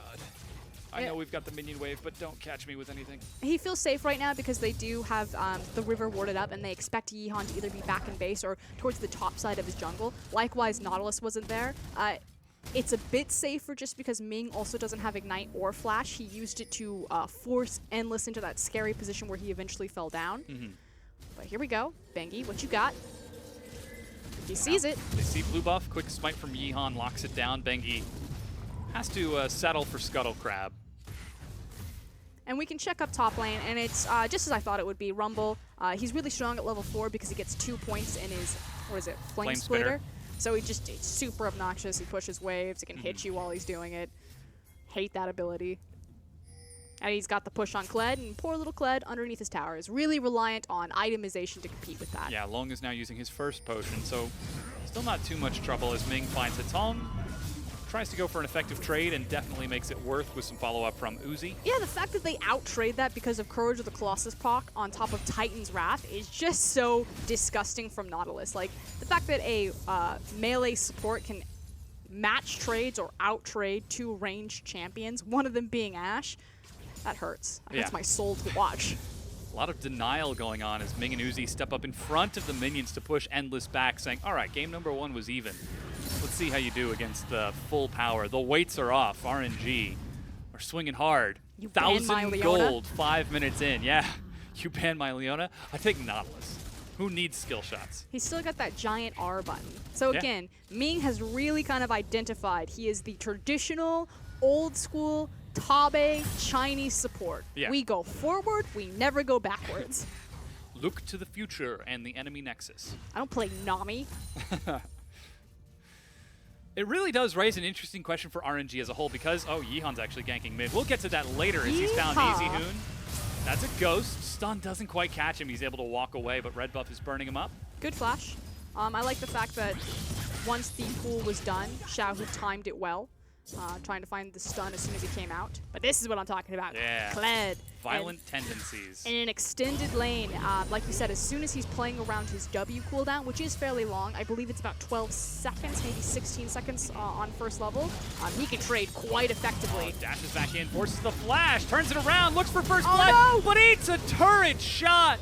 Long. Oh, look at Look at that face. Oh, he's smiling. He knows. He knew. He flashed in to try to trade 1-for-1, which is the best thing you can do right there because Graves has already showed up. You know that you're dead anyway. He's got the red buff. But I believe he used the Q. To make matters worse, he Q'd after he flashed, which kicked him farther back into tower Into the aggro. turret, yeah. So not only did he flash, take the initial tower shot, but then he was like, ah, man. We're really dead And now. then kicked back farther. That's a very Kled thing to do. Like, I'm just going to kill him. Oh, wait, this just knocked me into a turret. I love it. But to what I was mentioning earlier, we're seeing RNG with this amazing fundamentals play super well. And now this is RNG looking like they're going full serious mode in this matchup.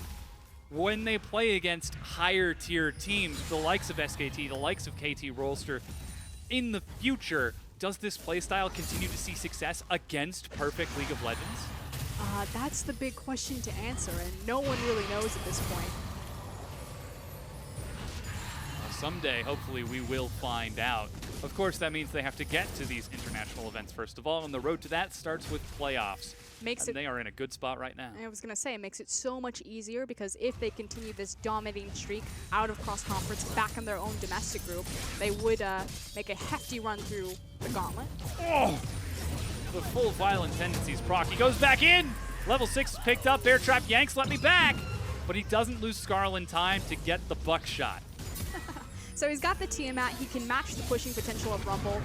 Now that he's on the elongated lane, Kled's just going to continue to punish them. Oh, wow, he's even pulled 2 levels ahead. He's even pulled Elise because he was looking for the dive there. I was testing out Kled, just kind of playing around with his numbers. His base stats are ridiculously high. Super high, yeah. Against Raz, and I had played him for the first time. We were just trying different matchups, and I remember I walked away from like our 40-minute session. You know, we tried Shin, we tried Rumble, we tried Renekton. I was like, Kled's overpowered. Yes. This guy's way too strong. In an isolated 1v1 with no jungle intervention, because Kled gets so much health back anytime he mounts Skarl, if you don't push him out of lane early, you kind of automatically lose, it feels. Yeah. Because he gets all of that health back as soon as he jumps back on his mount. But now the supplementary Tiamat will help keep up with wave clear, and even if he loses Skarl, gets him back onto Skarl even faster as he clears that out. Blue buff now being stolen by RNG as they've got pressure bottom, they've got pressure mid, they've even got their jungler over there. Bengi is bottom, but just in time to see that blue buff missing. Rip. Xiaohu walks into lane. RNG look like they've got this one nice and slow, taking it controlled. 25 CS lead for Uzi in the bottom. Full level ahead. Almost 2 levels up as he now finds Long. Change of Corruption is off cooldown, but that's exhaust on the Uzi now used. Flash and heal is ready for Endless as Bengi shows up. Ming, maybe a little regret. Just kidding. It's no regret at all. Yeah. Teleport used and canceled by Letme. Very controlled from Ming. He had the flash, so he knew that the only ability that I need to dodge because Ashe is level 5 is the Cocoon. So just held it. Now, of course, Bengi was trying to get around the creep wave before he threw it and forced the Summoner spell, but the teleport from Letme pushes everyone off. Yeah, he's still looking bottom, but if you look at the vision from RNG, they see everything. But the difference this time around is that Endless does have the arrow, so it is much more successful in terms of their CC from Vici. They have the arrow, they have the Cocoon, but RNG, like you said, they know that. They actually step forward like, you want to clear my ward? Yeah. You want to fight? I dare you. Oh, Bengi's running mid. Oh, man. Can he get there in time? Doesn't quite make it there. Arrow misses. That's a Cocoon. Xiaohu's going to eat some damage. He used both his sums. Hemoplague is ticking down. Bengi's looking for the execution. Oh, it gets stunned. Xiaohu makes it under the turret just fine. Meanwhile, Long is again being dived by Yihan. Ooh, RNG are 3-0. And this is just the fact that RNG absorbed so much pressure from Vici. They absorbed it bottom. You know, Ming and Uzi, they see Bengi bottom. They step forward. You want to go? Let's go. Bengi's like, no, I don't want this.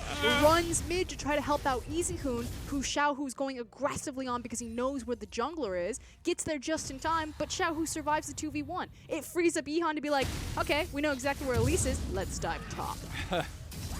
And now the first brick goes down to RNG. That's a fully unlocked Rumble instead of this time the fully unlocked Ming, but we'll see if RNG decide to swap it up. Bengi is just out of breath right now for how quickly he's trying to save every sinking lane right now. Running bottom, running mid, tops down. He's just, throw up your hands. What can I do? Yeah, there's not enough duct tape in the world to patch this sinking boat. as they are trying to get themselves back in, and oh no, This is rude. hopping over the wall. Here comes Yihan and Let Me. Longest level 6. He could go the other way. I was gonna say he's got charge. There he goes. Can he get out? And No! they both flash in. He actually flashes nice and safe, but he's slowed down by Let Me. Trying to make it over the wall. Finds only a shotgun to the face. Come on, Yihan, spread around some of the gold. You're 4-0 right He's now. like, I want the MVP. If World 6 can get a permanent spot on the lineup, then I can too. MLX who? He's trying so hard. Xiaohu almost single-handedly 1v2 scares Bengi, Hatong, and EasyHoon back. Arrow misses, and he tries to burst down Hatong, doesn't quite have enough. Manages to land the stun, but still gets a 1v2. Still no sign of Ming. He's on the far side as Long teleports in. And Xiaohu, what are you doing? That's not allowed! Okay, finally he goes down. EasyHoon makes it worth 1 for 1. Ming forced to flash away from the Scarl. And Kled. It's nice to see Xiaohu back in form. Oh boy. I mean, EasyHoon does get the kill, does take Yes, him down. but only barely. That was, Either that or he was deliberately making it close. but this is kind of why we insinuate that RNG, I hate to use the word again, are being lazy simply because they're just relying on the natural talent that they have in the roster, as opposed to, you know, really mixing something up strategically. As now Endless, goodbye, Flashes sweet under prince. turret, but that's not going to save you. Ming juggles the turret aggro perfectly, so King Uzi gets nary a scratch on him as he returns to the minion wave. Red buff now being stolen by Yihan, and Letney's waiting in the wings as well. Smite ready for both, but collateral damage says, Bangy, eat this. And again, Benki's like, my bottom lane's dead. I can't have my red buff. Like, what do you want from me? My mid lane and support are losing to the enemy mid laner. There's just not enough time or carries in the world for Vici Gaming. Bottom tier 1 cleaned out. Uzi continues to push forward as Endless respawns. Full Blade of the Rune King stacked up, and Endless is actually going towards the Essence Reaver Ashe this time. So a different style from Vici. Probably not going to see too much success at this rate. I mean, it's kind of interesting just because I really like the Blade of the Rune King Black Cleaver build because you still get that CDR that the Essence Reaver build gives you to continually pop out those arrows. Naturally, kind of where you're getting that CDR has changed dramatically. Yes. Drastically. Wow, I combined 2 words. Yeah, That was bad. I thought you were going for like hermetically, and I'm like, no, that's a different one too. What the? But, I mean, it's still like they've got the makings of a pick comp. They've got the arrow, they've got Cocoon from Bangy, who is everywhere, by the way. But you need vision. You need to have the opportunity to follow up on that crowd control. But I don't think it's everywhere in a sense that Bengi is, you know, they're not setting up plays. He's still being very reactive, so he's doing a good job. Oh no. Oh boy, right? He's running. Level 10 to level 8. Again, it's not Bengi being everywhere in that he's setting up plays. It's him being everywhere in that he's trying to chase down all of the mistakes that his team are making. Long races in and finds Ming, but EasyHoon catches Xiaohu. Emo Plague might be enough to kill him as he runs out of the fight. Knock up on the Yihan. Arrow finds Ming. He is locked down. This is a quick set of kills out of Vici. 5 versus 2. Uzi and Let Me try to walk back in. It's a bit risque. We did it! Okay, they took a fight. Okay, massive numbers advantage though. Should be noted that Let Me did have TP, chose to walk down. Yep. You know, either seeing that the damage had been done and he didn't need to teleport. He just kind of like popped his head and he's like, is this okay? Everything's on fire. As he slowly backs out, closing the door. I'll leave you alone. I'll come back in 5 minutes. But unfortunately, all it means for Vici is just the pocket gold.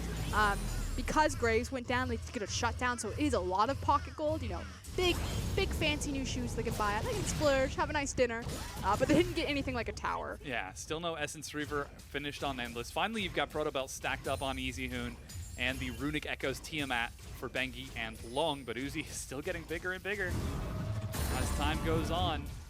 He is close to purple CS. And RNG are totally happy with just letting him sit back and wait.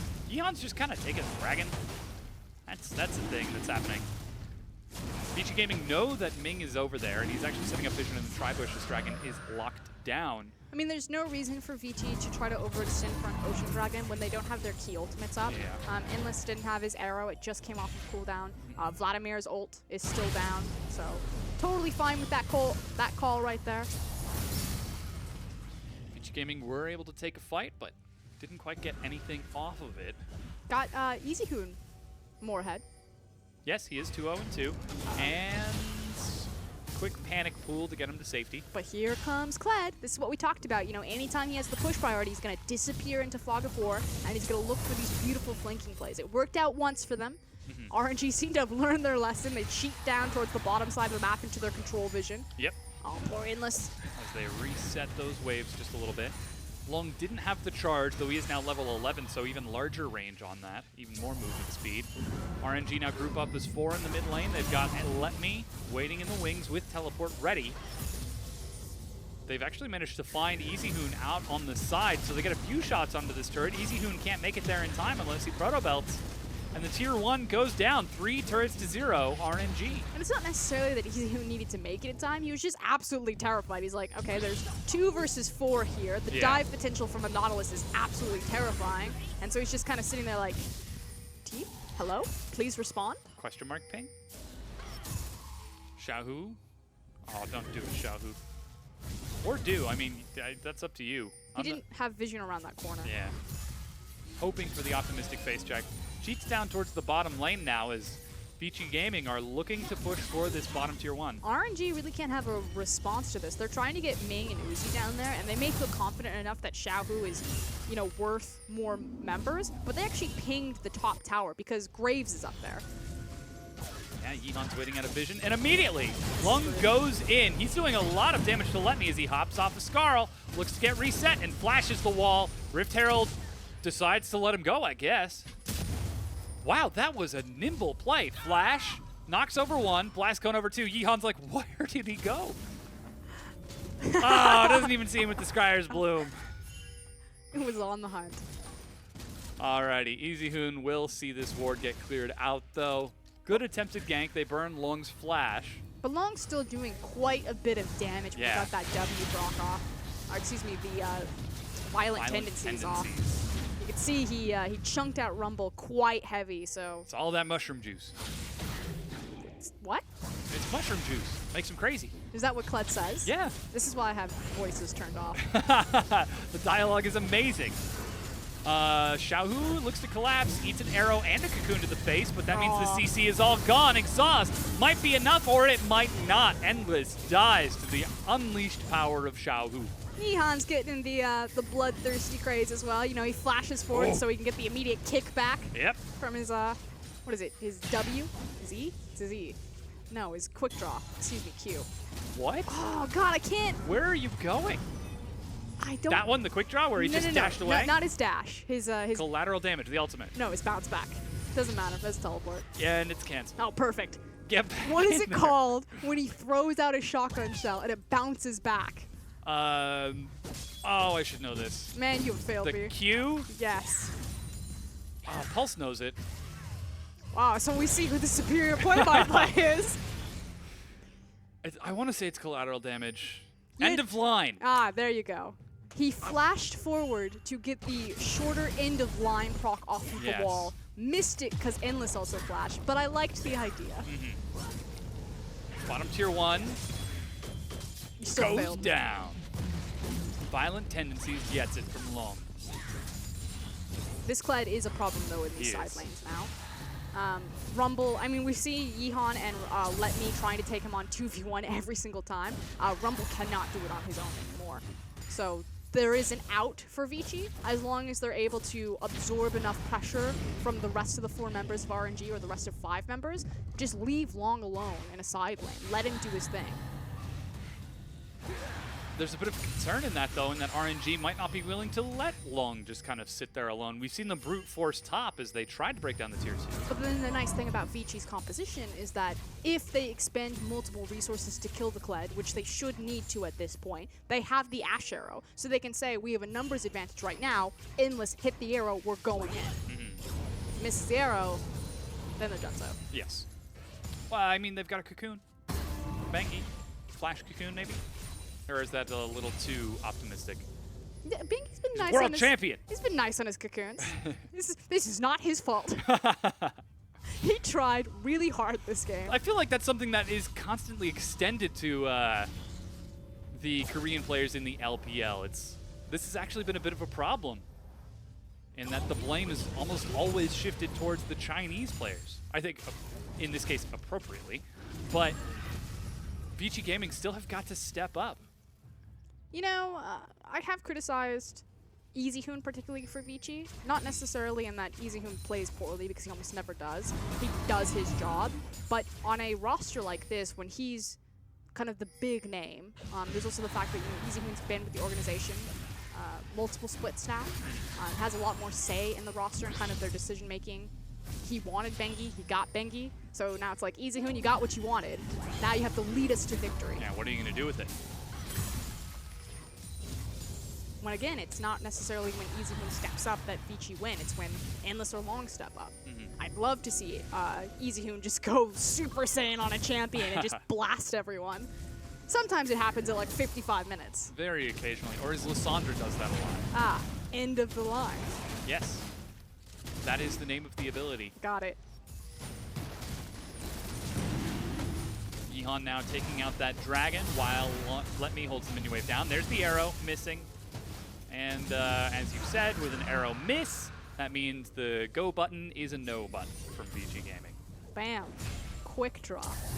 Over the wall. Are you just going through every... Okay, here we go. Flame Spitter, Scrap Shield, Rocket Harpoon, Equalizer, End of Line, Quick Draw, Buckshot, Collateral Damage, Dark Sphere, Power, Force of Will. Force of Will, Scatter the Weak, Power Unleashed, Piercing Arrow.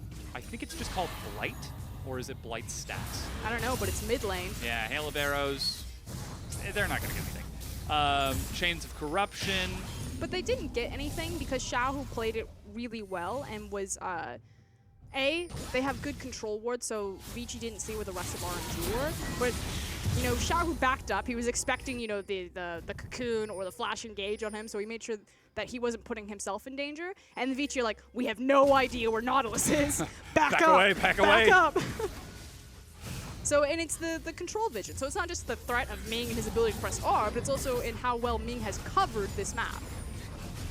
Oh man, now they see Ming, and they're still trying to play around it a little bit. They've almost got the arrow. Hook catches Hatong as Endless sidestep. Chains of Corruption misses, but EasyHoon flanks. It was a trap all along in the back line. He almost gets Xiaohu, but it's not enough. He eats a stun and tries to get in. Long tags onto Yihan, dives into the back. He's got a lot of health, and Uzi is firing shots. Dies to Endless meanwhile. Double Zanya's Let Me can't quite follow up. Cocoon locks him down. He dies as Yihan finally punishes Long. And EasyHoon goes Super Saiyan right there.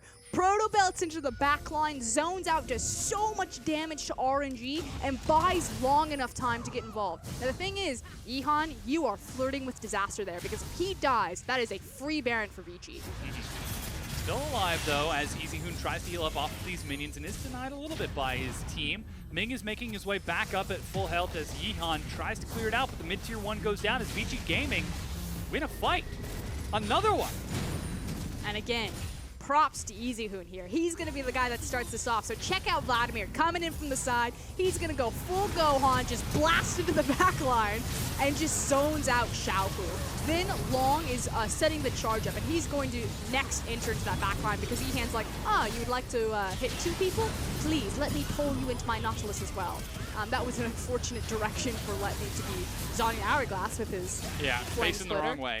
But the damage has been done. As it is, we get to the 25-minute mark. It's about a 2.5 gold lead in favor of RNG. Baron is on the map, and you can see them fighting over vision right now. They've caught Bengi outside of his red buff. Repel gets him up, and he goes right down onto the blast cone. He was so fortunate the blast cone was there. That said, he could have gone over the wall to red buff as well. Yeah.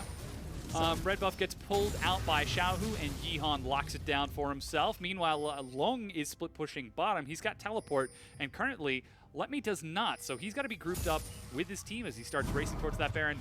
Endless has 0 vision whatsoever.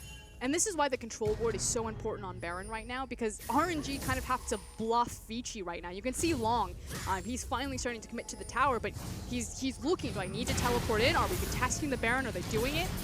Bing tries to catch Bengi, who flashes the wall. This time it's the flash that gets him out, as Long is still working on the tier 2, knocks it down. it's do or die time for RNG. They're hemorrhaging objectives. They have to be decisive. You can already see that they're pushing Let Me back, so they place a lot of vision over the Baron, but they're not going to be contesting it. At this point, now they're just going to be guarding against it. Finally, the recall is completed from Let Me as he's working towards that Baron buff. Minion wave. I mean, he would love to have Baron buff, and certainly all of RNG would be keeping their eyes on it, but for the time being, it's a 1,000 gold lead for RNG. They're getting bigger, but so too are Vici, and they've taken the last 2 fights rather successfully. I find it interesting that Vici are deciding to make the call not to immediately contest Baron, but to continue to try to exploit Long in the side lane. They're not pulling him. You know, he had the opportunity where he could have walked up mid and tried to threaten the Baron with a numbers advantage because Let Me doesn't have teleport. But instead, you know, he takes red buff, he takes Krugs, and he's right back into his bottom lane. So if that's necessarily just Vici not really having the control wards to fully sweep out Baron, or maybe just being very conservative and cautious against RNG, giving them too much respect, it was an available play, but they chose not to go for it. As it is, Let Me continues to head towards that bottom lane. His teleport is almost off of cooldown, and Long actually now is heading down the mid lane after completing his own recall. Forget, what is this? Look at all those control wards. They have 1, 2, 3, 4, 5, 6, 7, 8, 9. They have 9 control wards right now. We need sweepers when you just... Oh, well, they also have 3 sweepers. That's a ton of gold. A lot of vision. They're really sinking a lot into this play. Let's see what they decide to set up for and actually take, as Endless now takes Scuttle. Infernal Drake is up in 30 seconds. Dun-dun. They They're have all still this holding control onto it. Yeah, wards. Bengi's actually hitting right behind this red buff, but it looks like RNG are just playing back. They're committed to the strategy. Let me split push. It is also finally Vici being proactive. So again, Bengi's not constantly running out of breath around the map. Now he's, you know, that hunting spider sitting in the brush, waiting for the pick. What changed between this and the Vici gaming of 20 minutes ago? They have a tempo advantage in the side lanes because Kled's ahead. Well, there you go. As you said, Vici gaming sees success whenever it's Endless or Long that find victory. Top tier 1 goes down, as Vici are now up in turrets and almost ahead in gold. This Chocobo up top is frankly very hard to deal with. Infernal Drake is now being spreaded out by Vici gaming. The rest of RNG race towards the Baron to set up vision. Will they start on it? They see Infernal Drake is taken and decide not to force a fight at the Baron. Instead, just locking down vision, respecting Vici gaming's team fight. Well, they knew that Kled was somewhere up in the area. In fact, they pinged him even though he was dark. And the most important objective for them was the Scuttle Crab. So making sure that they kind of have the unmovable vision or protection around the objective. And now Shu is on the other foot. They have the advantageous positioning in the Baron pit, and so they were looking for the pick. But Vici, smart, they're like, we don't have to check in here dark. Kled, set up the side wave again because we've got a slow push pushing back to us bottom lane. And once we have advantage of the side waves and we know where Long is, then we'll check it. He's currently dealing with that Krugs in the bottom lane as Endless is getting bigger and bigger. Essence Reaver finish. It's slowly starting to build up. Uzi, though, as you said, almost having perfect CS earlier. He's down just a little bit now, but he's still definitely on the clock. Getting large. Meanwhile, Xiaohu is doing some damage as well, and we're seeing Yihan really pop off this game at 5-1. But RNG, this is not the dominant performance that they were showing us just 20 minutes ago. And we have to Vici Gaming have been able to wait it out. And we have to think, if this goes super late game, you know, towards everyone having their core itemization, Vici's composition is quite terrifying. You know, Kled is massive, Vladimir is going to be a huge problem. RNG, on the other side, are kind of really banking and putting all of their eggs in the Uzi Varus basket, which Varus can be ridiculous, especially with this build late game. So for me, really comes down to execution, and Vici haven't been known for their 5v5 execution. Well, I mean, they've shown us 2 successful fights so far, with Easyhoon flanking in one and Long in another. But they were naturally stronger at that point, just because Kled is ahead right now, as well as Easyhoon was on a really good break point. So it's kind of that question of when everyone's even in terms of their gold and their itemization, like who can perform better. Yeah, well, I mean, they're still ahead right now. Long is a full 2 levels ahead of Let Me and continuing to keep him occupied down here as he's got teleport and so too does Let Me. Everybody else, though, is still dancing around that Baron. RNG seem content to sit and stall this out. Just wait. Wait until Kled loses that power spike. Wait until Let Me becomes enormous. Only 3 items though, so he's got another couple of minutes to wait. RNG needs to wait for the perfect 5v5 and make use of Rumble's level 16. So level 15 right now, inching closer to 3 points into that ultimate. But if this is going to be a Baron fight, that's where Rumble wants to be. He's got teleport if he can make his way over there. But right now he has to deal with Long. RNG are still just sitting and waiting. Vici trying to prey on some kind of mistake, some kind of opening. But RNG are not giving it to them. And likewise, Vici are actually playing very patient here. They're not making very many mistakes themselves now that they've got the tempo. Though they will start off this Baron as they try to burn through its health rather quickly. There's no vision from RNG. They start creeping forward. Yeehan cheats up. Blue buff locked down. Meanwhile, Baron's down to 3,000 health. They see this is happening. Piercing arrow finds Endless. Collateral damage is not enough. They get the Baron. Long races in and finds Xiao, who tags him into the back. Knock up onto Yeehan and Uzi. He manages to kill Xiao, and continues to chase forward. Easy, who drops Zanyas. He's flanking in the back. Uzi trying to clear him out, but Long is not stopping. There is nothing RNG can do against Vici's composition right now. They are far too tanky and they do far too much damage. Between the superficial tank stats that someone like Vladimir has, that someone like Kled has, in tandem with also then having a Lulu, it's just disgusting. It looks like they're actually sacrificing the top inhibitor to push out the side waves, though it's 5 members of Vici Gaming and a large minion wave. They're continuing to step forward. Here they go, onto the Nexus turrets. Are Vici Gaming going to take us to a game 3 here? Uzi is the target. They're moving onto the Nexus turret. Redemption to top themselves off. Ming is there, but they're turning onto the Nexus itself. Banky goes down. Easy Hoon falls, but Long finishes off the Nexus, off the back of Skarl and Kled himself. Vici bring us to game 3. And it was really off the back of Long's performance in particular on that Kled that led them to this victory. This guy on your screen, this is a roster stacked with Easyhoon, stacked with Bengi. And yes, Bengi did a lot to kind of absorb and damage control early game when they were hemorrhaging everywhere, but it was enough to put Long over the edge to then exploit that Kled in a side lane. Exceptional performance from Vici Gaming in taking use of that strength, finally demonstrating that they can, in fact, fight back. Now joining us to help break down that game is Rusty. And they did all of that without their Ashe as a champion other than an arrow. It was an amazing combo actually utilized from the Lulu and the Kled once again. It's not just Lung jumping in, but it's the fact that Lung's being supported by Hetong. And he gets into the backline because he's against a mobile champion. He's got a Syndra that he's going to lock down. The Graves, even if Graves is fed, he can still lock that champion down because Lulu's going to knock them up. And then the Bear Trap will 100% lock them down further. Yeah. And during all of this time, they've got a Vladimir that's absolutely bopping everybody that gets within distance of him. Easyhoon managing to find the flank not once, not twice, but 3 times. And you can see the damage. That's all off the back of Easyhoon and Long, as you mentioned.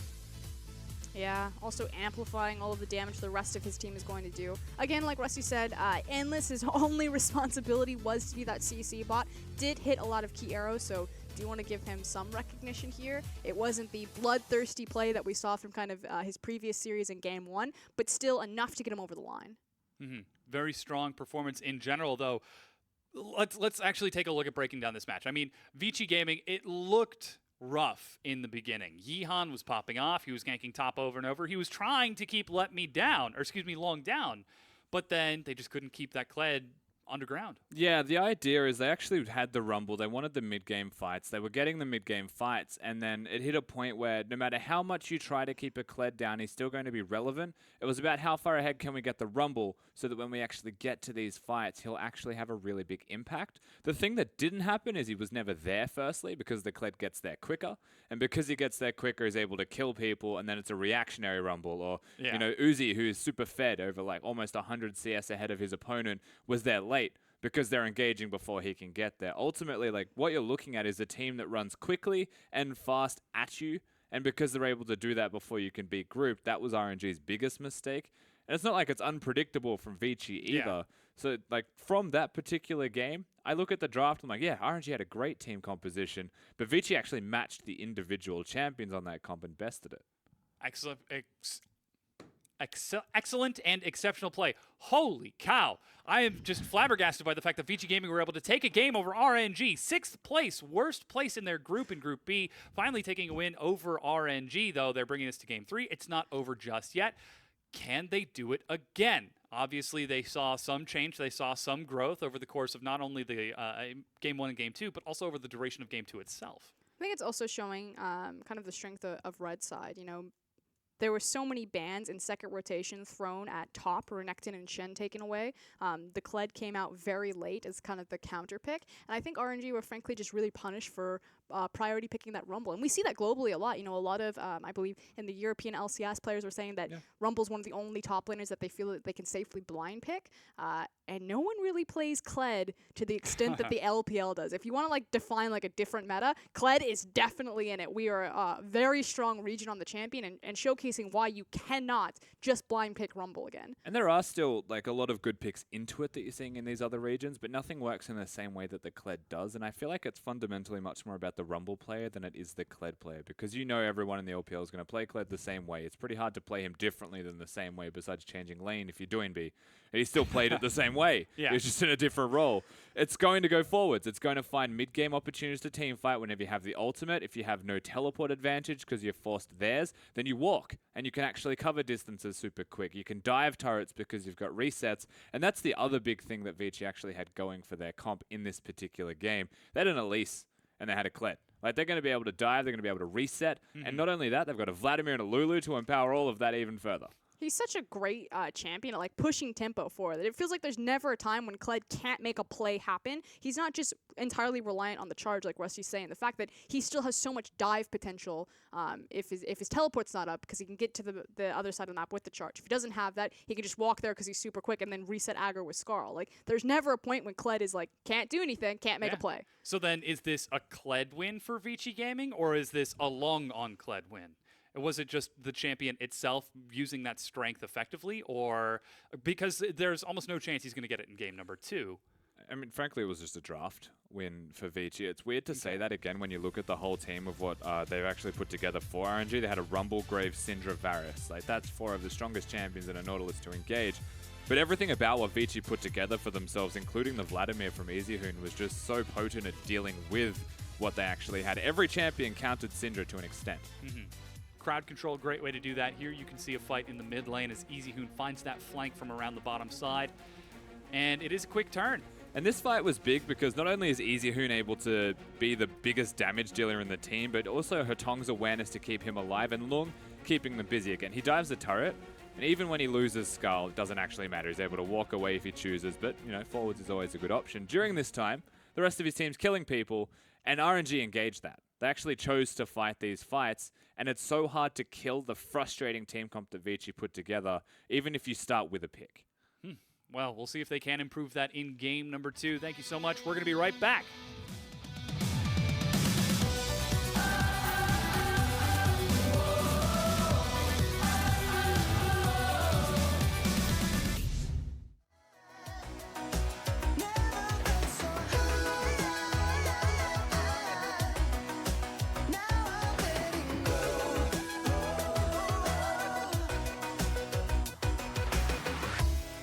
When I lost it all, no tomorrow, no way out.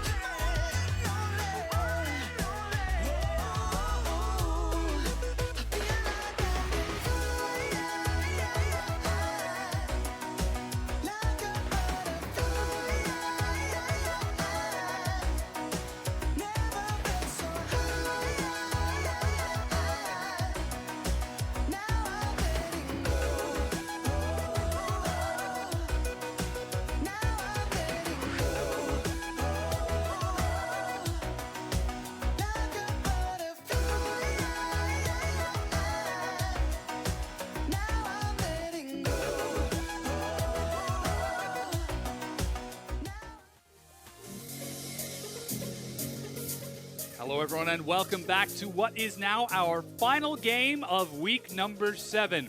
It is the final week of cross-conference, and we've just seen RNG take game number 1 against Vici, and then Vici Gaming take game number 2 against RNG, bringing us to a game 3. This is a team that has a grand total of 3 wins to their name in 10 best of 3s. They are the bottom of the standings. They are at the bottom in terms of win rating, in terms of match rating, in terms of sides. And now they just took a game off of the second best team in the league. Hold on, let's pump the brakes. They also need to take the series. Well, sure. So while I don't want to take away from what Vici just accomplished, because it was an impressive performance, they still need to do it again before they can really walk away with their heads held high. Yeah, look, credit where it's due to Vici for getting a win. They had one earlier this week as well. They got the whole series, but this is another ball game entirely. And what worked for them in game number 2 you'd expect will be addressed by RNG coming into the third. It's a pretty simple concept, but ban what beat them. I honestly think that Vladimir is one of the strongest champions right now. I'm not sure how they allow Easy Hoon to get it, especially when they beat IG with him on it as well. He's proven he can play it, and then he gets it again. Yeah, it was the Vladimir Shen combo that was so successful for Vici Gaming last time. So we'll see if that Vladimir goes through, or if instead it is going to be another Shen focus, because that has been banned away by RNG in game number 2. So Endless, you can see, looking a little bit nervous as he gets into this next matchup, trying to close this set out, trying to take another win. What better way to make a statement getting back into intergroup play than to take a series against RNG? And it's such an important win right now for Vici, not just for their momentum, but simply because they need to crawl ever closer to that 4th place so Yes. they can sneak into the playoffs and avoid the promotion tournament. Yep. And this is kind of their last chance of free win, if you will, or win that won't impact their standings both ways. And it'd feel weird saying, you know, a forever 6th team such as Vici, it'd be a bit hard done by actually being in a relegation spot instead of being 6th place. With a team like this, with a lineup like this, to even take a game from RNG is normally something you would say is just generally expected. Yeah. But they're actually doing it, and everyone's surprised. Yes. Well, Rusty, thank you so much for your analysis. We're going to go ahead and get into pick and ban for our final game of cross-conference play. Karma, Ivern are going to be the first 2, as it looks like Camille and Rengar follow it up.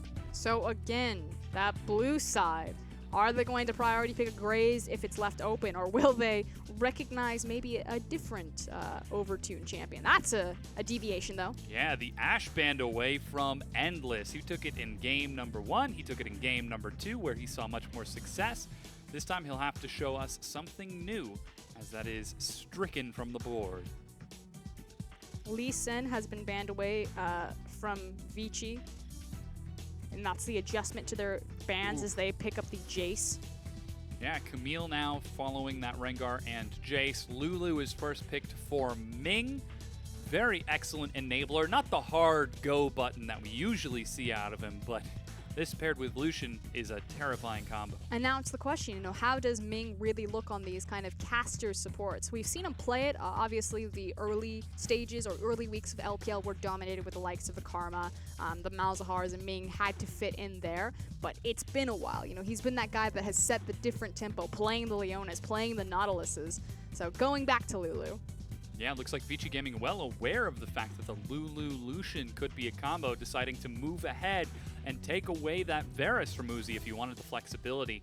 Still a lot of choices left, as Elise is the first pick for Bangi, and it will in fact be Caitlyn now locked down for Endless. I actually really like that Vici aren't playing the denial game so much, but they're playing the comfort game. So Endless, if he doesn't play Ashe, he does go back towards that Caitlyn.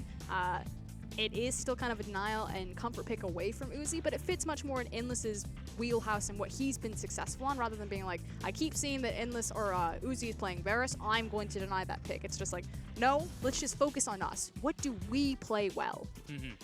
The last time we saw this Caitlyn was against Vici Gaming in game number 2, where he played it with Karma and Ivern, which has since been banned away, but they also had that Kled as well, so we'll have to see how they adapt with these sort of comfort picks, as Ezreal is the first pickup for Uzi. And if I really want to hit Vici where they're strong, in second rotations of bans, if I'm RNG, I'm banning Kled and I'm banning Vladimir. And I'm taking it like, hit the drawing board, boys.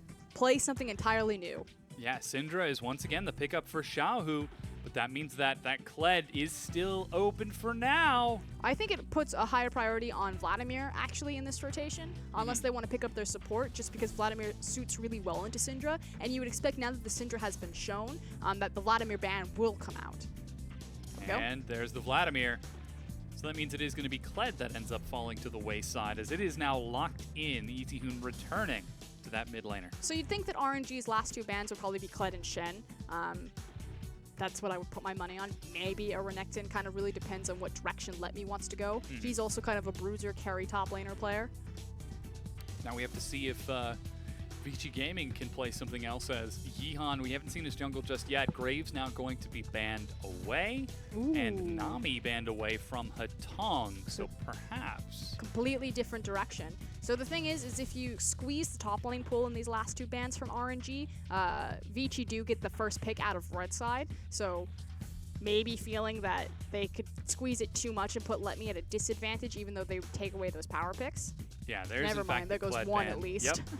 So Lee Sin still going to be banned away from Yihan, but the Kled now taken away from Long. Let's see if they're going to show support or top lane here. It'd be support, because you don't want to waste your last pick unless you value the Shin that much. I mean, they already see the Lulu locked out for Ming.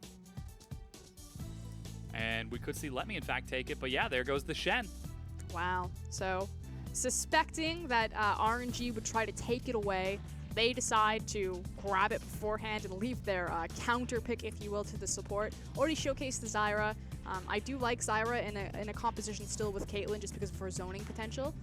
But again, this is Vici putting together a really strong blueprint for what their composition wants to do, which is dive early. Yes. So I'd like some sort of playmaker in the bottom lane so they can look bottom with some For hard a CC. Tong? Yeah. Because you've got an Elise and a Shin. Well, sure. Caitlyn's just going to, push a wave forward. Does Hatong exactly strike you as a playmaker support? Yeah. I mean, he's been playing a lot of Lulu, but even when Vici were losing, Hatong was actually the guy that was leaving his lane and roaming on Lulu to tank Sure. Easyhoon's lane mid. Like, how often do you expect that? It's certainly one thing to be roaming. Well, he gave Easyhoon the kill.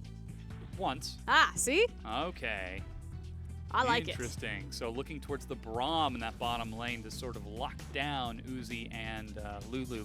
Do they continue to focus on that lane knowing that it is an Ezreal Lulu with the Arcane Shift Wild Growth?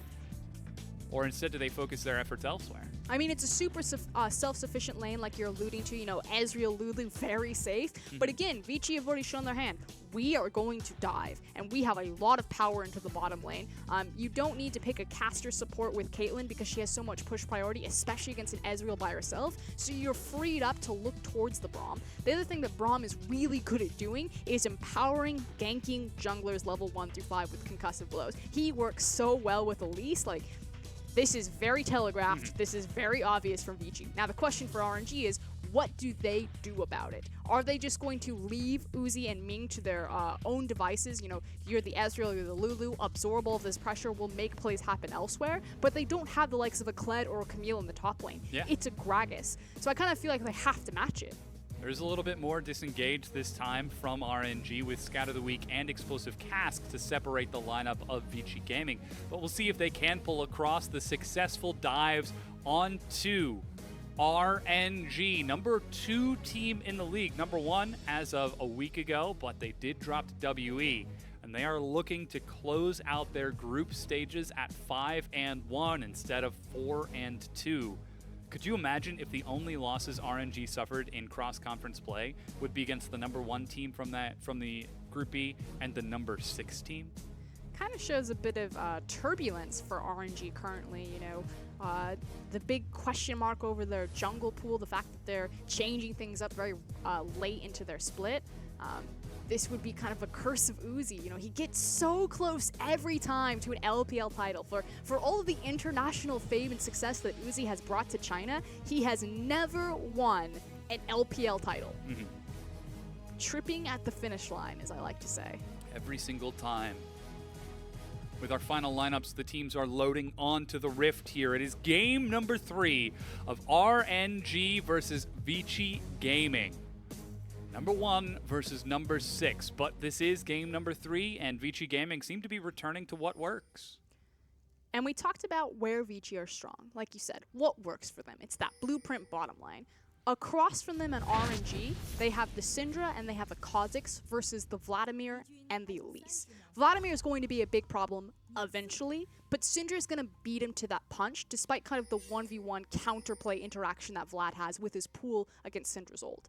So there is kind of that window of, do RNG go bottom and try to match Vici's play, or do they look for kind of 2v2 skirmishes between Kha'Zix and Syndra and try to exploit through their mid-jungle dominance early game? Yeah. We saw Xiaohu pretty effectively control EasyHoon in the mid lane and even snowball that onto Bengi and Hatong whenever they roamed up towards that mid lane to interact with that. So let's see if he has another performance in this matchup, because he's going up against the same jungle mid laner. And maybe that's enough. Maybe they win so hard in the mid-jungle early that they can, you know, pull that over towards the bottom side of the map. But checking in on Keystones, again, Braum not going towards the new Keystone Mastery, instead going for the classic Courage for Colossus. Unfortunately, he doesn't proc it as well as Nautilus. Yeah, a little bit more difficult. But that is a Raptor start from Yihan and Bengi, the two insectoid junglers, following a similar path. Also should be noted that Ming took Ignite on Lulu as opposed to the Exhaust. I actually find that quite interesting, especially because he's against a Vladimir who's going to be doing so much, you know, spread out damage. Yeah. Maybe we could see an early Grievous Wounds out of Uzi. I mean, it just tells you that they want to be really dominant in the lane phase, because not only did he take Ignite, but he also took Thunder Lords as opposed to Windspeaker's Blessing. Oof. EasyHoon and Xiaohu are trading a lot of health, but one of them has gotten technically unlimited health pool, and one of them only has 2 Doran's rings. So EasyHoon trying to dodge around here, maintain this sort of lane against Xiaohu. The wave will push into him, though he should be able to catch it. Looks like it's actually a full clear top side from Bengi before heading over towards blue, whereas Yihan went for 2 camps and now his own blue buff. And this makes sense from Bengi. Again, the roadmap for their composition is get Shen level 6 and then start setting up for the dive. So he can play kind of the early game just really farm focused. In fact, like you said, clearing top side, now he's resetting it before moving into his blue. So looking for a very safe and kind of slow full clear. Hope also helps him prioritize earlier defensive vision because he gets the control ward that much faster. Currently racing bottom along with that ward, and with Uzi and Ming actually trading rather effectively against Endless and Hatong. That could be an opportunity for Yihan to try to sneak into that side of the jungle, but it looks like Xiaohu's actually the first to recall and head over. And we talked about this in Champion Select, that you don't necessarily get punished so much for taking Braum because Caitlyn has so much wave control already. But the reason why Ming and Uzi are punishing this anyway is because they made such an effort to get to the lane first, to abuse that really strong level 1 Ezreal, and from there have never let up on the control, you know, constantly trading these mystic shots and outranging Caitlyn. So set themselves up for success and trying to punish the Braum at every possible point. Yihan actually looking for a dive top, but Long is playing very far back.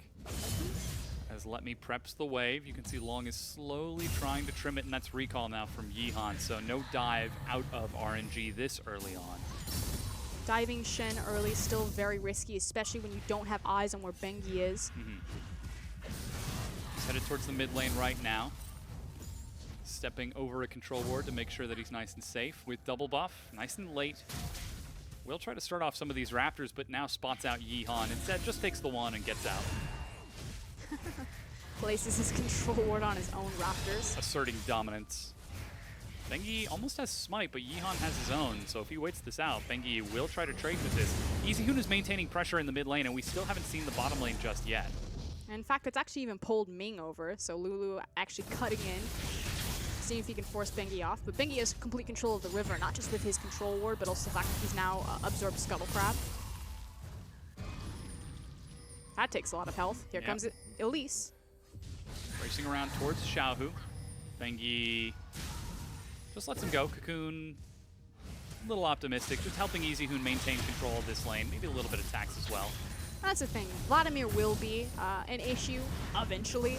Very level-dependent champion, so he can get those earlier rotations across his spells. perhaps just trying to force a recall here. We haven't seen one yet out of Easy Hoon, but we did see Xiaohu go for a nice early recall to top himself off with the double Doran's ring. Here's the bottom lane once again. Slight CS advantage for Endless for now, but once this wave clears out, it'll be back to even, and the wave control will reset. You can actually see Endless and Hatong recalling under turret to make up for that. But making sure that they're backing on a cannon wave, so Uzi and Ming will probably do their best to try to force Endless to miss as much CS as possible, because it is a cannon wave, minimizing any of those losses. Yeah, Endless is actually going for a BF sword first recall, and Uzi already got his as he gets his tier back out. That explains why Endless had brief wave control for that time period. Easy Hoon sneaks forward, gets a quick ward. But now will the control continue? You'd expect to know, like you said, it's tier versus BF sword. Usually, we've seen Bang do this quite a bit in the LCK. Papa Smithy talks about it a lot, that they'll try to delay their backs or stay in lane as long as possible so they can get back on tier and Sheen, or even itemize the Sheen first so they can continue to trade. Yihan's now ganking long up top, but Bengi's up there for a counter. Quick body slam denies it, and Shadow Dash actually misses. So Long eats a lot of damage. 6. That's Cocoon. Flash cask? He's still got flash, he doesn't want to risk Thinking it. about it, yeah, decides not to. Ah, that Cocoon was so clutch from Bengi. He hit it just as Let Me had level 6. If he had not, you would have expected the Gragas cast would have come down. At least 4 summoners or something drastic from Vici. Very close. The immediate knockback instead does not happen, and it remains dead even. And here's the thing, Long immediately teleports back to the lane. He wants to try to force Let Me to TP because he has the stand united. Let Me so far is actually just walking to the lane. If he can retain his TP, that's a massive win. Shin will still technically get there first, but Let Me needs that summoner spell. Again, telegraphed, blueprint bottom. Yeah. And that's why we do see the Tiamat out of Long first. He's even using it to push that minion wave in to try to force it, but quick reaction from RNG. They've got so much vision on the bottom side and are going to collapse on Bangi. He's stunned against the wall. Oh man, what a standoff. He goes up and down, turns it around, tries to get Xiaohu, and that's a first blood. Long is able to stand united onto Bangi and follow up. Yihan used his flash already. Easy Hoon will get some punishment here, but they decide to let him off with only a warning. And Xiaohu oversteps right there. They know that Shin has the stand united, the extra health. He tries to go for the 1v1, and it's not the play bottom, but it is the bottom side of the map. Shin shows up. Bengi dodges or absorbs a lot of the damage, and they end up with the first blood. And on Easy Hoon of all people, disaster. Very dangerous standoff for Vici Gaming, but it pays off. Meanwhile, they're continuing to maintain presence here on the bottom side of the jungle. Yihan is just trying to kite this out. Easy Hoon still has pressure as Xiaohu has only just now returned. Finally, they clear out the Raptor camp. It's Easy Hoon who tops it off, but Infernal Dragon is up along with that red buff. And here's the thing about Yihan. He's looked good in the limited footage we have, but again, it's easy to look good as a jungler when all of your lanes are naturally winning. And kind of these last 2 games, he's frankly just been so vastly outclassed by Bengi. Now that his lanes just aren't auto-winning, you can see it in the CS difference. And it doesn't mean as much on 7.5 just because there's so much CS and gold on Krugs. Yeah. So that number isn't as extreme as it once was on later patches. But Bengi is just toying with this guy right now, just running him around the map and setting so much more tempo and pace than Yihan. Which is actually opening up a bit of an advantage in the lanes for Vici Gaming. Not in CS, but in experience. Long is a full level ahead of Let Me. You can see Easy Hoon is a full level ahead of Xiaohu. In the bottom lane, Endless is not doing as great against Uzi, but he is still holding his own as blue buff now will be passed over to Xiaohu. Recall from that bottom lane could set them up for something as Hatong starts creeping forward with the Sight Stone and some control wards. Where does Vici Gaming want to focus their vision with Stand United and Teleport on cooldown? I mean, it doesn't necessarily have to be bottom again if they don't want it, just because they found a lot of success. Ramping Vladimir ahead, he's got his proto belt now. They can actually just look for these skirmishes now, so unlocked more opportunities and more plays for them. Yeah, the control ward immediately cleared out. Luckily, Hatong has another. And they trade vision on the far side of that blue buff. RNG are still maintaining a lot of vision of this bottom side river with that Infernal Drake up, despite the fact that it is Sheen tier out of Uzi, so... But Zerker is BF. Yeah. So not entirely outclassed, still very tough. These trades can go either way, but Endless is in a better position than he was. Has the added movement speed, so we can try to sidestep a lot of these mystic shots. I think it's more so that he's just kind of starstruck by Uzi. Yeah, very well could be. Just cover the nameplates. Easy Hoon races in. Holy cow. You want to take Dragon? Not on my watch. And here's the thing, again, he had the first blood. He's ramped ahead of the clock, and again, it opens up so many more opportunities for Vici. And now Long just passively winning his lane. Yeah. There's still Cask and Teleport available for Let Me, but, oh, Shadow Dash lands! Could force a flash here if he manages to path around, but no, Long respectfully just forces the wave. And Let Me also has Cask, so he doesn't need to rely so heavily on the flash. Really depends on where Long positions when the Cask is thrown. Was he hiding in that brush? I was expecting him to hide in the brush. And then pop out. Yep.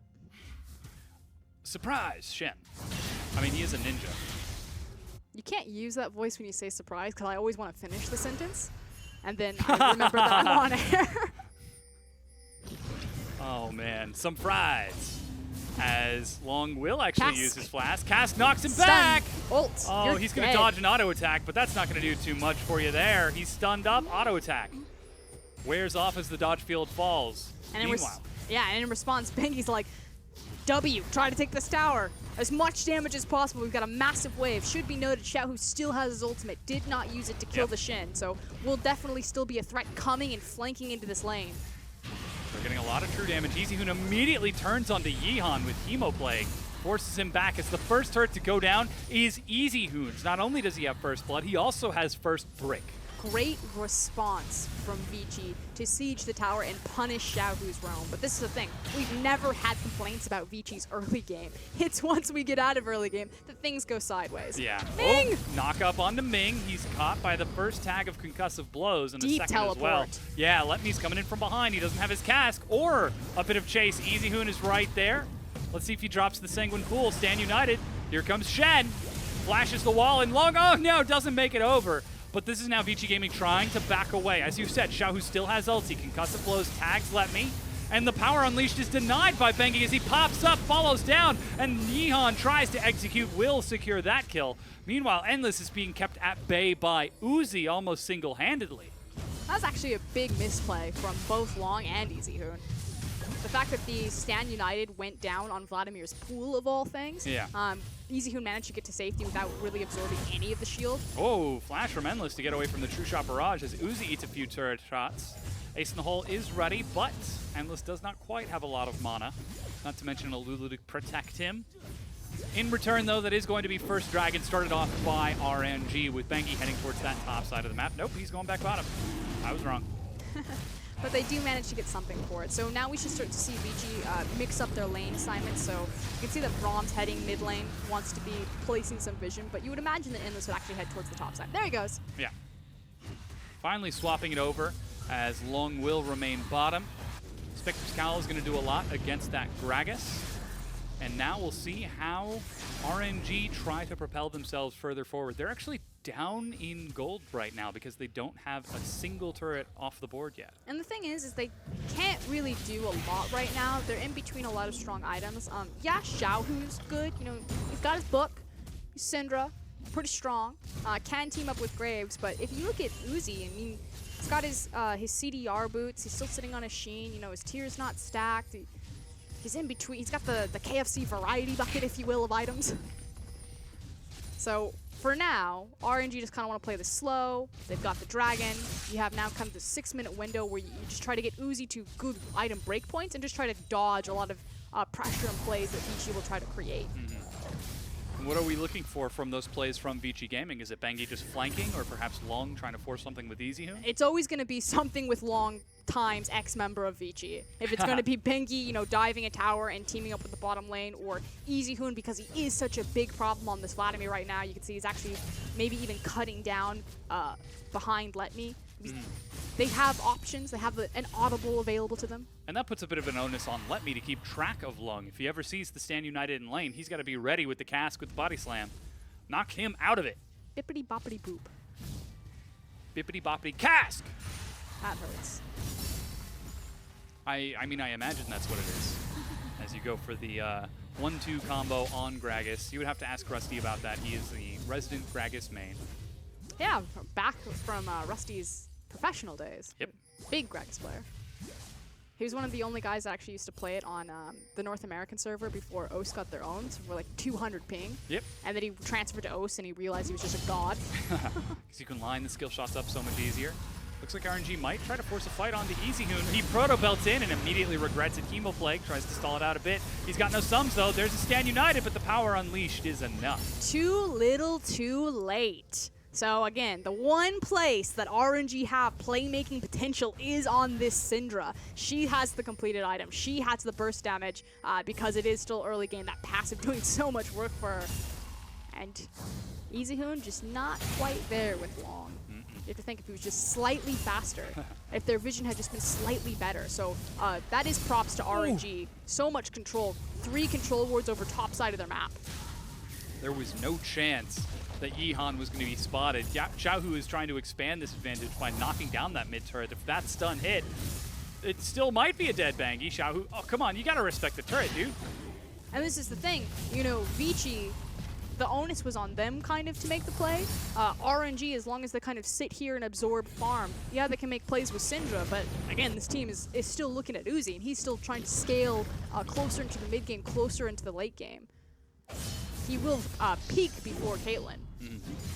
Have time. Manamune is finished, soon to be transformed into a Muramana, though Uzi is still looking for that Triforce. Here's the question. What is Sephiroth's sword called? Muramana? Yes. I Every believe so. time. It always messes me up with Tear of the Goddess, just because I always just think Sephiroth. Yeah. That makes so much sense now. I suddenly get why the item is named that way, and why it builds into the Manamune. It tilts me. I always mess it up. That's why I try not to say it. I'm always just like, yeah, the Tear of the Goddess has been completed now. Manamune into Muramana. The way you can remember it is because A comes before U after the first M. Manamune, Muramana. That's probably the best tip you've ever given me. All right, the bar has been set. Now RNG looking to raise it as they are breaking down the top tier 1 turret. Trading towers still incredibly advantageous. The reason why VG are forced into trading towers is because that big key ultimate was down. The Stand United for so long. It just put them at the position where it's like, okay, well, our playmaking potential is lost because Vladimir died and the Stand United was done. So we're put in a position where we can really just trade objectives. And that's better for RNG. You can see how Bangy's actually hanging around mid lane once again. Like, could Vlad die here? Probably not, but I should be here just in case.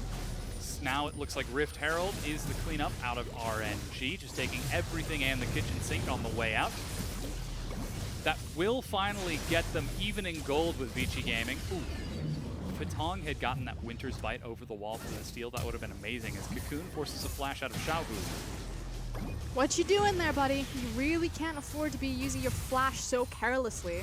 This is kind of a reoccurring problem with Xiaohu, just kind of walking blindly, losing key summoner spells for no reason. Sometimes he goes 1v2 and almost kills both of them. Sometimes he wastes flash for no reason. Still looking for that growth from him as Bangy now invades the red buff of Yihan. Again, running this poor guy around the map. 25 jungle creeps ahead. A full level up. And it's really just not only the CS and the denial of the camps that Bengi creates, it's just right place, right time, constantly. He creates a lot of pressure for his team, you know, having to give it up there, but still pulling multiple members to chase him out of the jungle. You can see Let Me and Ming there as well as the Infernal Dragon spawns. Long is up top with both Cocoon and, or excuse me, Teleport and Stand United. The Cocoon is from Bangy. That one hit Ming. And now, are they going to force Let Me to burn his teleport because EasyHoon Long just used his ghost. He's pinging on the way in, but RNG are going the other way. He's looking for Xiaohu in the back. Does he have enough to burst him down? They're Stand United, but EasyHoon and Long are separated from the rest of the team. Let Me is being picked off by Endless. Doesn't even get the honey fruit. Meanwhile, EasyHoon did drop down, and Xiaohu is still standing. Uzi chases forward as he's firing shots over the wall. It's 4 versus 4, and a very risky fight.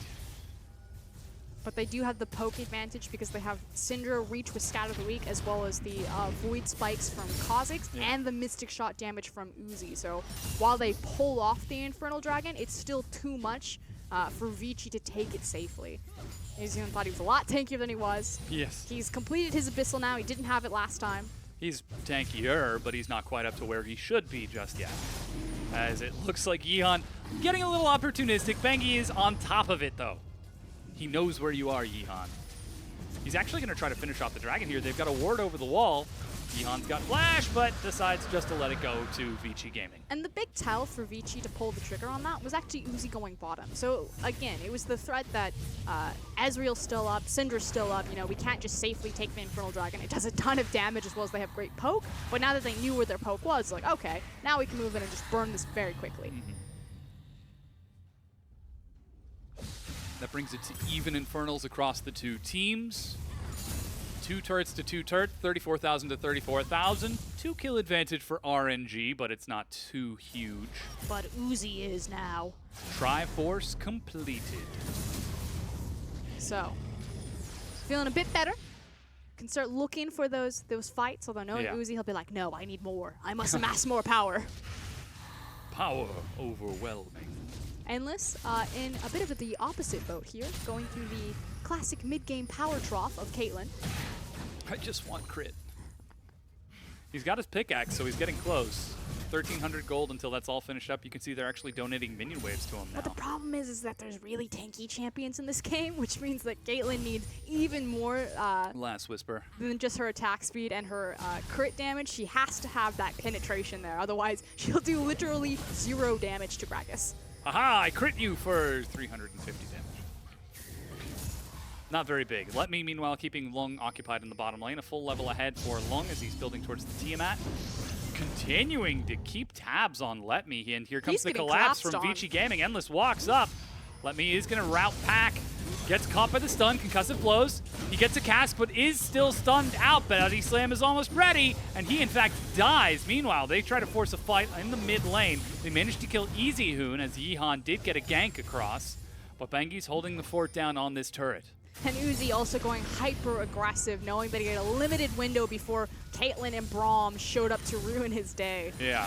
They're now turning towards the top tier 2. This is a push that they tried earlier, but this time there's no defense from Easyhoon, so it's up to Endless, and he is being zoned away by the evolved Void Spikes out of Yeehan. The top tier 2 goes down. It's also just that terrifying threat of Scatter the Weak. Syndra, very much like Lysandre, when she approaches a tower, actually has a lot of zone pressure around it, just because of that really expansive range of reach and stun. Stunned against the wall, and then they just kind of walk him off. A little unfortunate. No vision from Vici Gaming on that top side of the map, and it did cost them their life and the tier 2, but Vici Gaming made a play on the other side. And things were looking really good for Easyhoon early. You know, you got the first blood, was starting to get ramped up. Now 1 and 3. You look across at Xiaohu, he is living the life. He's got his Navakan, he's got his Void Staff, he's got a Rylai's on top of that. This guy is massive. He's got a lot of zone control, and he does great mid-game damage because he itemized into the Void Staff very early into his build path. Yep. Ensuring that no matter what he hits, it's going to hurt. It's going to explode. And preferably that is going to be Endless or Easyhoon. He's actually a full 2 levels ahead of Easyhoon right now, as Uzi's actually a level up over Endless. So despite the items being relatively close and 2 for 2, we're starting to see RNG slowly eke forward. It does mean that the Locket is incredibly important for Hatong. He needs that active proc so he can absorb a lot of the damage that Xiaohu will put out. Or I shouldn't say a lot, some of the damage. As much as the Locket of the Iron Solari can. It's my favorite support item. They're still firing shots at Bengi as they're contesting vision now over the Baron buff. Easyhoon is up there, but this time Hatong is ready to support him, sitting in Try, now collapsing towards Xiaohu as he zones it back. Yeehan fighting over vision along with Ming and Uzi. Just keep on firing this poke. Bengi can do nothing but take it. There is 1 ward left. It looks like Xiaohu has now finally found it. So things have gone completely dark, and there is a lot of assassination and pick potential out of this composition. Vici have to do something. Yeah, Long is heading bottom to try to catch the minion wave of Let Me. No vision at all. Hatong is playing a dangerous game. He's dead. Forced to flash away. he's Cocoon alive. catches Yeehan, but that's a summoner spell. They just clear out those 2 wards and do it again. Xiaohu, you needed to hit that stun. Meanwhile, luckily melee range makes it really easy to hit that one. Easy Hoon is now going to use his summoner spell, sees them over the wall, and turns around. Rinse, repeat. Yeah, now this time they're turning on to the Baron. That's going to help shred them down a bit. Easy Hoon tries to go for something. RNG respect the damage of Easy Hoon and decide to back off. They don't have vision of... Whoa, good stun. They don't have vision of Lung, who's actually making his way up as well. He's got Stand United and Teleport. So RNG invests so much time, so much gold in all of those control wards to get on top of the Baron, to sweep it out, and then fail the execution of keeping it clean and finding the pick. You have to think that that falls on Xiaohu's shoulders. He's the guy with the big CC as well as a lot of the immediate burst damage. And frankly, that's a lot of time wasted for RNG. Vici's composition late game is still going to be a massive threat. You still have Caitlyn and Vladimir there. And it just inches them ever closer. Endless, still not in the greatest of places, but better than he has been. He's getting there. He's actually gone for a Hex Drinker before last Whisper, so wants to try to survive some of the burst out of Xiaohu. QSS. And yeah, swaps it over to a QSS instead. Interesting. I mean, try to get out of that stun. Would you rather have a 150 shield or activate your QSS, then walk out of range of the Power Unleash? Personally, I would rather Hex Drinker, Yeah. and then pair that with walking up the Iron Solari. Which still has not been finished. It's still on Aegis for Hatong. So a bit risky out of Endless, but the Ocean Drake is being taken in the meanwhile by RNG. Now their second dragon of the game as Yeehan will use that Rift Herald buff to get a good isolation bonus. Thought double Ocean. They're first. Infernal on both teams, Ocean on RNG. Next one is another Infernal. That's going to upset the balance. Perfect. Perfect indeed. 27.5 minutes in, RNG playing a very slow and respectful game towards Vici Gaming. They're trying to look for picks, but Vici are playing intelligent. They are not walking too often into RNG's clutches. I mean, let's be fair. Vici checked into the darkness of Baron 3 times and were never once punished. They for were it. not, no. I mean, you got to see the flash out of Hatong. Easyhoon had Pool and his own Zonias.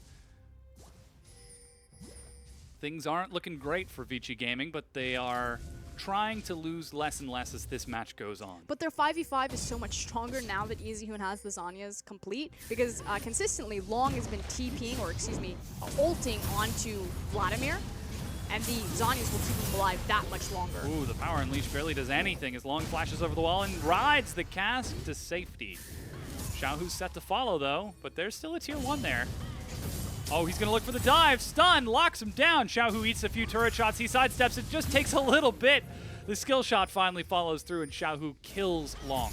Committed so hard to that. Oh, yeah. Does mean that they have a push advantage in bottom and mid lane. However, Xiaohu now also rotating to help. This is a trade out of Vici Gaming. Nobody saw that True Shot Barrage, Uzi. It goes completely wide as they look for the mid tier 2. Top tier 1 goes down, and the mid will follow. RNG continue to fire poke across, but they've already gotten what they came for. So yes, a trade, but definitely heavy in RNG's favor. 2 towers for 1, as well as second tier mid. That's going to make getting this controlling vision around Baron Ooh, even they caught easier. Yeehan, and they burn a flash. Can't just burst him. Easyhoon now forced to pull. He's actually flashing as well. So the pick turns onto itself. RNG as a collective unit are trying to get much more out of this. Knock up onto Hatong is not quite enough. Uzi follows up. Unbreakable keeps Hatong alive, but that's also the heal being used. Vici Gaming are just hemorrhaging summoner spells to fight over vision, and it's not even worth. The issue is that RNG don't necessarily have the control vision to punish Vici right now. Both their sweepers are down, and they only have 2 control wards. So even though Vici lost that initial battle over vision, RNG can't immediately capitalize on it. They need to back, grab more control wards, wait until their sweepers are up, and move in. In fact, that's exactly what Ming's going to do right now. Or he'll buy a Forbidden Idol. Please, Ming. With my mana regen. He's just having a great time. Taking a look at the gold lead, we're seeing a 1,700 gold lead for Xiaohu. Looks like Let Me. Only about 300 ahead. Uzi, though, is another 1,300, so it's a slight advantage for RNG just about across the board. Not resulting in too much overall, but it's really affecting how the teams are playing this. Vici are still stuck responding to RNG. They are not in the driver's seat this game, unlike game number 2. Here we go, though. They've got the control wards set up. Their sweepers are back online. They can punish. Oh, they immediately leap onto Bangi. True Shot Barrage finds a lot. That's Zanya's from Bangi. Long gets in and knocked right on back. EasyHoon heals himself back up, but Bangi, pinned against the wall, drops to Xiaohu. Meanwhile, they're firing at Uzi, who is just in the shooting gallery, firing across. Headshot after headshot. He drops Long up first before scaring the rest of Vici back, and not a single member of RNG died. That's the big thing. Xiaohu survived all of that. Hit a clutch scatter of the week to delay Long getting the taunt onto him. They've now turned it to the Baron, but EasyHoon is still alive and Endless is still healthy. Yeah, this is really risky. Endless has to leap back behind the Unbreakable as Uzi is going to chase them away. Flash! He's got Q! E. He's got E. Endless follows up. Arcane Shift. He misses one. Gets the Blade of the Ruined King for a second. Uzi now looks for EasyHoon. 1 versus 3. He's going and goes in. That's the pool. The damage. Is it enough? Zanya's stalling out. Uzi needs to get out of there, but he has his team support. Not only does he have the Baron, he has the 1v3. Hero Ming, though. Yes, it was nicely done by Uzi. He's the hero RNG needed. He zones them off so they can take the Baron, but Ming flashes forward, gets him with the E, so EasyHoon can't take him down. He's now back to full health, and the push continues. Yeah, Bangi respawns just in time to watch that mid inhibitor die. Xiaohu is going to be back up nice and healthy, and he's also got his ultimate as well, so if somebody overextends, that's yet another kill. Instead, they take the inhibin back away. So much gold. That is a lot of gold indeed. What was a 1,500 to 2,000 gold difference between RNG and Vici Gaming is now an 8,000 gold difference. Redemption finished, as we just look at all of the items as they get picked up. Or Okay. this replay. So here's the thing. They finally have control over the Baron pit properly. It forces Vici to walk into the darkness, but there's the scatter of the week. Long tries to come in, Xiaohu hits him, delays it, and he manages to trade with his, or get out with his life. And like you said, Uzi on the top side in the shooting gallery, just popping mystic shot after mystic shot into Vici's backline and doing absurd damage. Just walking down the line. Here comes Xiaohu.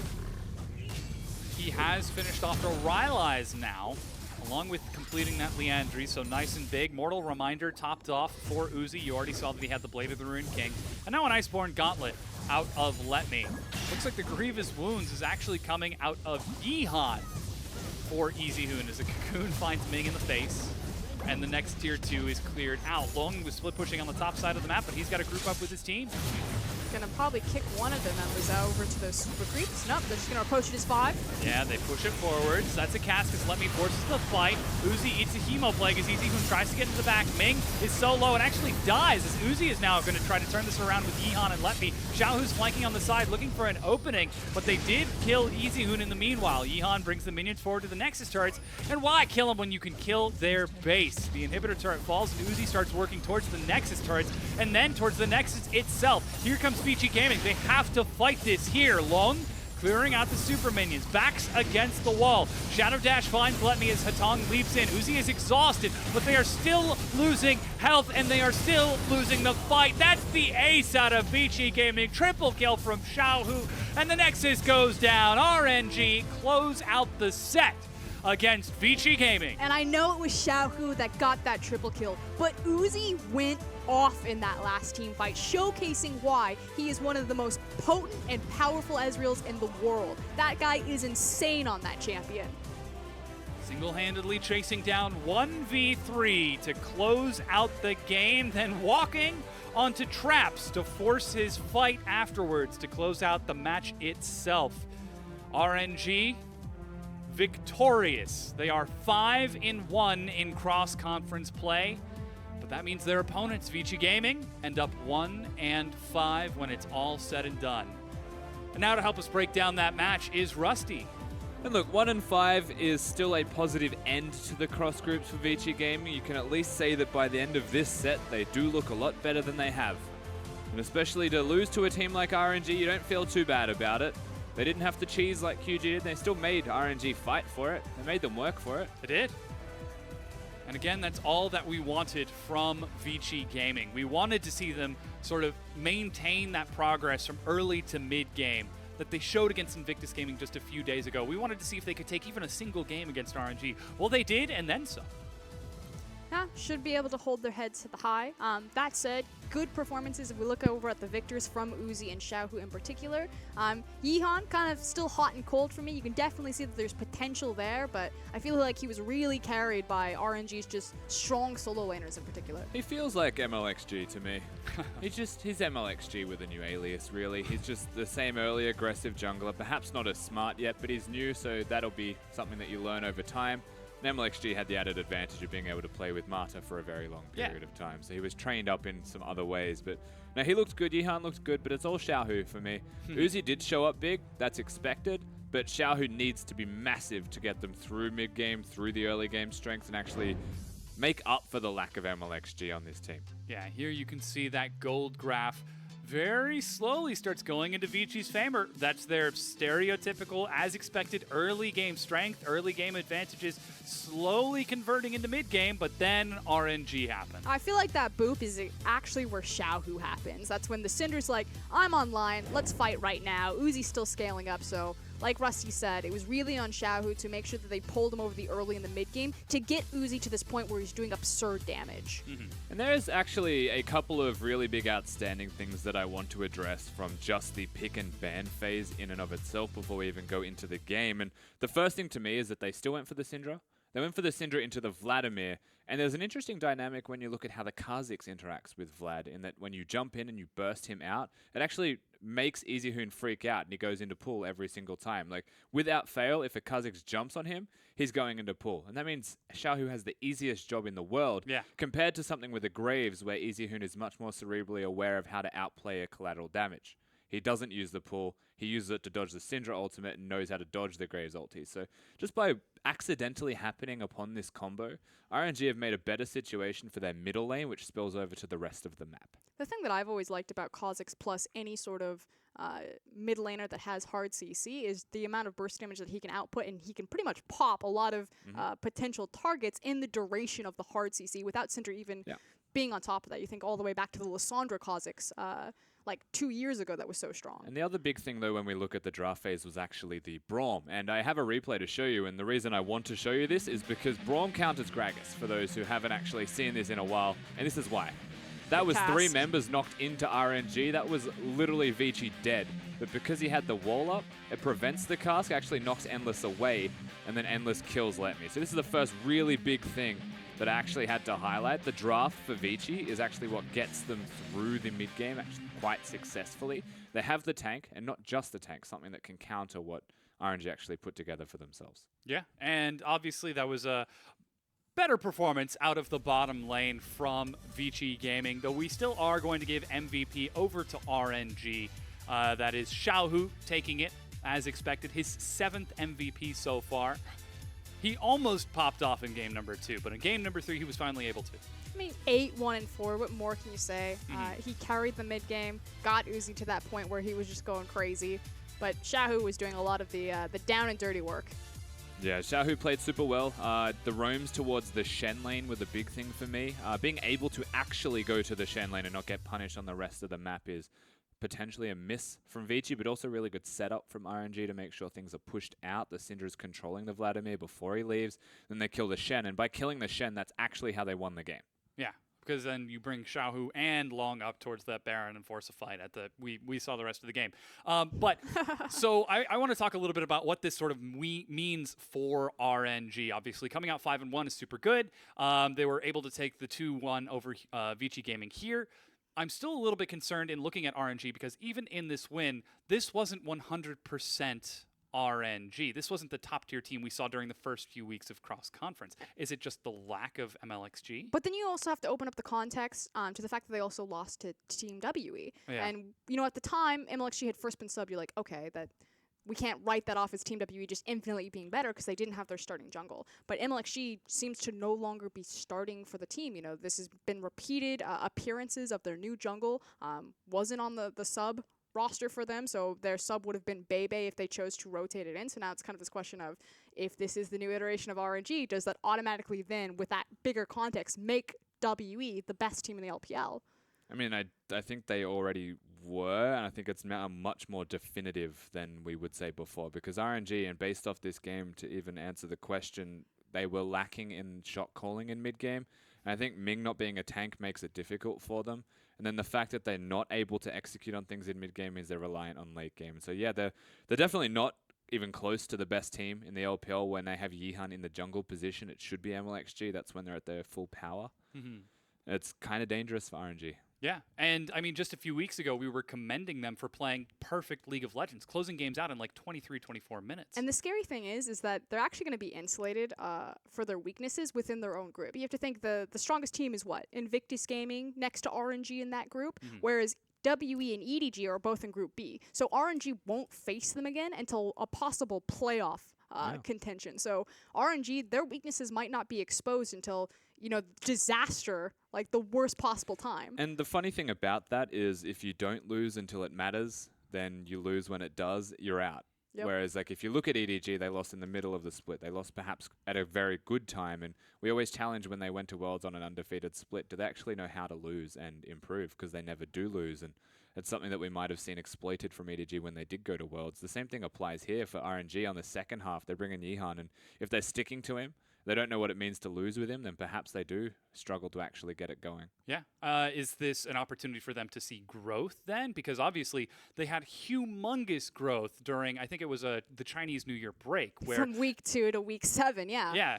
Well, of course, like from week 2 to week 7, but even from week 2 to week 3, when we were looking at them and like, this is a good team. Obviously, the all-Chinese team, they showed its performance. Where most of the other teams took a week off, they continued to practice in scrim, and it definitely showed. But now they've got Yihan and only 3 weeks left of regular group play before playoffs. I mean, that also means that they've already showcased that they can turn things around. They have publicly said as an organization that week 1 didn't necessarily matter too much to them because they knew Chinese New Year was going to happen. And so they, held off and then really went to the grind from week 2 onwards and really didn't drop a set until they fell to Team WE. So there definitely is like a track record shown of we can fumble and then come back much harder. It's now a question of how much longer does it take to ramp up if they choose to stick with Yihan. Yeah. We're certainly going to have to find out. Of course, their opponents, Vici Gaming, we have to look at them as well. They are finally showing growth, but is it too late? They are still at the bottom of their group, currently at 3 and 8. Newbie and Game Talents are ahead of them at 4 and 7. Both of them were able to come up with wins in the standings. They still have to clear out both of those teams to get that final 4th place spot. Yeah, but that's your race. Game Talents and Newbie. And while Newbie look really scary, I feel like Game Talents have been figured out of it. Yeah, they have. Vici as well, they are still ramping up. If they can find themselves going undefeated back in their regular groups, there's definitely an opportunity for them to make the playoffs.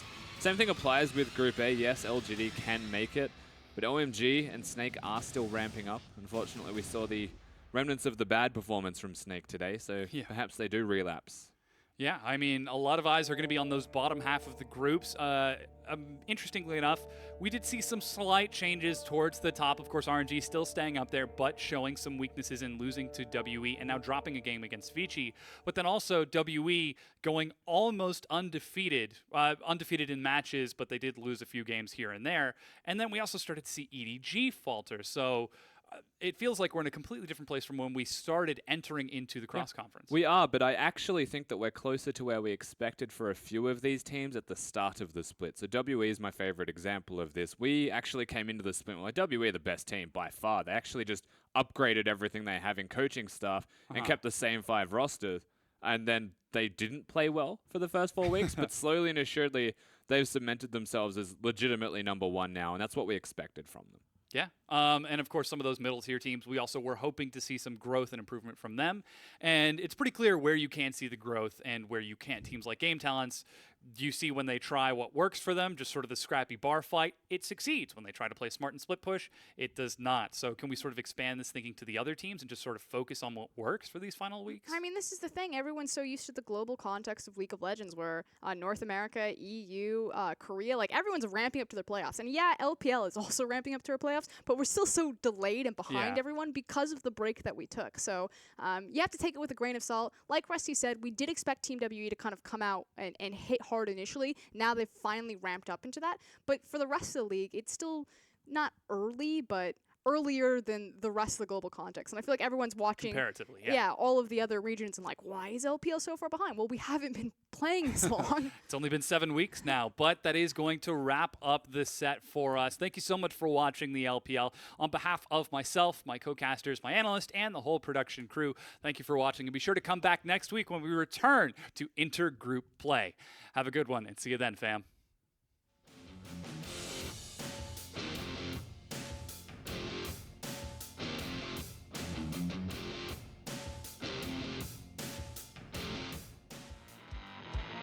Hot in the kitchen, fires reach the skies. I got a fever from the visions, and it's pure desire. What's going on, heaven? It's hotter than July.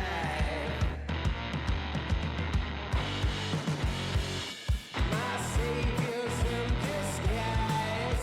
You'll spill beautiful lies just for me. Yeah, just for me.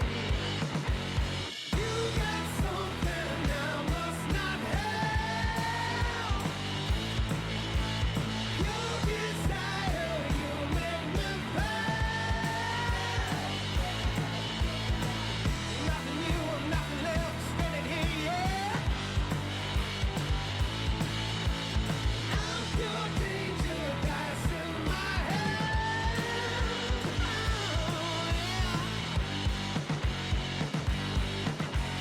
Mirror on the ceiling, look me in the eye.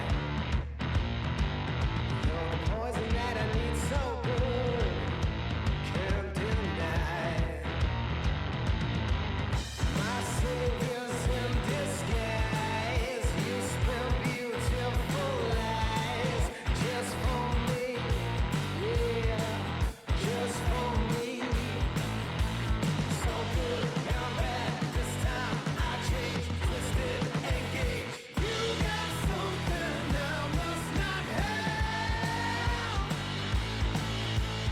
Your desire, you make me bad. Nothing new, nothing left, spinning here, yeah. I'm pure danger, dice in my hand. Nothing new, nothing left, spinning here, yeah. Nothing new, nothing left, spinning here, yeah. Nothing new, nothing left, spinning here, yeah. Nothing new, nothing left, spinning here, yeah. Yeah, yeah, yeah.